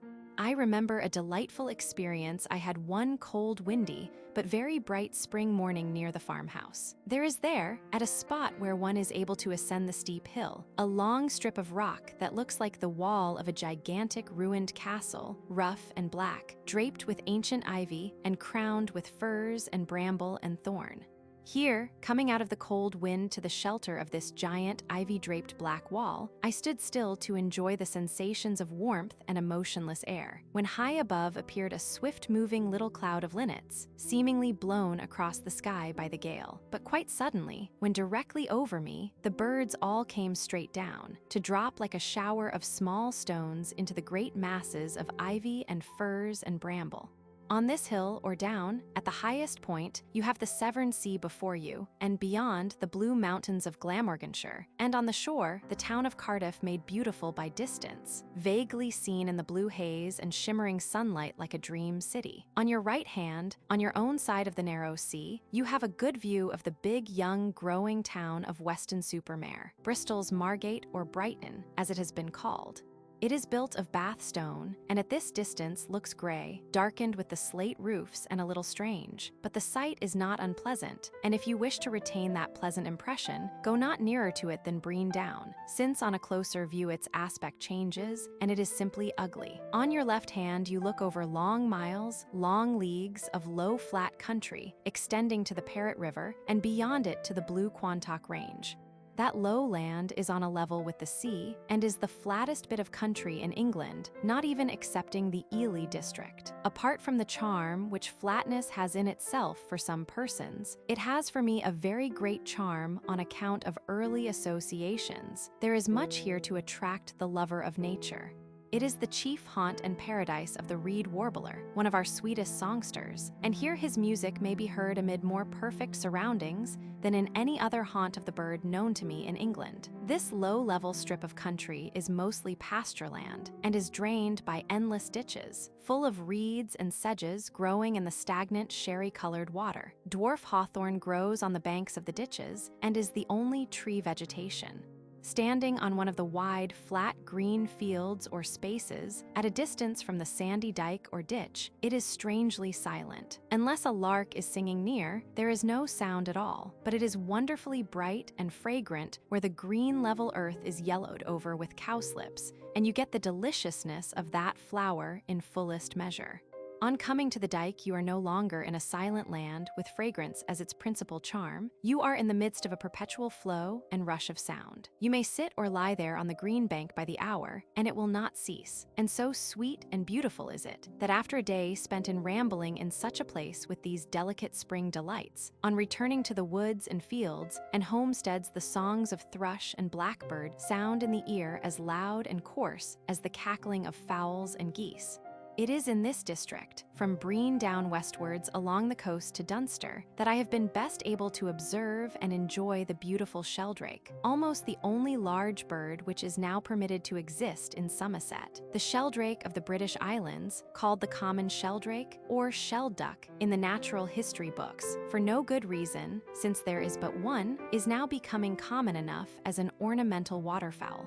It is to be seen in so many parks and private grounds all over the country that the sight of it in its conspicuous plumage must be pretty familiar to people generally. And many of those who know it best as a tame bird would, perhaps, say that the descriptive epithets of strange and beautiful do not exactly fit it. They would say that it has a striking appearance, or that it is peculiar and handsome in a curious way, or they might describe it as an abnormally slender and elegant-looking Aylesbury duck, whiter than that domestic bird, with a crimson beak and legs, dark green glossy head, and sundry patches of chestnut red and black on its snowy plumage. In calling it strain, I was thinking of its manners and customs rather than of the singularity of its appearance. As to its beauty, those who know it in a state of nature, in its haunts on the sea coast, will agree that it is one of the handsomest of our large wild birds. It cannot now be said that it is common, except in a few favored localities. On the south coast, it is all but extinct as a breeding species, and on the east side of England, it is becoming increasingly rare, even in spots so well suited to it as Holy Island and the coast at Bamborough Castle with its great sandhills. The persecuted bird has grown exceedingly shy and cautious, but go he must to his burrow in the dunes, and the patient watcher sees him at a great distance on account of his conspicuous white plumage, and marks the spot, then takes his spade to dig down to the hidden eggs. On the Somerset coast, the bird is not so badly off, and I have had many happy days with him there. Simply to watch the birds at feed, when the tide goes out and they are busy searching for the small marine creatures they live on among the stranded seaweed, is a great pleasure. At such times, they are most active and loquacious, uttering a variety of wild goose-like sounds, frequently rising to pursue one another in circles, or to fly up and down the coast in pairs, or strings of half a dozen birds, with a wonderfully graceful flight. If, after watching this seafowl by the sea, a person will go to some park water to look on the same bird, pinioned and tame, sitting or standing, or swimming about in a quiet, listless way, he will be amazed at the difference in its appearance. The tame bird is no bigger than a domestic duck. The wild sheldrake, flying about in the strong sunshine, looks almost as large as a goose. A similar illusion is produced in the case of some other large birds. Thus, the common buzzard, when rising in circles high above us, at times appears as big as an eagle, and it has been conjectured that this magnifying effect, which gives something of sublimity to the soaring buzzard, is caused by the sunlight passing through the semi-translucent wing and tail feathers. In the case of the sheldrake, the exaggerated size may be an effect of strong sunlight on a flying white object. Seen on the wing at a distance, the plumage appears entirely of a surpassing whiteness, the dark patches of chestnut, black, and deep green color showing only when the bird is near, or when it alights and folds its white wings. When the tide has covered their feeding ground on the coast, the sheldrakes are accustomed to visit the low green pasture lands and may be seen in small flocks feeding like geese on the clover and grass. Here one day I saw about a dozen sheldrakes in the midst of an immense congregation of rooks, daws, and starlings feeding among some cows. It was a curious gathering, and the red devons, shining white sheldrakes, and black rooks on the bright green grass produced a singular effect. Best of all, it is to observe the birds when breeding in May. Brean Down is an ancient favorite breeding site, and the birds breed there in the rabbit holes and sometimes under a thick furze bush on the ground. At another spot on this coast, I have had the rare good fortune to find a number of pairs breeding at one spot on private enclosed land, where I could approach them very closely and watch them any day for hours at a stretch, studying their curious sign language, about which nothing, to my knowledge, has hitherto been written. There were about 30 pairs, and their breeding holes were mostly rabbit burrows scattered about on a piece of sandy ground, about 1.5 acres in extent, almost surrounded by water. When I watched them, the birds were laying, and at about 10 o'clock in the morning, they would begin to come in from the sea in pairs, all to settle down at one spot. And by creeping some distance at the waterside among the rushes, I could get within 40 yards of them and watch them by the hour without being discovered by them. In an hour or so, there would be 40 or 50 birds forming a flock, each couple always keeping close together, some sitting on the short grass, others standing, all very quiet. At length, one bird in the flock, a male, would all at once begin to move his head in a slow, measured manner from side to side, like a pianist swaying his body in time to his own music. If no notice was taken of this motion by the duck sitting by his side dozing on the grass, the drake would take a few steps forward and place himself directly before her, so as to compel her to give attention and rock more vigorously than ever, haranguing her, as it were, although without words. The meaning of it all being that it was time for her to get up and go to her burrow to lay her egg.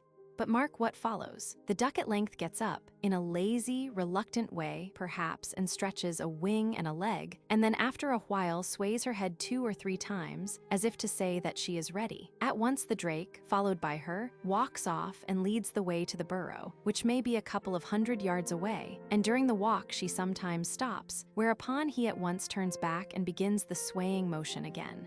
At last, arriving at the mouth of the burrow, he steps aside and invites her to enter, rocking himself again, and anon bending his head down and looking into the cavity, then drawing back again. And at last, after so much persuasion on his part, she lowers her head, creeps quietly down, and disappears within. They are all married couples, and every drake among them, when in some mysterious way he knows the time has come for the egg to be laid, has to go through the same long ceremonious performance, with variations according to his partner's individual disposition. It is amusing to see at intervals a pair march off from the flock, and one wonders whether the others, whose turn will come by and by, pass any remarks, but the dumb conversation at the burrow's mouth is always most delightful to witness. Sometimes the ladybird exhibits an extreme reluctance, and one can imagine her saying, "I have come thus far just to please you, but you'll never persuade me to go down into that horrid dark hole. If I must lay an egg, I'll just drop it out here on the grass and let it take its chance." It is rather hard on the drake, but he never loses his temper, never boxes her ears with his carmine red beak, or thrashes her with his shining white wings, nor does he tell her that she is just like a woman, an illogical fool. And in the end he prevails, and bowing her pretty head she creeps quietly down and disappears, while he remains on guard at the door for a little while. Chapter 11. Geese, an Appreciation and a Memory. One November evening, in the neighborhood of Lyndhurst, I saw a flock of geese marching in a long procession, led, as their custom is, by a majestical gander. They were coming home from their feeding ground in the forest, and when I spied them were approaching their owner's cottage. Arrived at the wooden gate of the garden in front of the cottage, the leading bird drew up square before it, and with repeated loud screams demanded admittance. Pretty soon, in response to the summons, a man came out of the cottage, walked briskly down the garden path and opened the gate, but only wide enough to put his right leg through. Then, placing his foot and knee against the leading bird, he thrust him roughly back. As he did so, 3 young geese pressed forward and were allowed to pass in. Then the gate was slammed in the face of the gander and the rest of his followers, and the man went back to the cottage. Drawing up to the gate again, he called more loudly than before, then deliberately lifted a leg, and placing his broad, webbed foot like an open hand against the gate, actually tried to push it open. His strength was not sufficient, but he continued to push and to call until the man returned to open the gate and let the birds go in. It was an amusing scene, and the behavior of the bird struck me as characteristic. It was this lofty spirit of the goose and strict adhesion to his rights, as well as his noble appearance and the stately formality and deliberation of his conduct, that caused me very long ago to respect and admire him above all our domestic birds.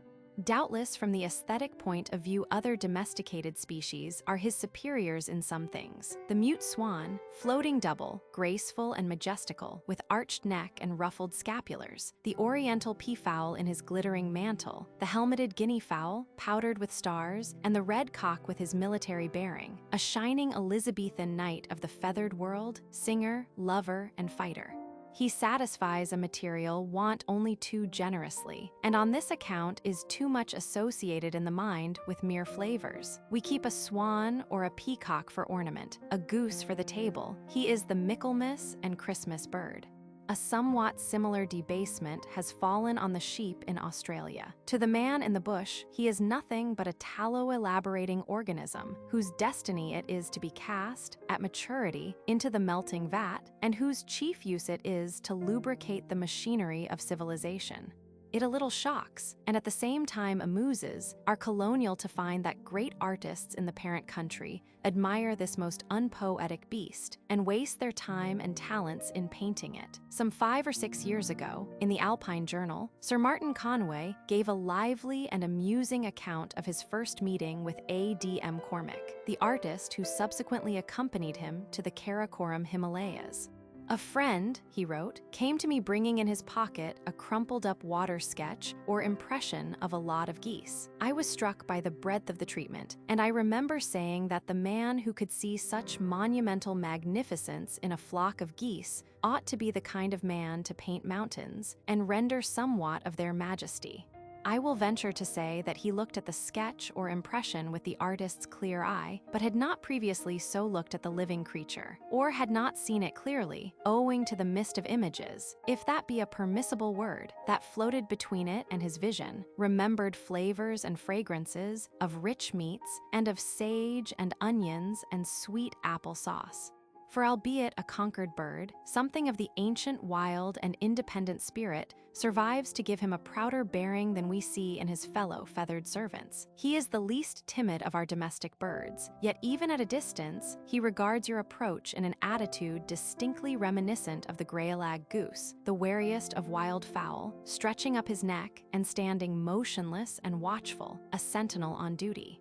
Seeing him thus, if you deliberately go near him, he does not slink or scuttle away, as other domestic birds of meaner spirits do, but boldly advances to meet and challenge you. How keen his senses are, how undimmed by ages of captivity the ancient instinct of watchfulness is in him, everyone must know who has slept in lonely country houses.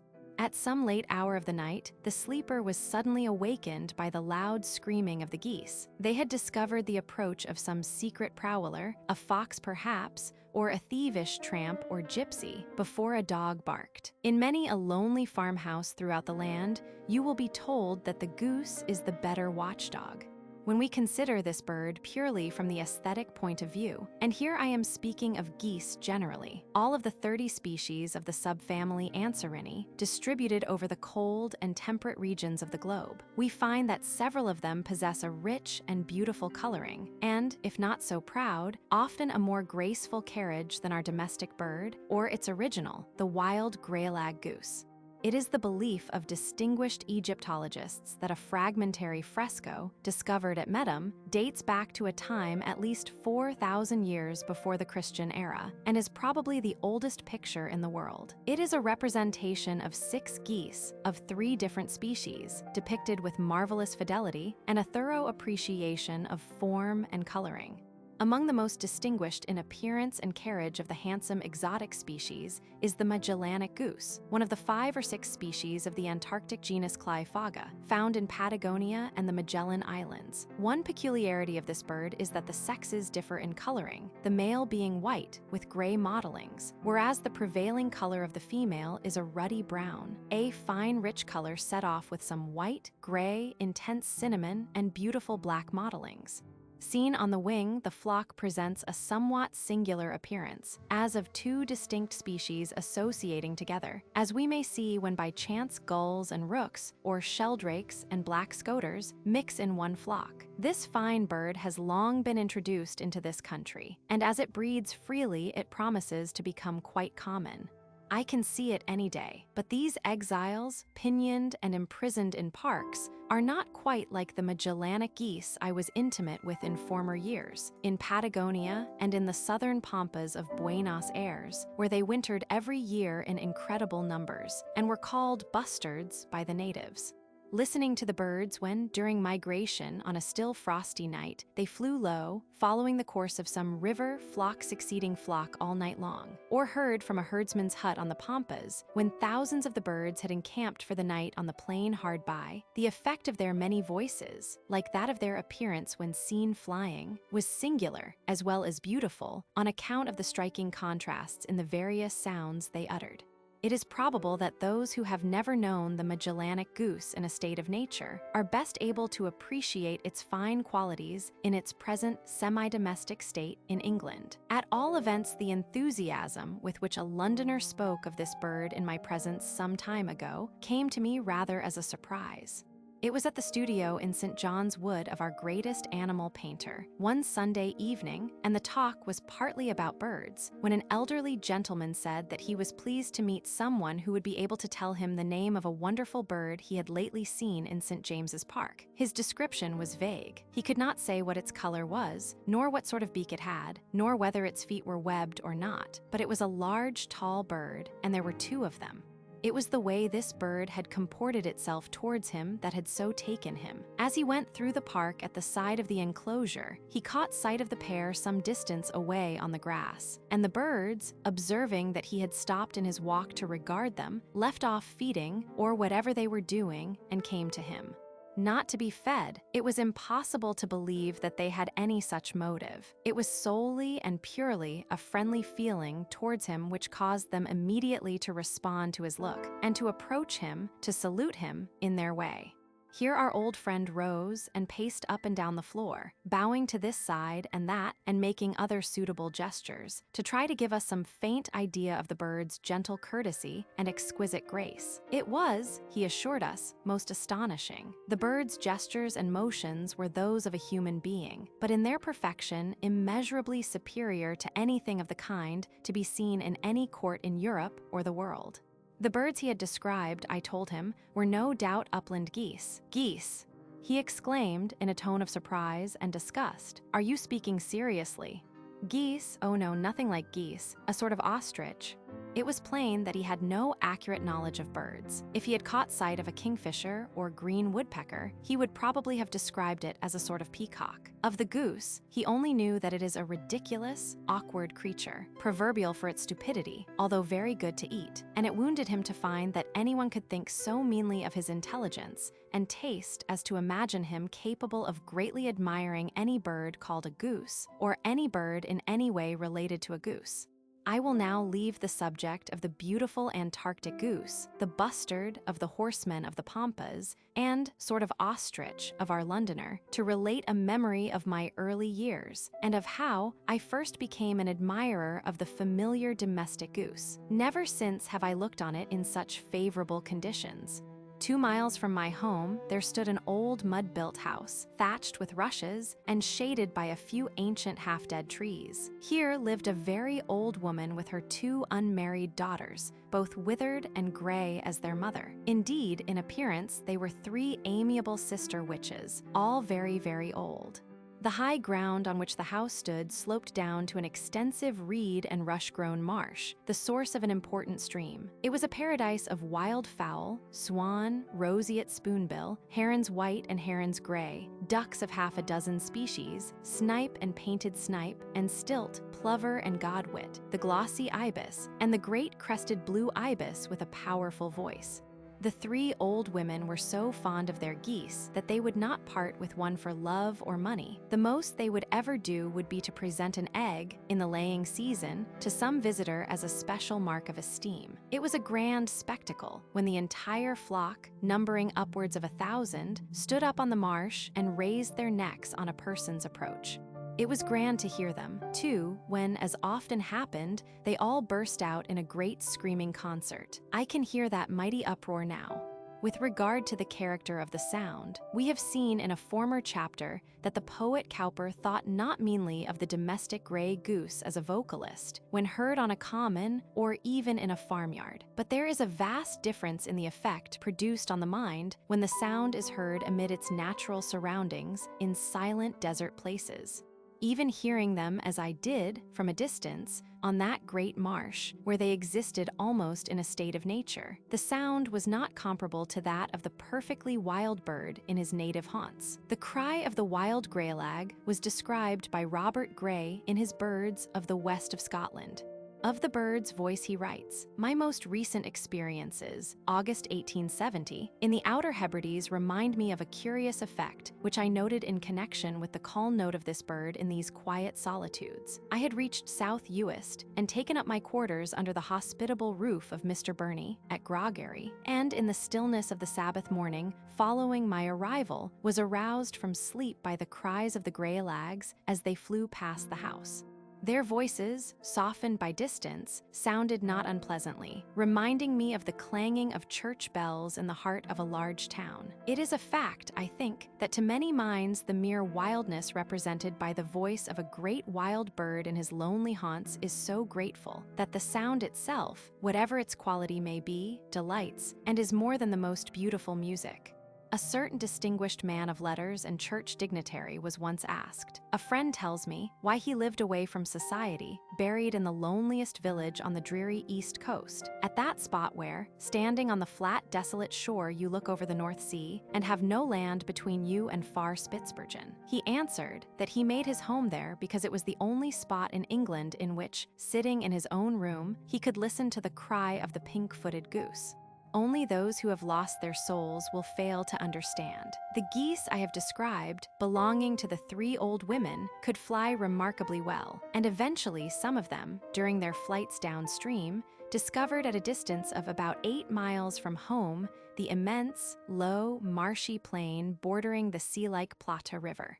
There were no houses and no people in that endless green, wet land, and they liked it so well that they visited it more and more often, in small flocks of 12 to 20 birds, going and coming all day long, until all knew the road. The old dames grieved at this wandering spirit in their beloved birds, and became more and more anxious for their safety. But by this time, the aged mother was fading visibly into the tomb, though so slowly that long months went by while she lay on her bed, a weird-looking object. I remember her well, leaner, grayer, more ghost-like than the silent, lean, gray heron on the marsh hard by. And at last she faded out of life, aged, it was said by her descendants, 110 years. And after she was dead, it was found that of that great company of noble birds there remained only a small remnant of about 40, and these were probably incapable of sustained flight. The others returned no more, but whether they met their death from duck and swan shooters in the marshes, or had followed the great river down to the sea, forgetting their home, was never known. For about a year after they had ceased going back, small flocks were occasionally seen in the marshes, very wild and strong on the wing, but even these, too, vanished at last. It is probable that, but for powder and shot, the domestic goose of Europe, by occasionally taking to a feral life in thinly settled countries, would ere this have become widely distributed over the earth. And one wonders if in the long centuries running to thousands of years of tame, flightless existence, the strongest impulse of the wild migrant has been wholly extinguished in the domestic goose. We regard him as a comparatively unchangeable species, and it is probable that the unexercised faculty is not dead but sleeping, and would wake again in favorable circumstances. The strength of the wild bird's passion has been aptly described by Miss Dora Sigerson in her little poem, The Flight of the Wild Geese. The poem, oddly enough, is not about geese but about men, wild Irishmen who were called wild geese, but the bird's powerful impulse and homing faculty are employed as an illustration and admirably described. Flinging the salt from their wings and despair from their hearts, they arise on the breast of the storm with a cry and are gone. When will you come home, wild geese, in your 1,000 strong? Not the fierce wind can stay your return or tumultuous sea. Only death in his reaping could make you return no more. Now Arctic and Antarctic geese are alike in this, their devotion to their distant breeding ground, the cradle and true home of the species or race. And I will conclude this chapter with an incident related to me many years ago by a brother who was sheep farming in a wild and lonely district on the southern frontier of Buenos Aires. Immense numbers of upland geese in great flocks used to spend the cold months on the plains where he had his lonely hut. And one morning in August in the early spring of that southern country, some days after all the flocks had taken their departure to the south, he was out riding and saw at a distance before him on the plain a pair of geese. They were male and female, a white and a brown bird. Their movements attracted his attention, and he rode to them. The female had one wing broken and, unable to fly, had set out on her long journey to the Magellanic Islands on her feet, and her mate, though called to by that mysterious imperative voice in his breast, yet would not forsake her, but flying a little distance to show her the way, and returning again and again, and calling to her with his wildest and most piercing cries, urged her still to spread her wings and fly with him to their distant home. Since this appreciation was written a good many years ago, I have seen much of geese, or, as it might be put, have continued my relations with them, and have written about them too in my Adventures Among Birds, 1913. In recent years, it has become a custom of mine to frequent Wells next the sea in October and November, just to welcome the wild geese that come in numbers annually to winter at that favored spot. Among the incidents related in that last book of mine about the wild geese, there were 2 or 3 about the bird's noble and dignified bearing and its extraordinary intelligence, and I wish here to return to that subject just to tell yet one more goose story. Only in this instance, it was about the domestic bird. He was a delightful letter writer, but by and by our correspondence ceased, and I heard no more of him for 3 or 4 years. Then I was at Wells, spending a few days looking up and inquiring after old friends in the place, and remembering my pleasant letter writer, I went to call on him. During our conversation, he told me that the chapter which had impressed him most in my book was the one on the goose, especially all that related to the lofty, dignified bearing of the bird, its independent spirit and fearlessness of its human masters, in which it differs so greatly from all other domestic birds. However, now that I had come to see him, he would make a clean breast of it. It happened that in January some winters ago, there was a very great fall of snow in England, especially in the south and west. The snow fell without intermission all day and all night, and on the following morning, Wells appeared half buried in it. He was then living with a daughter who kept house for him in a cottage, standing in its own grounds on the outskirts of the town. On attempting to leave the house, he found they were shut in by the snow, which had banked itself against the walls to the height of the eaves. Half an hour's vigorous spade work enabled him to get out from the kitchen door into the open, and the sun, in a blue sky, shining on a dazzling white and silent world.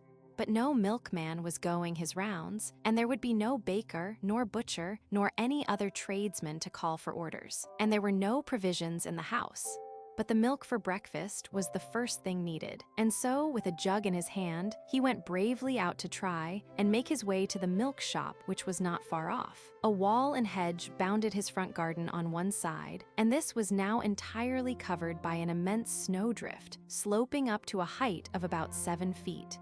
It was only when he paused to look at this vast snow heap in his garden that he caught sight of a goose, a very big snow-white bird without a gray spot in its plumage, standing within a few yards of him, about 4 feet from the ground. Its entire snowy whiteness with snow for a background had prevented him from seeing it until he looked directly at it.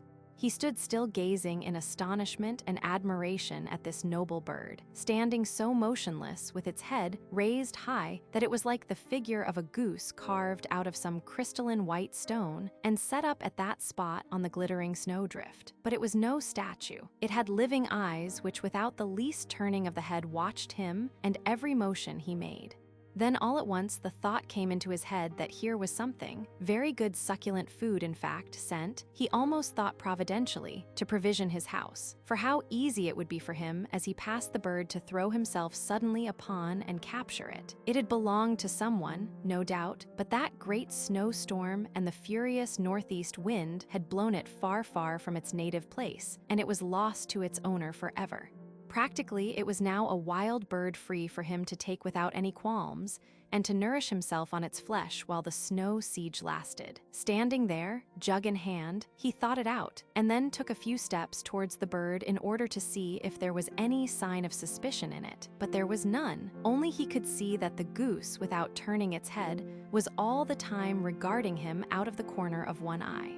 Finally, he came to the conclusion that his best plan was to go for the milk, and on his return to set the jug down by the gate when coming in, then to walk in a careless, unconcerned manner towards the door, taking no notice of the goose until he got abreast of it, and then turn suddenly and hurl himself upon it. Nothing could be easier. So away he went, and in about 20 minutes was back again with the milk, to find the bird in the same place, standing as before motionless in the same attitude.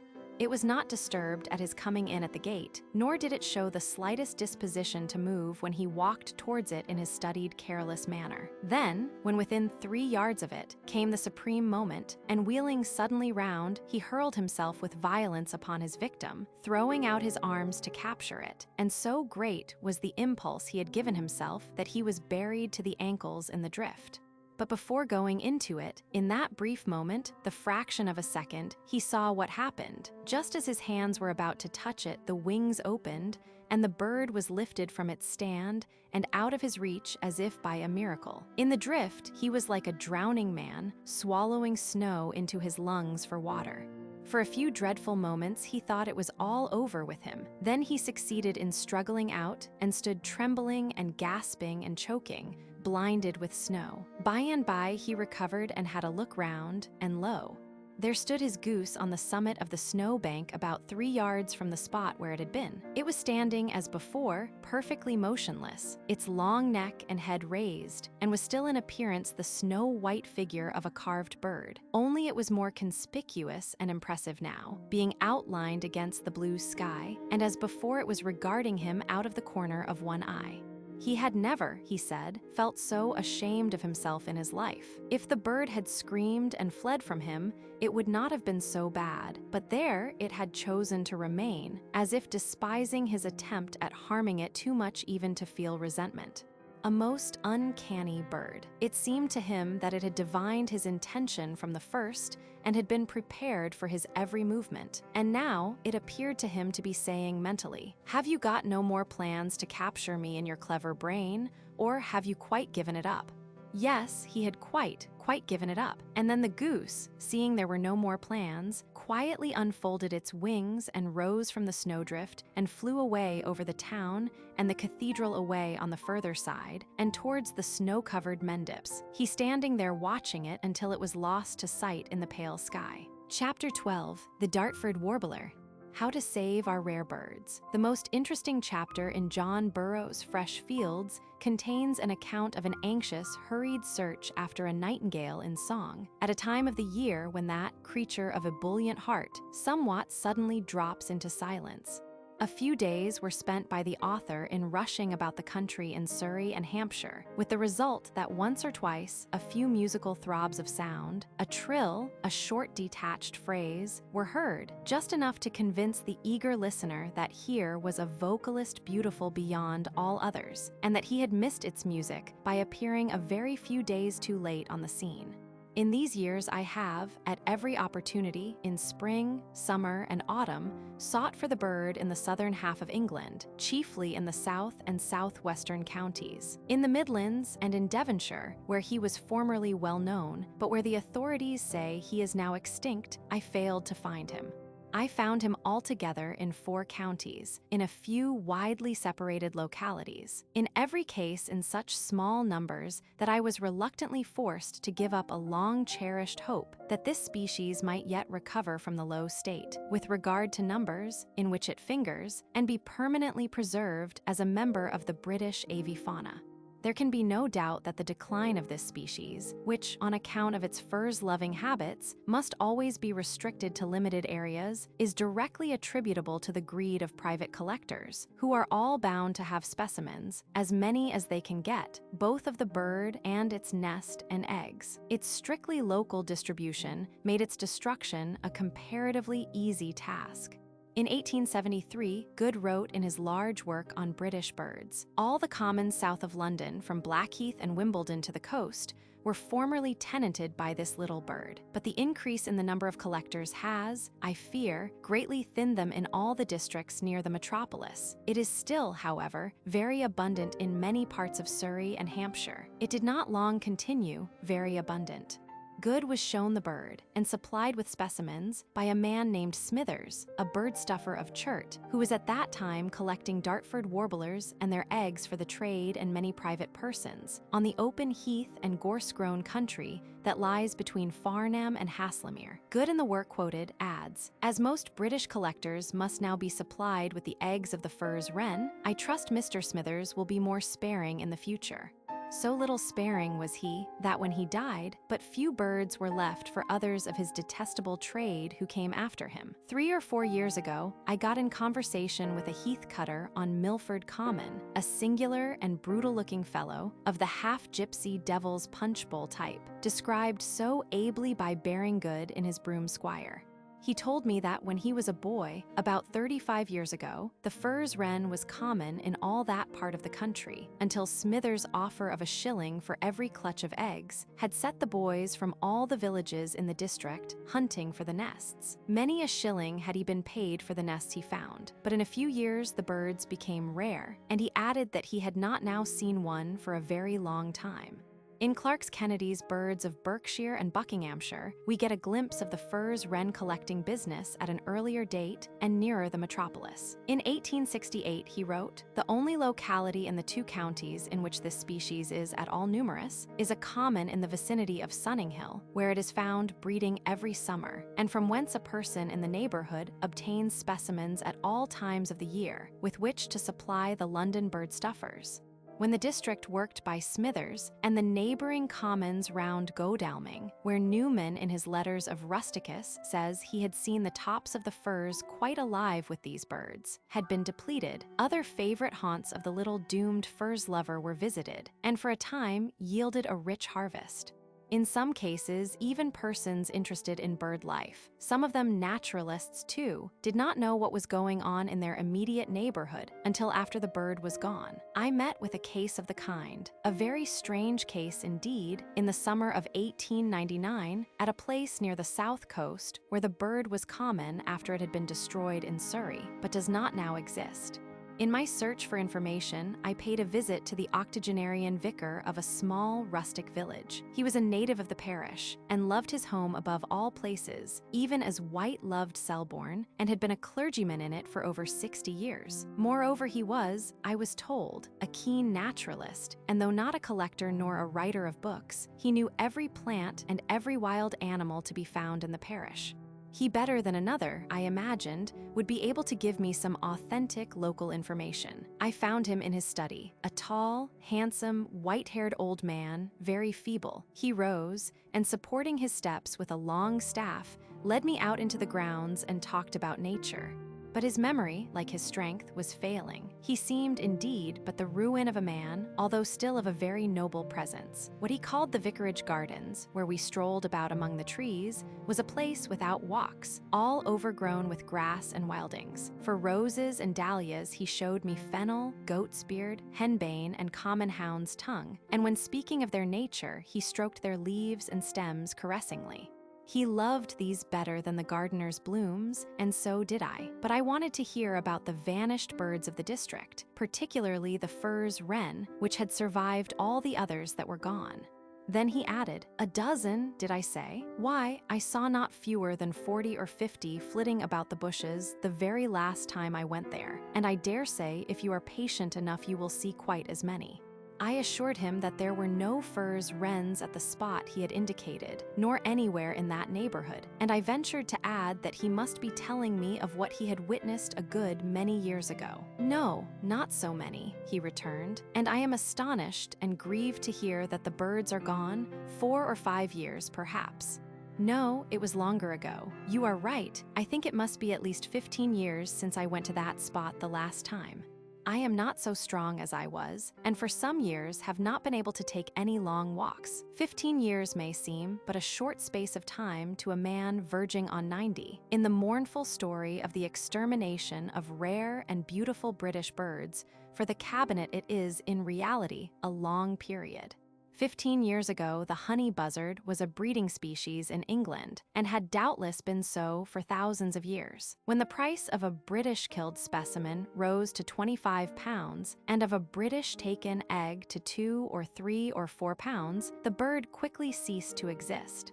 Probably there is not a local ornithologist in all the land who could not say of some species that bred annually, within the limits of his own country, that it has not been extirpated within the last 15 years. Like Burroughs with the nightingale, I, too, had arrived a few days too late on the scene. The cursed collector had been beforehand with me, as had indeed been the case on so many previous occasions with regard to other species. A short time after my interview with the aged vicar, at an inn a very few miles from the village, I met a person who interested me in an exceedingly unpleasant way. He was a big, repulsive-looking man in a black, greasy coat, a human animal to be avoided, but I overheard him say something about rare birds, which caused me to put on a friendly air and join in the talk. He also bought rare birds in the flesh or stuffed, and was no doubt in league with a good many honest gamekeepers in those counties. I had heard of travelers sent out by the great bird stuffers to go the rounds of all the big estates in some parts of England, but this scoundrel appeared to be a traveler in the business on his own account. I asked him if he had done anything lately in Dartford warblers. He at once became confidential and said he had done nothing, but hoped shortly to do something very good indeed. The bird, he said, was supposed to be extinct in Kent, and on that account specimens obtained in that county would command a high price. Now he had but recently discovered that a few, 2 or 3 pairs, existed at one spot, and he was anxious to finish the business he had on hand so as to go there and secure them. In answer to further questions, he said that the birds were in a place where they could not very well be shot, but that made no difference. He had a simple, effective way of getting them without a gun, and he was sure that not one would escape him. On my mentioning the fact that the Kent County Council had obtained an order for an all-the-year-round protection of this very bird, he looked at me out of the corners of his eyes and laughed, but said nothing. He took it as a rather good joke on my part. There is not the slightest doubt that our wealthy private collectors have created the class of injurious wretches to which this man belonged. To some who have glanced at a little dusty, out-of-shape mummy of a bird labeled Dartford warbler in a museum or private collection, or under a glass shade, it may seem that I speak too warmly of the pleasure which the sight of the small furs lover can give us. They have never seen it in a state of nature, and probably never will. When I consider all these British passers, which, seen at their best, give most delight to the aesthetic sense, the jay, the British bird of paradise, as I have ventured to call it, displaying his vari-colored feathers at a springtime gathering, the yellow-green, long-winged wood wren, most aerial and delicate of the woodland warblers, the kingfisher, flashing turquoise blue as he speeds by. On account of his excessive rarity, he can now be seen at his best only by those who are able to spend many days in searching and in watching, who have the patience to sit motionless by the hour. And at length, the little hideling, tired of concealment or overcome by curiosity, shows himself and comes nearer and nearer, until the ruby red of the small gem-like eye may be seen without aid to the vision. It is a sight of fairy-like bird life and of flower which cannot soon be forgotten. And I do not think that any man who has in him any love of nature and of the beautiful can see such a thing and exist with its image in his mind, and not regard with an extreme bitterness of hatred those among us whose particular craze it is to collect such creatures, thereby depriving us and our posterity of the delight the sight of them affords. Of many curious experiences I have met in my quest of the rare little bird, or of information concerning it, I have related 2 or 3. I have one more to give, assuredly the strangest of all. I was out for a day's ramble with the members of a natural history society, at a place the name of which must not be told, and was walking in advance of the others with a Mr. A, the leading ornithologist of the county, one whose name is honorably known to all naturalists in the kingdom. The Dartford warbler, he said in the course of conversation, had unhappily long been extinct in the county. Now it happened that among those just behind us there was another local naturalist, also well known outside his own county, Mr. B, let us call him. When I separated from my companion, this gentleman came to my side and said that he had overheard some of our talk, and he wished me to know that Mr. A was in error in saying that the Dartford warbler was extinct in the county. There was one small colony of 3 or 4 pairs to be found at a spot 10 to 11 miles from where we then were, and he would be glad to take me to the place and show me the birds. The existence of this small remnant had been known for several years to half a dozen persons who had jealously kept the secret. To their great regret, they had had to keep it from their best friend and chief supporter of their society, Mr. A, simply because it would not be safe with him. My informant went on to say that the greatest offenders were 4 or 5 gentlemen in the place who were zealous collectors. The county had obtained a stringent order, with all the year-round protection for its rare species.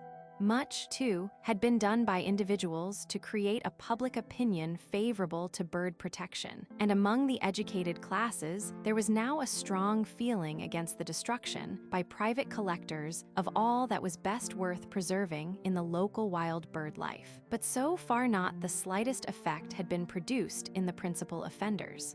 They would have the rare birds, both the resident species and the occasional visitants, and paid liberally for all specimens. Bird stuffers, gamekeepers, their own and their neighbors, fowlers, and all those who had a keen eye for a feathered rarity were in their pay, and so the destruction went merrily on. The worst of it was that the authors of the evil, who were not only lawbreakers themselves, but were paying others to break the law, could not be touched. No one could prosecute nor openly denounce them because of their important social position in the county. There was nothing new to me in all this. It was an old, familiar story. I have given it fully, simply because it is an accurate statement of what is being done all over the country. There is not a county in the kingdom where you may not hear of important members of the community who are collectors of birds and their eggs, and lawbreakers, both directly and indirectly, every day of their lives. They all take and pay for every rare visitant that comes in their way, and also require an unlimited supply of the rarer resident species for the purpose of exchange with other private collectors in distant counties. In this way, our finest species are gradually being extirpated. These in their turn will be followed by the chough, hobby, great black-backed gull, furze wren, crested tit, and others. These are the species which, as things are going, will absolutely and forever disappear as residents and breeders from off the British Islands. Meanwhile, other species that, although comparatively rare, are less local in their distribution, are being annually exterminated in some parts of the country. It is poor comfort to the bird lover in southern England to know that many species that formerly gave life and interest to the scene, and have lately been done to death there, may still be met with in the wilder districts of Scotland, or in some forest in the north of Wales. This is the case, and that it is a bad one and well nigh hopeless, no man will deny. Nevertheless, I believe that it may be possible to find a remedy. That destruction of beautiful things, about which Ruskin wrote despairingly, of late ending in perfect blackness of catastrophe and ruin of all grace and glory in the land, has fallen and continues to fall, most heavily on the beautiful bird life of our country. There is no doubt that this feeling will grow until it becomes too strong even for the selfish Philistines, who are blind to all grace and glory in nature, and incapable of seeing anything in a rare and beautiful bird but an object to be collected. But we cannot afford to wait. We have been made too poor in species already, and are losing something further every year. We want a remedy now. So far, 2 suggestions have been made.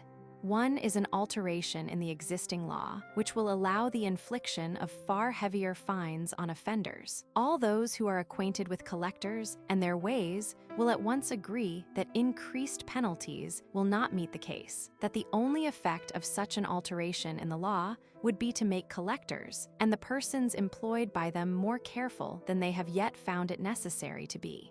The other suggestion, vaguely put forth, is that something of the nature of a private inquiry agency should be established to find out the offenders, and that they should be pilloried in the columns of some widely circulating journal, a method which has been tried with some success in the cases of other classes of obnoxious persons. Perhaps I should have said that 3 suggestions have been made, for there is yet another, put forward by Mr. Richard Kearton in one of his late books. Watchers provided and paid by individuals and associations have been in existence these many years, and this is undoubtedly the best plan in the case of all species which breed in colonies. These are mostly seabirds, gulls, terns, cormorants, guillemots, razorbills, etc. Our rare birds are distributed over the country, and in the case of some, if 100 pairs of a species exist in the British Islands, 100 or 200 watchers would have to be engaged. But who that has any knowledge of what goes on in the collecting world does not know that the guarded birds would be the first to vanish. I have seen such things, pairs of rare birds breeding in private grounds, where the keepers had strict orders to watch over them, and no stranger could enter without being challenged, and in a little while they have mysteriously disappeared. The watcher is good enough on the exposed seacoast or island where an eye is kept on his doings, and where the large number of birds in his charge enables him to do a little profitable stealing and still keep up an appearance of honesty.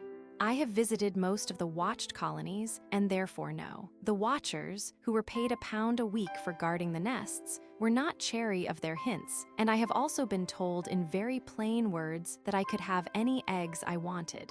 It is hardly necessary to say here that the proposed alteration in the law to make it protective of all species will, so far as the private collector is concerned, leave matters just as they are. There is really only one way out of the difficulty, one remedy for an evil which grows in spite of penalties and of public opinion, namely, a law to forbid the making of collections of British birds by private persons. If all that has been done in and out of Parliament since 1868 to preserve our wild birds, not merely the common abundant species, which are not regarded by collectors, but all species, is not to be so much labor wasted, such a law must sooner or later be made. 30 years ago, when the first act was passed, which prohibited the slaughter of seabirds during the breeding season, the drain on the bird life, which is valued by collectors, was far less than it is now. Not only because there are a dozen or more collectors now, where there was one in the 60s, but also because the business of collecting has been developed and brought to perfection. Then there is the money element. Bird collecting is not only the hobby of hundreds of persons of moderate means and of moderate wealth, but, like horse racing, yachting, and other expensive forms of sport, it now attracts the very wealthy and is even a pastime of millionaires. All this is a familiar fact and clearly shows that without such a law as I have suggested, it has now become impossible to save the best of our wild bird life. The collectors will doubtless cry out that such a law would be a monstrous injustice and an unwarrantable interference with the liberty of the subject, that there is really no more harm in collecting birds and their eggs than in collecting old prints, Guatemalan postage stamps, samplers, and first editions of minor poets. The story of the unfortunate killing of the rare bird varies in each case when it has to be told to one whose standard of morality is very high even with regard to his hobby. My experience is that where there are collectors who are men of means, there you find their parasites, who know how to treat them and who feed on their enthusiasms. In my rambles about the country during the last few years, I have neglected no opportunity of conversing with landowners and large tenants on this subject. And, with the exception of one man, all those I have spoken to agreed that owners generally, not 9 in every 10, as I had put it, but 99 in every 100, would gladly welcome a law to put down the collecting of British birds by private persons. No, he concluded, that would be an interference with the liberty of the subject. Then it came out that he was a collector himself and was very proud of the rare species in his collection. If I had known that before, I should not have gone out of my way to discuss the subject with him. Clearly, then, there is a very strong case for legislation. How strong the case is, I am not yet able to show, my means not having enabled me to carry out an intention of discussing the subject with a much greater number of landowners, and of addressing a circular later stating the case to all the landlords and shooting tenants in the country. That a law on the lines suggested will be made sooner or later is my belief. That it may come soon is my hope and prayer, lest we have to say of the Dartford warbler and of 20 other species named in this chapter, as we have had to say of so many others that have gone the beautiful is vanished and returns not. Note, the foregoing chapter, albeit written so many years ago, is still up to date, still represents without a shadow of a shade of difference the state of the case. The extermination of our rare birds and occasional visitors still goes merrily on in defiance of the law, and the worst offenders are still received with open arms by the British Ornithologists' Union. Indeed, that society, from the point of view of many of its members, would have no race in Darter if membership were denied to the private collector of rare, British killed birds and their eggs, and to the scientific ornithologist whose mission is to add several new species annually to the British list. They still dine together and exhibit their specimens to one another. On the last occasion of my attending one of these meetings, a member exhibited a small bird in the flesh, a bird from some far country which had been shot somewhere on the East Coast and was so knocked to pieces by the shot that the ornithologists had great difficulty in identifying it. Although a collector himself, he was anxious to dispose of the specimen, but none of his brother collectors would give him a 5-pound note for it owing to its condition. It was handed round and examined and discussed by all the authorities present. I stood apart, looking at a group of ornithologists bending over the shattered specimen, all talking and arguing, when another member who by chance was not a collector moved to my side and whispered in my ear, just like a lot of little children. By saying it will be understood that I mean enacting a law to prohibit private collection. It is surely time. But what prospects are there of such an act being passed by a parliament which has spent 6 years playing with a plumage prohibition bill? Well, just now we have a committee appointed by the government to consider the whole question of bird protection with a view to fresh legislation. Will this committee recommend the one and only way to put a stop to the continuous destruction of our rarer birds? I don't think so. For such a law would be aimed at those of their own class, at their friends, at themselves. At the end of the chapter, I gave an account of an interview I had with a great landowner who happened to be a collector, and who cried out that such a law as the one I suggested would be an unwarrantable interference with the liberty of the subject. Another interview years later was with one who is not only a landowner, the head of a branch of a great family in the land, but a great power in the political world as well, and, finally, not wonderful to relate, a great protector of birds. "No," he said warmly, "I will not for a moment encourage you to hope that any good will come of such a proposal. If any person should bring in such a measure, I would do everything in my power to defeat it. I am a collector myself. And I am perfectly sure that such an interference with the liberty of the subject would not be tolerated. That, I take it, is or will be the attitude of the committee now considering the subject of our wild bird life and its better protection." Chapter 13, Vert or Parrot Gossip. I am not an admirer of pet parrots. To me, and I have made the discovery that to many others too, it is a depressing experience, on a first visit to nice people, to find that a parrot is a member of the family. As a rule, he is the most important member. When I am compelled to stand in the admiring circle, to look on and to listen while he exhibits his weary accomplishments, it is but lip service that I render. My eyes are turned inward, and a vision of a green forest comes before them, resounding with the wild, glad, mad cries of flocks of wild parrots. This is done purposely, and the sound which I mentally hear and the sight of their vari-colored plumage in the dazzling sunlight are a corrective and keep me from hating the bird before me because of the imbecility of its owners. But I cannot go to those beautiful distant places. I must be content with an image and a memory of things seen and heard, and with the occasional sight of a bird or birds kept by some intelligent person, also with an occasional visit to the parrot house in Regent's Park. Of the most interesting captive parrots I have met in recent years, I will speak here of two. The first was a St. Vincent bird, Chrysotes gildingi, brought home with 7 other parrots of various species by Lady Thompson, the wife of the then administrator of the island.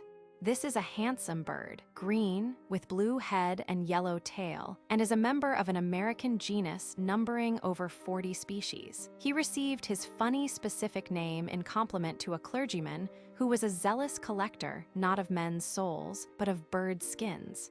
To ornithologists, this parrot is interesting on account of its rarity. For the last 30 years, it has existed in small numbers, and as it is confined to the island of St. Vincent, it is feared that it may become extinct at no distant date.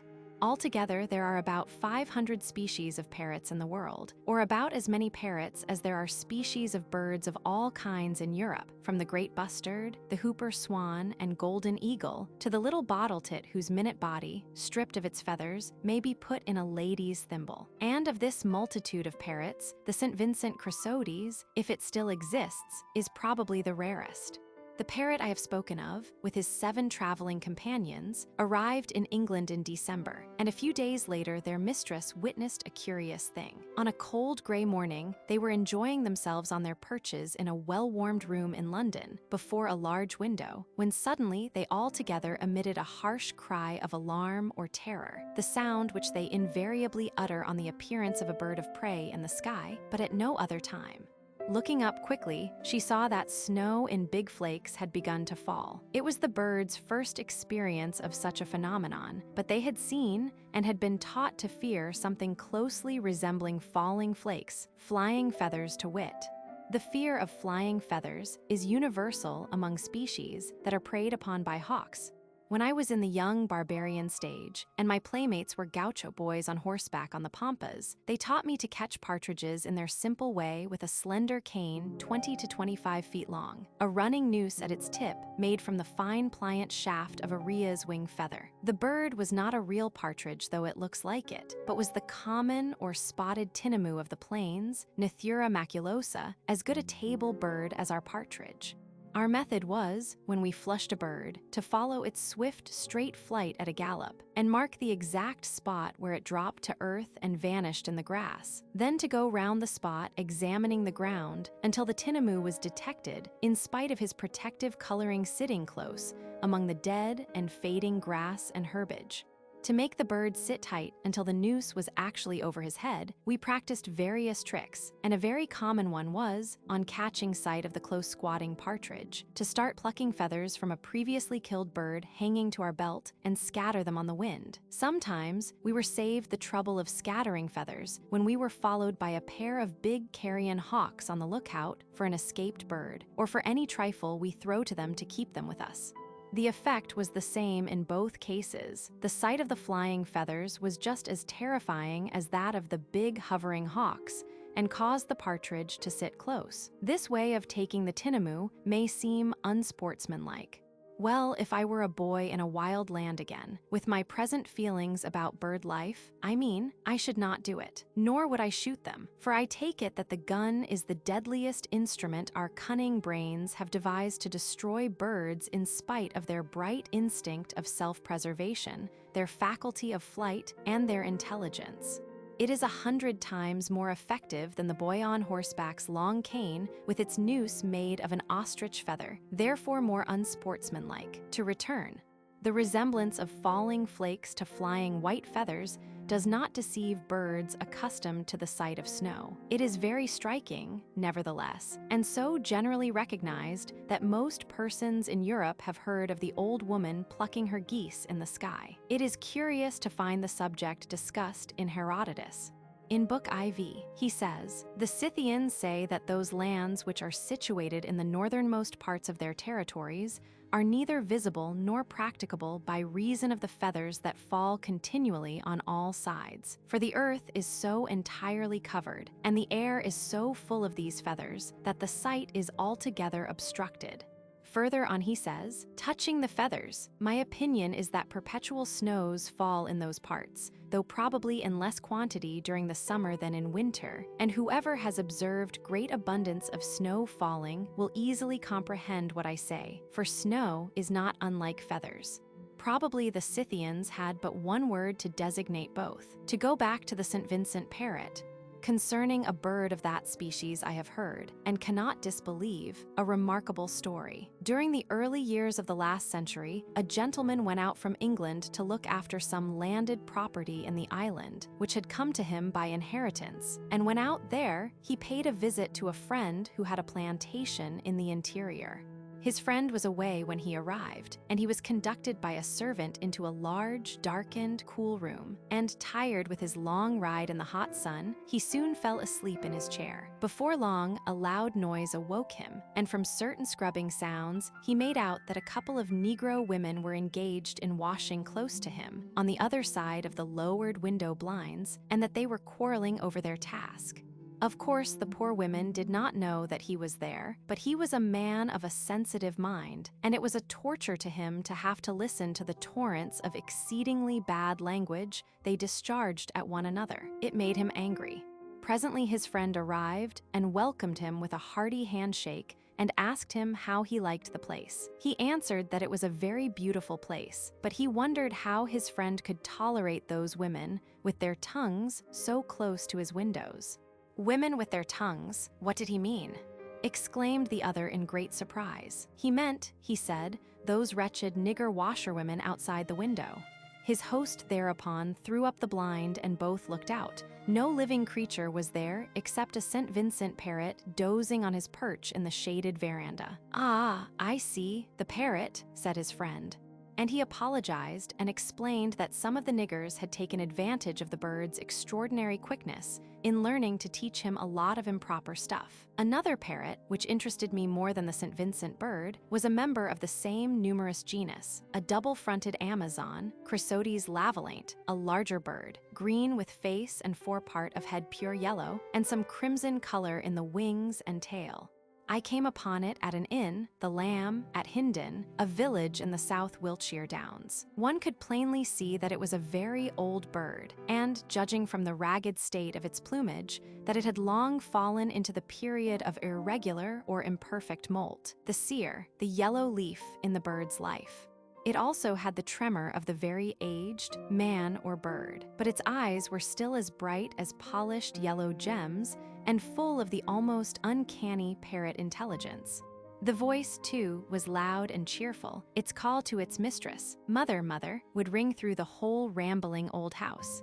He talked and laughed heartily and uttered a variety of powerful whistling notes as round and full and modulated as those of any gray parrot. Now, all that would not have attracted me much to the bird if I had not heard its singular history told to me by its mistress, the landlady.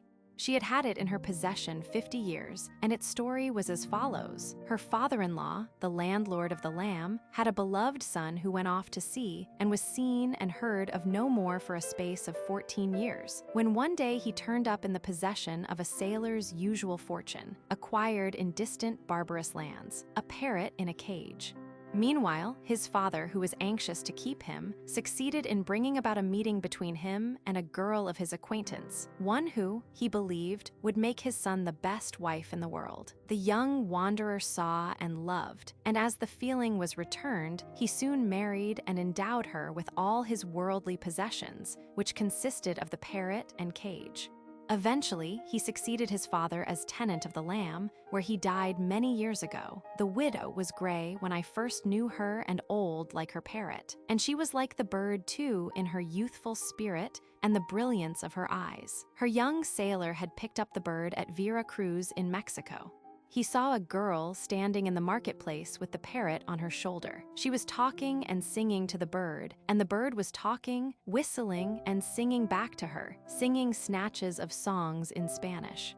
It was a wonderful bird, and he was enchanted and bought it, and brought it all the way back to England and Wiltshire. It was, the girl had told him, just 5 years old, and as 50 years had gone by it was, when I first knew it, or was supposed to be, 55. In its Wiltshire home, it continued to talk and sing in Spanish and had 2 favorite songs, which delighted everybody, although no one could understand the words. By and by it took to learning words and sentences in English and spoke less in Spanish year after year until in about 10 to 12 years that language had been completely forgotten. Its memory was not as good as that of Humboldt's celebrated parrot of the Maypures, which had belonged to the Apures tribe before they were exterminated by the Caribs. Their language perished with them. Only the long-living parrot went on talking it. This parrot story took the fancy of the public and was retold in 100 books and was made the subject of poems in several countries, one by our own Pleasures of Hope Campbell. Nevertheless, I thought it would be worth while trying a little Spanish on old Polly of the Lamb and thought it best to begin by making friends. It was of little use to offer her something to eat. Pole was a person who rather despised sweeties and kickshaws. It had been the custom of the house for half a century to allow Polly to eat what she liked and when she liked. And as she, it was really a he, was of a social disposition, she preferred taking her meals with the family and eating the same food. At breakfast, she would come to the table and partake of bacon and fried eggs, also toast and butter and jam and marmalade. At dinner, it was a cut off the joint with usually 2 vegetables, then pudding or tart with pippins and cheese to follow. Between meals, she amused herself with bird seed, but preferred a meaty mutton bone, which she would hold in one hand or foot and feed on with great satisfaction. It was not strange that when I held out food for her, she took it as an insult, and when I changed my tactics and offered to scratch her head, she lost her temper altogether. And when I persisted in my advances, she grew dangerous and succeeded in getting in several nips with her huge beak, which drew blood from my fingers. It was only then, after all my best blandishments had been exhausted, and when our relations were at their worst, that I began talking to her in Spanish, in a sort of caressing falsetto like a native girl, calling her Lorito instead of Polly, coupled with all the endearing epithets commonly used by the women of the green continent in addressing their green pets. Polly instantly became attentive. She listened and listened, coming down nearer to listen better, the one eye she fixed on me shining like a fiery gem. But she spoke no word, Spanish or English. Only from time to time, little low inarticulate sounds came from her. It was evident after 2 or 3 days that she was powerless to recall the old lore. But to me, it also appeared evident that some vague memory of a vanished time had been evoked, that she was conscious of a past and was trying to recall it. At all events, the effect of the experiment was that her hostility vanished, and we became friends at once.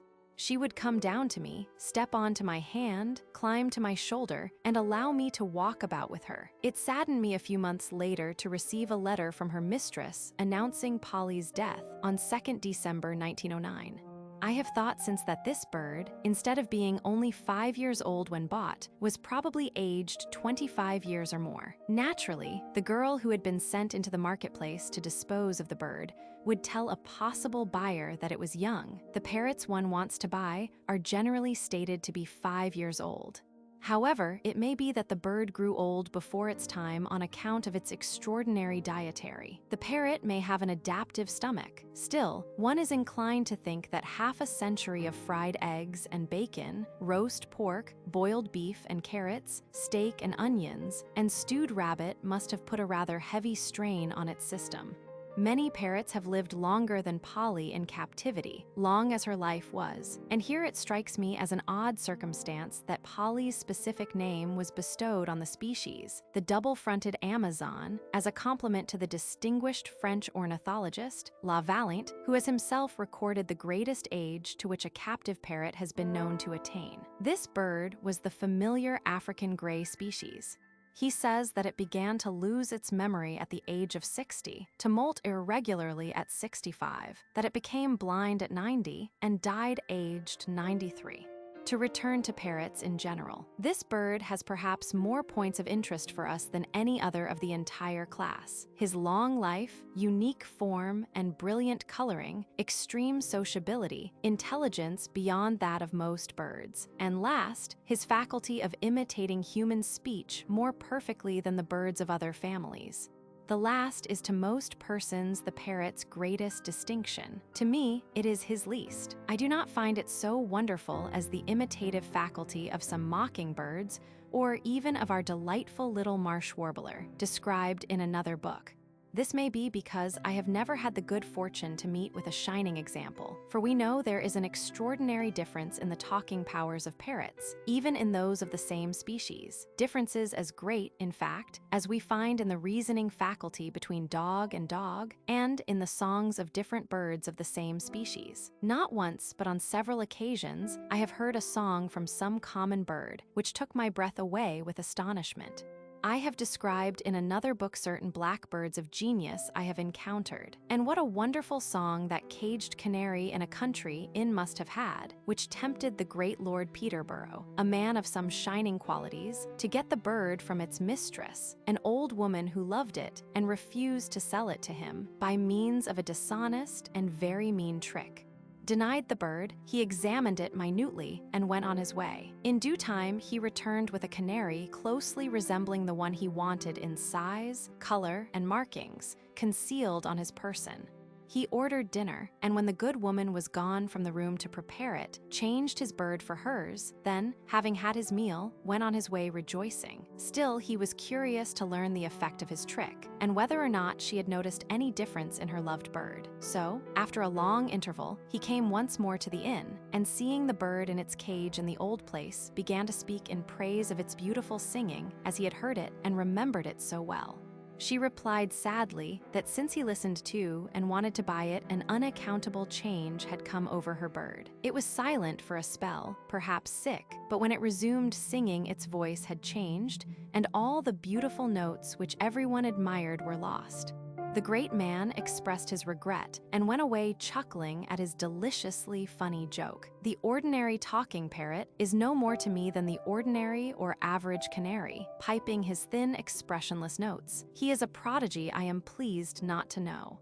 On the other hand, there are numerous authenticated cases of parrots possessed of really surprising powers, and it was doubtless the mimicking powers of such birds of genius which suggested such fictions as that of the Tutankhamun in the East, and in Europe, Gresset's lively tale of Vert and the convent nuns. It was perhaps a parrot of this rare kind which played so important a part in the early history of South America.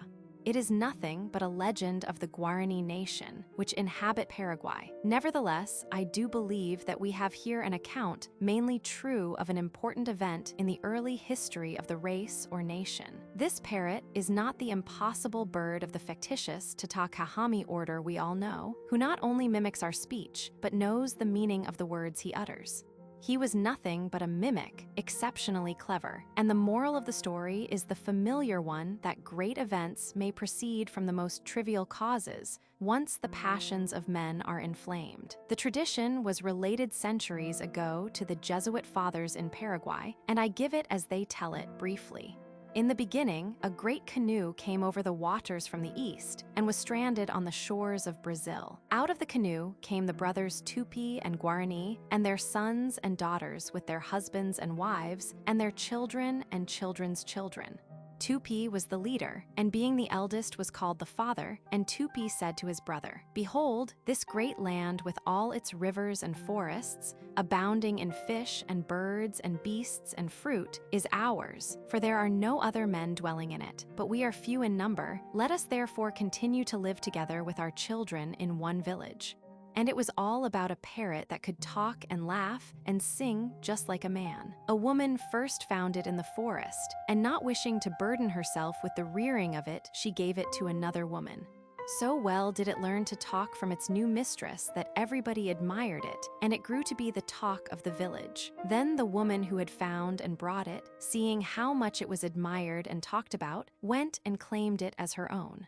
The other refused to give it up, saying that she had reared it and had taught it all it knew, and by doing so had become its rightful owner. Now, no person could say which was in the right, and the dispute was not ended, and tongues continued wagging until the husbands of the two women became engaged in the quarrel.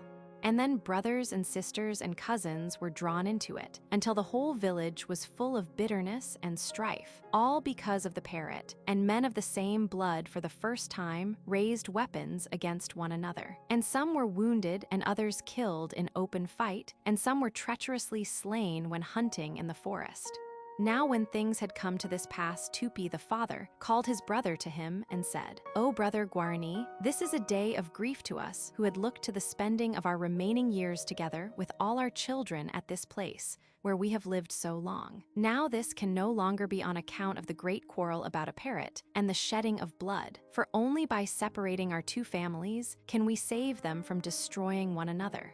Come then, let us divide them and lead them away in opposite directions, so that when we settle again, they may be far apart." Guarani consented, and he also said that Tupi was the elder and their head, and was called the father, and it was therefore in his right to remain in possession of the village and of all that land, and to end his days in it. He, on his part, would call his people together and lead them to a land so distant that the two families would never see nor hear of each other again, and there would be no more bitter words and strife between them. Then the two old brothers bade each other an eternal farewell, and Guarani led his people south a great distance, and traveled many moons until he came to the river Paraguay, and settled there. And his people still dwell there, and are called by his name to this day. Only, I beg to add, they do not call their nation by that word, as the Spanish colonists first spelt it in their carelessness, and as they pronounce it. Heaven knows how we pronounce it. They, the Guarani people, call themselves Wernaa in a soft musical voice. Also they call their river, which we spell Paraguay, and pronounce, I don't know how, Paraguay. Chapter 14, Something Pretty in a Glass Case.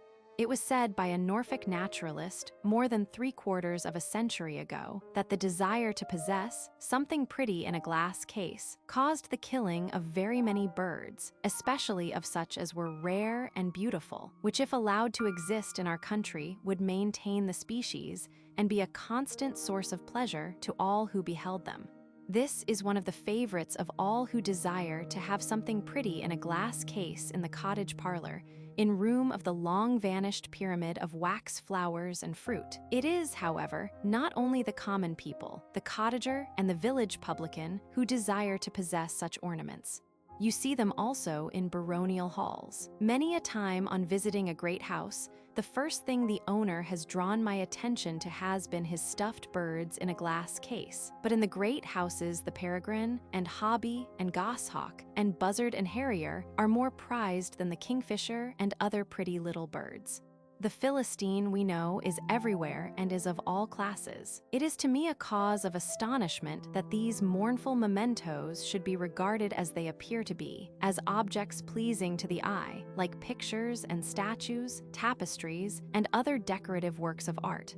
The sight of a stuffed bird in a house is revolting to me. It outrages our sense of fitness, and is as detestable as stuffed birds and wings, tails, and heads, and beaks of murdered and mutilated birds on women's headgear. Properly speaking, said St. George Mivart in his greatest work, there is no such thing as a dead bird.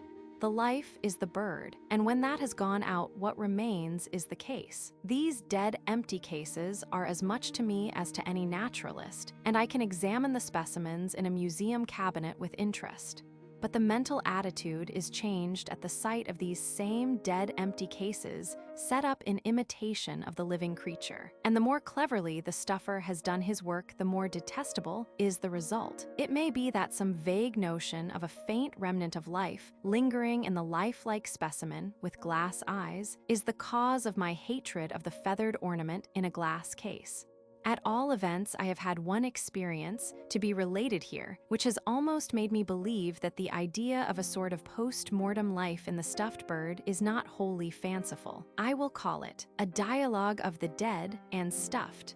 Ever since I came, the wind has been blowing a gale on this furthermost, lonely, melancholy coast, as if I had got not only to the land's end, but to the end of the world itself, to the confines of old Chaos's kingdom, a region where the elements are in everlasting conflict. 2 or 3 times during the afternoon, I have resolutely put on my cap and waterproof and gone out to face it, only to be quickly driven in again by the bitter, furious blast. Yet it was almost as bad indoors to have to sit and listen by the hour to its ravings. From time to time, I get up and look through the window pane at the few cold, gray, naked cottages and empty, bleak fields, divided by naked, gray stone fences, and beyond the fields, the foam-flecked, colder, grayer, more desolate ocean. Would it be better, I wonder, to fight my way down to those wave-loosened masses of granite by the sea, where I would hear the roar and thunder of the surf, instead of this perpetual insane howling and screaming of the wind round the house? I turn from the window with a shiver. A splash of rain hurled against it has blotted the landscape out. I go back once more to my comfortable easy chair by the fire. Patience, patience.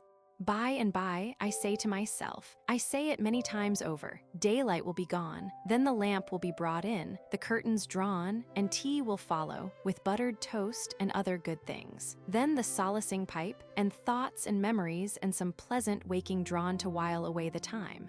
What shall this dream be? Ah, what but the best of all possible dreams on such a day as this, a dream of spring. Somewhere in the sweet West Country, I shall stand in a wood where beeches grow. And it will be April, near the end of the month, before the leaves are large enough to hide the blue sky and the floating white clouds so far above their tops. I shall watch the love flight of the cushat above the wood, mounting higher and higher, then gliding down on motionless dove-colored wings, and I shall listen to the wood wren, ever wandering and singing in the treetops, singing that same insistent, passionate, passionless strain to which one could listen forever. I shall ask for no other song, but there will be other creatures there. Down the tall gray trunk of a beech tree before me, a squirrel will slip, down nearly to the mossy roots, then pause and remain so motionless as to seem like a squirrel-shaped patch of bright chestnut red moss or lichen or alga on the gray bark. Just when I had got so far with the thought of what my dream was to be, I raised my eyes from the fire and allowed them to rest attentively for the first time on a collection of ornaments crowded together in a niche in the wall at the side of the fireplace. The ornamental objects one sees in a cottage are as a rule offensive to me, and I have acquired the habit of not seeing them. Now I was compelled to look at these. There were photographs, little china vases and cups with boys or cupids, and things of that kind. These I did not regard. My whole attention was directed to a pair of glass-fronted cases and the living creatures in them. They were not really alive, but dead and stuffed and set up in lifelike attitudes, and one was a squirrel, the other a green woodpecker. The squirrel with his back to his neighbor sat up on his mossy wood, his bushy tail thrown along his back, his two little hands grasping a hazelnut, which he was in the act of conveying to his mouth. The green woodpecker was placed vertically against his branch, his side towards his neighbor, his head turned partly round so that he looked directly at him with one eye. That wide-open white glass eye and the whole attitude of the bird, with his wings half open and beak raised, gave him a wonderfully alert look, so that after regarding him fixedly for some time, I began to imagine that, despite the old, dead, dusty look of the feathers, there was something of life still remaining in him, and that he really was watching his neighbor with the nut very intently. Why, of course he was alive and speaking to the squirrel. I could hear him distinctly. The wind outside was madly beating against the house and trying to force its way through the window, and was making 100 strange noises, little sharp, shrill, broken sounds that mixed with and filled the pauses between the wailing and shrieking gusts. And somehow the woodpecker was catching these small sounds in his beak and turning them into words. "Hello," he said. "Who are you and what are you doing there?" "I'm a squirrel," responded the other. "I've said so over and over again, but you will go on worrying me. My only wish is that I could bring my tail just a little more to the right so as to hide my head and paws altogether from you. But you can't. Hello, squirrel, what are you doing there?" "You forgot to tell me that. I'm eating a nut, confound you." "You know it. I've told you 10,000 times. I can't ever get it up quite close enough to bite it, and I haven't tasted one for 17 years. One forgets what a thing tastes like. I know. I've been fasting just as long myself, never an ant's egg." "Hello, have you got it up?" "How does it taste?" "Taste? You fool, if I could only move, I wouldn't mind the nut. I'd go for you like a shot, and if I could get at you, I'd tear you to pieces." "I hate you. Why do you hate me, squirrel?" "More questions. Because you're green and yellow, like the woods where I lived. There were beeches and oaks, and because your head is crimson red like the agarics I used to find in the woods in autumn. I used to eat them for fun just because they said they were poisonous, and it would kill you to eat them, and that's what you died of. Hello, why don't you answer me?" Where did you find red agarics? I've told you, I've told you, I've told you, in Treve Woods where I lived, very far from here on the other side of Lostwithiel. Treve Woods, between the hills away beyond Lostwithiel. Why, squirrel, that's where I lived. So I've heard. You have said it every day and every night these 17 years. I hate you. Hello, why do you hate me? I always disliked woodpeckers. I remember a pair that made a hole in a beech near the tree my dray was in. I played those two yafflers with their laugh, laugh, laugh some good tricks. And the best of all was when their young began to come out. One morning, when the old birds were away, I hid myself in the fork above the hole and waited till they crept out and up close to me, when I suddenly burst out upon them, chattering and flourishing my tail, and they were so terrified, they actually lost their hold on the bark and tumbled right down to the ground. How I enjoyed it, you malicious little red beast. You chattering little red devil. They were my young ones, and I remember what a fright we were in when we came back and saw what had happened. It was lucky we didn't lose one. I shall never speak to you again. There you may sit trying to eat your nut for another 17 years, and for 100 years if this horrible life is going to last so long, but you'll never get another word from me. I thought that would touch you, woodpecker. Ha, ha, ha, who's the yaffler now? What a relief. At last, I shall be left to eat my nut in peace and quiet, here in this glass case where they put me. Why did they put us here? You are speaking to me. Are the 100 years over so soon? There's no one else. What am I to do? Answer me, why did they put us here? Answer me, little red wretch. I don't mind now what you did. They were not hurt after all. You didn't know what you were doing. You had no young ones of your own. Hadn't I indeed? My little ones were there close by in the dray. And when they were out of the dray, did you teach them to run about in the tree and jump from one branch to another and pass from tree to tree? I never saw them leave the dray. I was shot. Where was that squirrel? In the Treve Woods where the big beeches are, beyond Lostwithiel. Never. Why, that's just where I lived and was shot too. Did it hurt you, squirrel? I don't know. I saw a flash and remembered no more until I found myself dead in the man's pocket, pressed against some wet, soft thing. Did it hurt you? Yes, very much. I fell when he fired and tried to get away, but he chased and caught me, and the blood ran out onto his hand. He wiped it off on his coat, then squeezed my sides with his finger and thumb until I was dead, then put me in his pocket. There was some dead, warm, soft thing in it. Here there was a break in the talk owing to a momentary lull in the wind. I listened intently, but the shrieking and wailing noises without had ceased, and with them the sharp little voices had died away. Then suddenly the wind rose and shrieked again, and the talk recommenced. "Hullo," said the woodpecker. "Do you see a man sitting by the fire looking at us? He has been staring at us that way all the evening." What of it? Everyone who comes into this room and sits by the fire does the same. It's nothing new. It is. Listen to me, squirrel. He looks as if he could hear and understand us. That's new, isn't it? And he has a strange look in his eyes. Do you know, I think he is going mad. I don't mind, woodpecker. I shouldn't care if he were to run out onto the rocks at the land's end and cast himself into the sea, nor should I.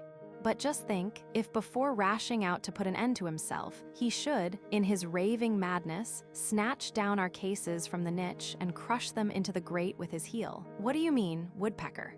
Could such a thing happen? Yes, if he really is insane, and if he is listening to us, and we are making him worse. If I could believe such a thing, I should cease to hate you, woodpecker. No, I can't believe it. Just think, old neighbor, to have it end at last. Burnt up to ashes and smoke, feathers and hair, glass eyes, cotton wool stuffing and all. Never again to hear that everlasting hullo. To hate you and tell you 1,000,000 times, only to begin it all over again. To fly up away in the smoke, out in the wind and rain. The rain. The rain from the southwest that made me laugh my loudest, raining all day, wetting my green feathers, wetting every green leaf in the woods beyond Lostwithiel. Raining until all the stony gullies were filled to overflowing, and the water ran and gurgled and roared until the whole wood was filled with the sound. No, woodpecker, I can't believe it. It's true. Don't you see it coming, squirrel? Look at him. Look at him, now. At last. At last, suddenly their sharp, agitated voices fell to a broken whispering and died into silence. For the wind had lulled again. Looking closely at them, I thought I could see a new expression in their immovable glass eyes. It frightened me. I began to be frightened at myself, for it now seemed to me that I really was becoming insane, and I was suddenly seized with a fierce desire to snatch the cases down and crush them into the fire with my heel. To save myself from such a mad act, I jumped up, and picking up my candle, hurried upstairs to my bedroom. No sooner did I reach it than the wind was up again, wailing and shrieking louder than ever, and between the gusts there were the murmurings and strange, small noises of the wind in the roof, and once more I began to catch the sound of their renewed talk. "Gone, gone," they said, or seemed to say, "our last hope. What shall we do? What shall we do? Years, years, years." Then by and by the tone changed, and there were question and answer. When was that squirrel? I heard, and then a furious quarrel with curses from the squirrel, and hullos and renewed questions from the woodpecker, and memories of their life and death in Treve Wood beyond Lostwithiel. What wonder that, when hours later I fell asleep, I had the most distressing and maddest dreams imaginable. One dream was that when men die and go to hell, they are sent in large baskets, full to the taxidermists of the establishment, who are highly proficient in the art, and set them up in the most perfect lifelike attitudes, with wide-awake glass eyes, blue or dark, in their sockets, their hair varnished to preserve its natural color and glossy appearance. They are placed separately in glass cases to keep them from the dust, and the cases are set up in pairs in niches in the walls of the palace of hell.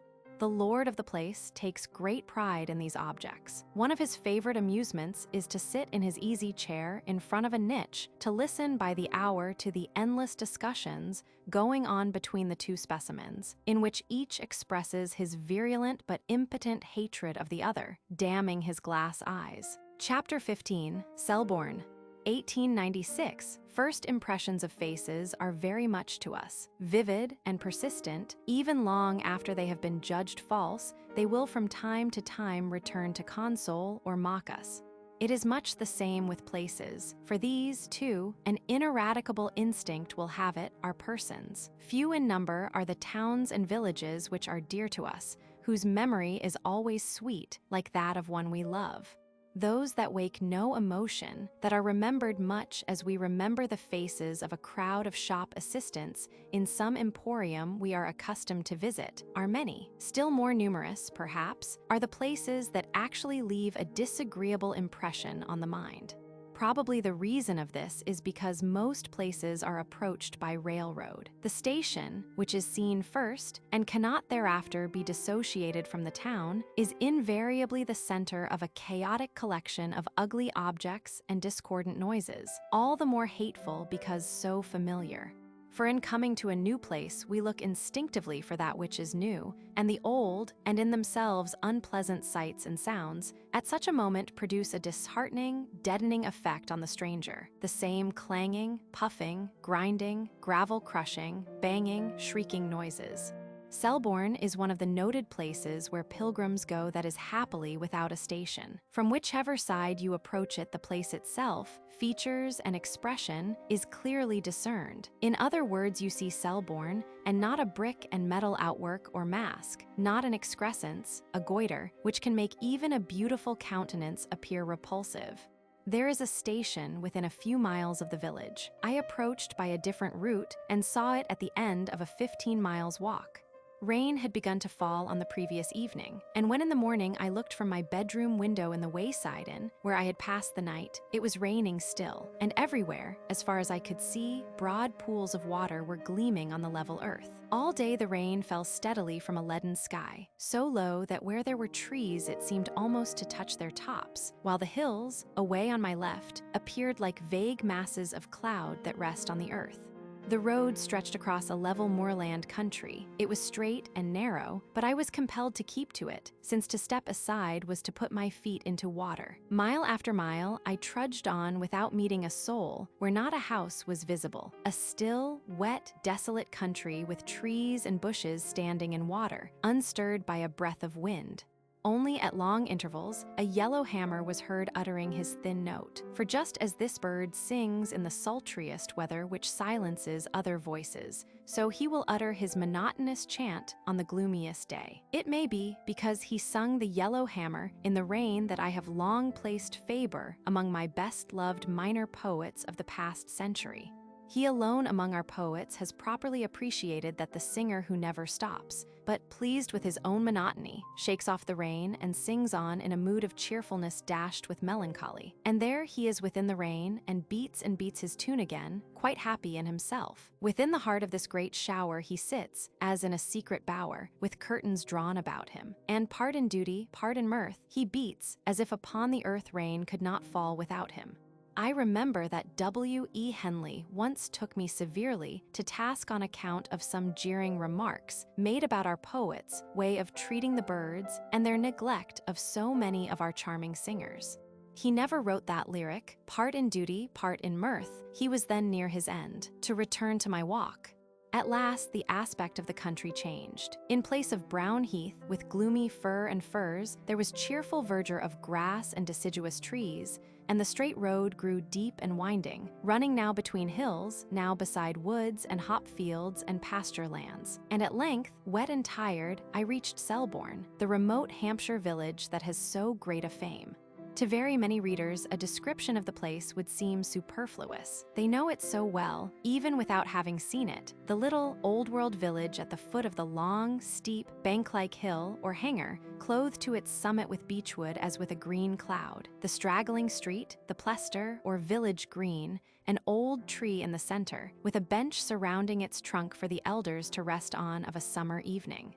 And close by, the gray immemorial church with its churchyard, its grand old yew tree, and overhead the bunch of swifts rushing with jubilant screams round the square tower. I had not got the book in my knapsack, nor did I need it. Seeing the Selborne swifts, I thought how a century and a quarter ago Gilbert White wrote that the number of birds inhabiting and nesting in the village, summer after summer, was nearly always the same, consisting of about 8 pairs. The birds now rushing about over the church were 12, and I saw no others. If Gilbert White had never lived, or had never corresponded with Pennant and Daines Barrington, Selborne would have impressed me as a very pleasant village set amidst diversified and beautiful scenery, and I should have long remembered it as one of the most charming spots which I had found in my rambles in southern England. But I thought of White continually. The village itself, every feature in the surrounding landscape, and every object, living or inanimate, and every sound became associated in my mind with the thought of the obscure country curate, who was without ambition, and was a still, quiet man with no harm in him, no, not a bit, as was once said by one of his parishioners. There, at Selborne, to give an altered meaning to a verse of quaint old Nicholas Culpeper, his image stampede is on every grass. With a new intense interest, I watched the swifts careering through the air and listened to their shrill screams. It was the same with all the birds, even the commonest, the robin, blue tit, martin, and sparrow. In the evening, I stood motionless a long time, intently watching a small flock of greenfinches settling to roost in a hazel hedge. From time to time, they became disturbed at my presence, and fluttering up to the topmost twigs, where their forms looked almost black against the pale amber sky, they uttered their long-drawn canary-like note of alarm. At all times a delicate, tender note, now it had something more in it, something from the far past, the thought of one whose memory was interwoven with living forms and sounds. The strength and persistence of this feeling had a curious effect. It began to seem to me that he who had ceased to five over a century ago, whose letters had been the favorite book of several generations of naturalists, was, albeit dead and gone, in some mysterious way still living. Happy the nature lover who, in spite of fame, is allowed to rest, as White rests, pressed upon by no ponderous stone. The sweet influences of sun and rain are not kept from him. Even the sound of the wild bird's cry may penetrate to his narrow apartment to gladden his dust. At Selborne, this did not seem mere fantasy. Strolling about the village, loitering in the park-like garden of the Wakes, or exploring the hangar, or when I sat on the bench under the churchyard yew, or went softly through the grass to look again at those 2 letters graved on the headstone, there was a continual sense of an unseen presence near me. It was like the sensation a man sometimes has when lying still with closed eyes of someone moving softly to his side. I began to think that if that feeling and sensation lasted long enough without diminishing its strength, it would in the end produce something like conviction. And the conviction would imply communion. Furthermore, between the thought that we may come to believe in a thing and belief itself, there is practically no difference. I began to speculate as to the subjects about to be discussed by us. The chief one would doubtless relate to the bird life of the district. There are fresh things to be related of the cuckoo. How wonder has been added to wonder by observers of that bird since the end of the 18th century. And here is a delicate subject to follow, to wit, the hibernation of swallows, yet one by no possibility to be avoided. It would be something of a disappointment to him to hear it stated, as an established fact, that none of our Hirundines do winter, fast asleep like dormice, in these islands. But there would be comfort in the succeeding declaration that the old controversy is not quite dead yet, that at least 2 popular writers on British birds have boldly expressed the belief that some of our supposed migrants do actually lay up in the dead season. The deep interest manifested in the subject would be a temptation to dwell on it. I should touch on the discovery made recently by a young English naturalist abroad that a small species of swallow in a temperate country in the southern hemisphere shelters itself under the thick matted grass and remains torpid during spells of cold weather. We have now a magnificent monograph of the swallows, and it is there stated of the purple martin, an American species, that in some years bitter cold weather succeeds its arrival in early spring in Canada, that at such times the birds take refuge in their nesting holes and lie huddled together in a semi-torpid state, sometimes for a week or 10 days, until the return of genial weather, when they revive and appear as full of life and vigor as before. Candor would compel me to add that the author of the monograph in question, who is one of the first living ornithologists, is inclined to believe that some swallows in some circumstances do hibernate. At this, I should experience a curious and almost startling sensation, as if the airy hands of my invisible companion had been clapped together, and the clap had been followed by an exclamation, a triumphant "ah." Then there would be much to say concerning the changes in the bird population of Selborne Parish and of the southern counties generally. A few small species, hawfinch, pretty chaps, and goldcrest, were much more common now than in his day, but a very different and sadder story had to be told of most large birds.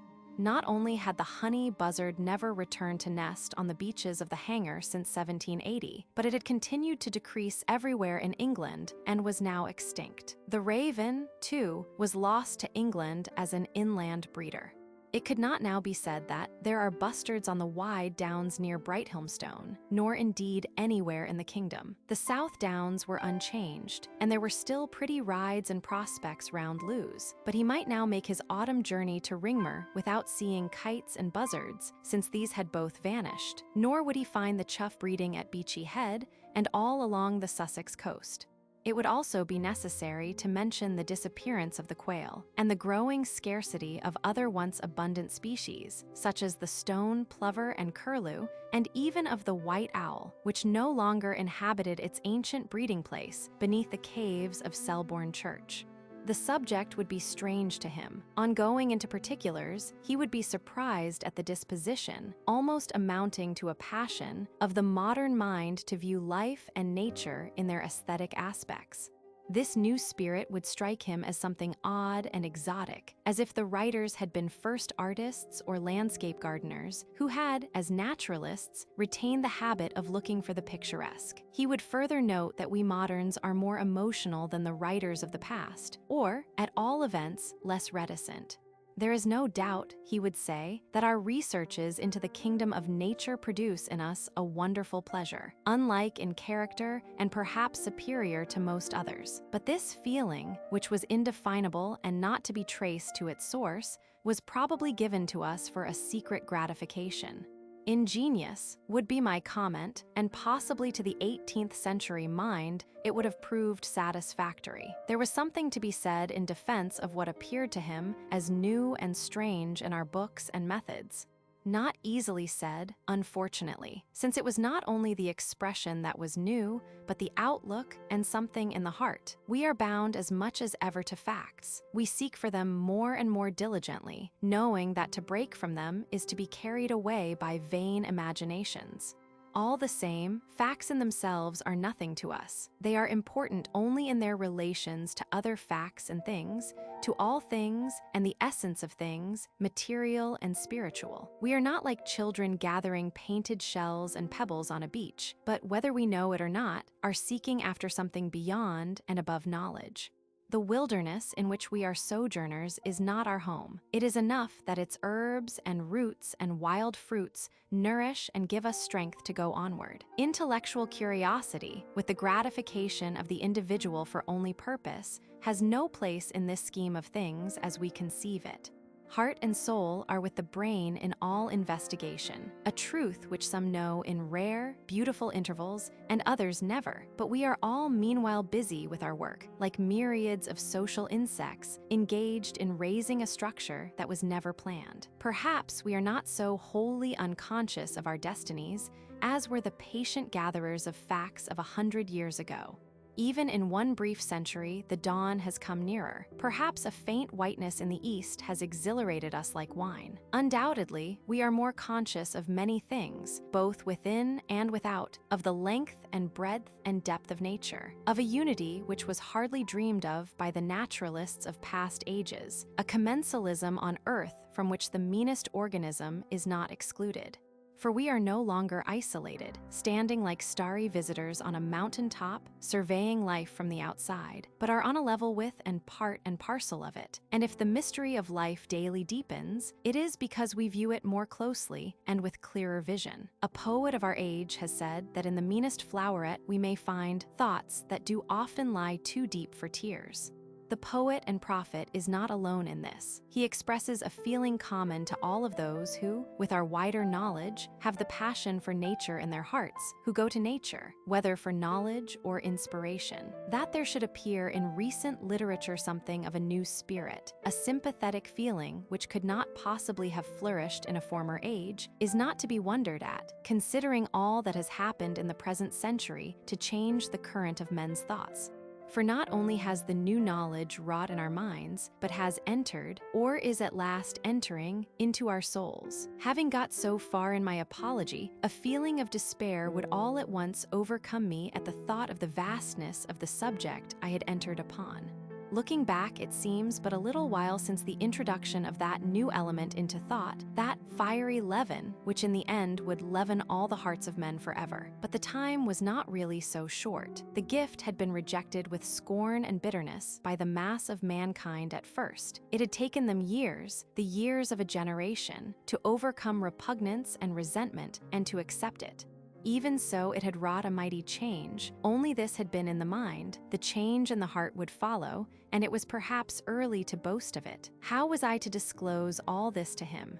All that I had spoken was but a brief exordium, a prelude and note of preparation for what should follow, a story immeasurably longer and infinitely more wonderful than that which the ancient mariner told to the wedding guest. It was an impossible task. At length, after an interval of silence, to me full of trouble, the expected note of dissent would come. I had told him, he would say, either too much or not enough. No doubt there had been a very considerable increase of knowledge since his day. Nevertheless, judging from something I had said on the hibernation, or torpid condition, of swallows, there was still something to learn with regard to the life and conversation of animals. That anything so unforeseen had come to pass, so important as to change the current of thought, to give to men new ideas about the unity of nature and the relation in which we stood towards the inferior creatures, he could not understand. It should be remembered that the human race had existed some 50 or 60 centuries on the earth, and that since the invention of letters men had recorded their observations. The increase in the body of facts had thus been, On the whole, gradual and continuous. Take the case of the cuckoo. Aristotle, some 2,000 years ago, had given a fairly accurate account of its habits, and yet in very recent years, as I had informed him, new facts relating to the procreant instincts of that singular fowl had come to light.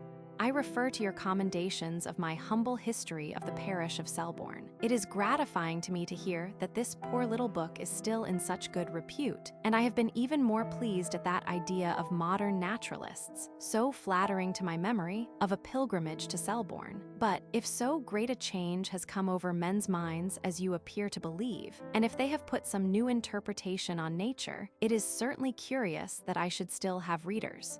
It would be my turn to smile now, a smile for a smile, and silence would follow. And so, with the dispersal of this little cloud, there would be an end of the colloquy, and each would go his way. One to be reabsorbed into the gray stones and long grass, the ancient yew tree, the wooded hanger, the other to pursue his walk to the neighboring parish of Liss, almost ready to believe as he went that the interview had actually taken place. It only remains to say that the smile, my smile, would have been at the expense of some modern editors of the famous letters, rather than at that of my interlocutor. They are astonished at Gilbert White's vitality and cannot find a reason for it. Why does this little cockleshell of a book, as one of them has lately called it, come gaily down to us over a sea full of waves, where so many brave barks have foundered? The style is sweet and clear, but a book cannot live merely because it is well written. It is chock full of facts, but the facts have been tested and sifted, and all that were worth keeping are to be found incorporated in scores of standard works on natural history.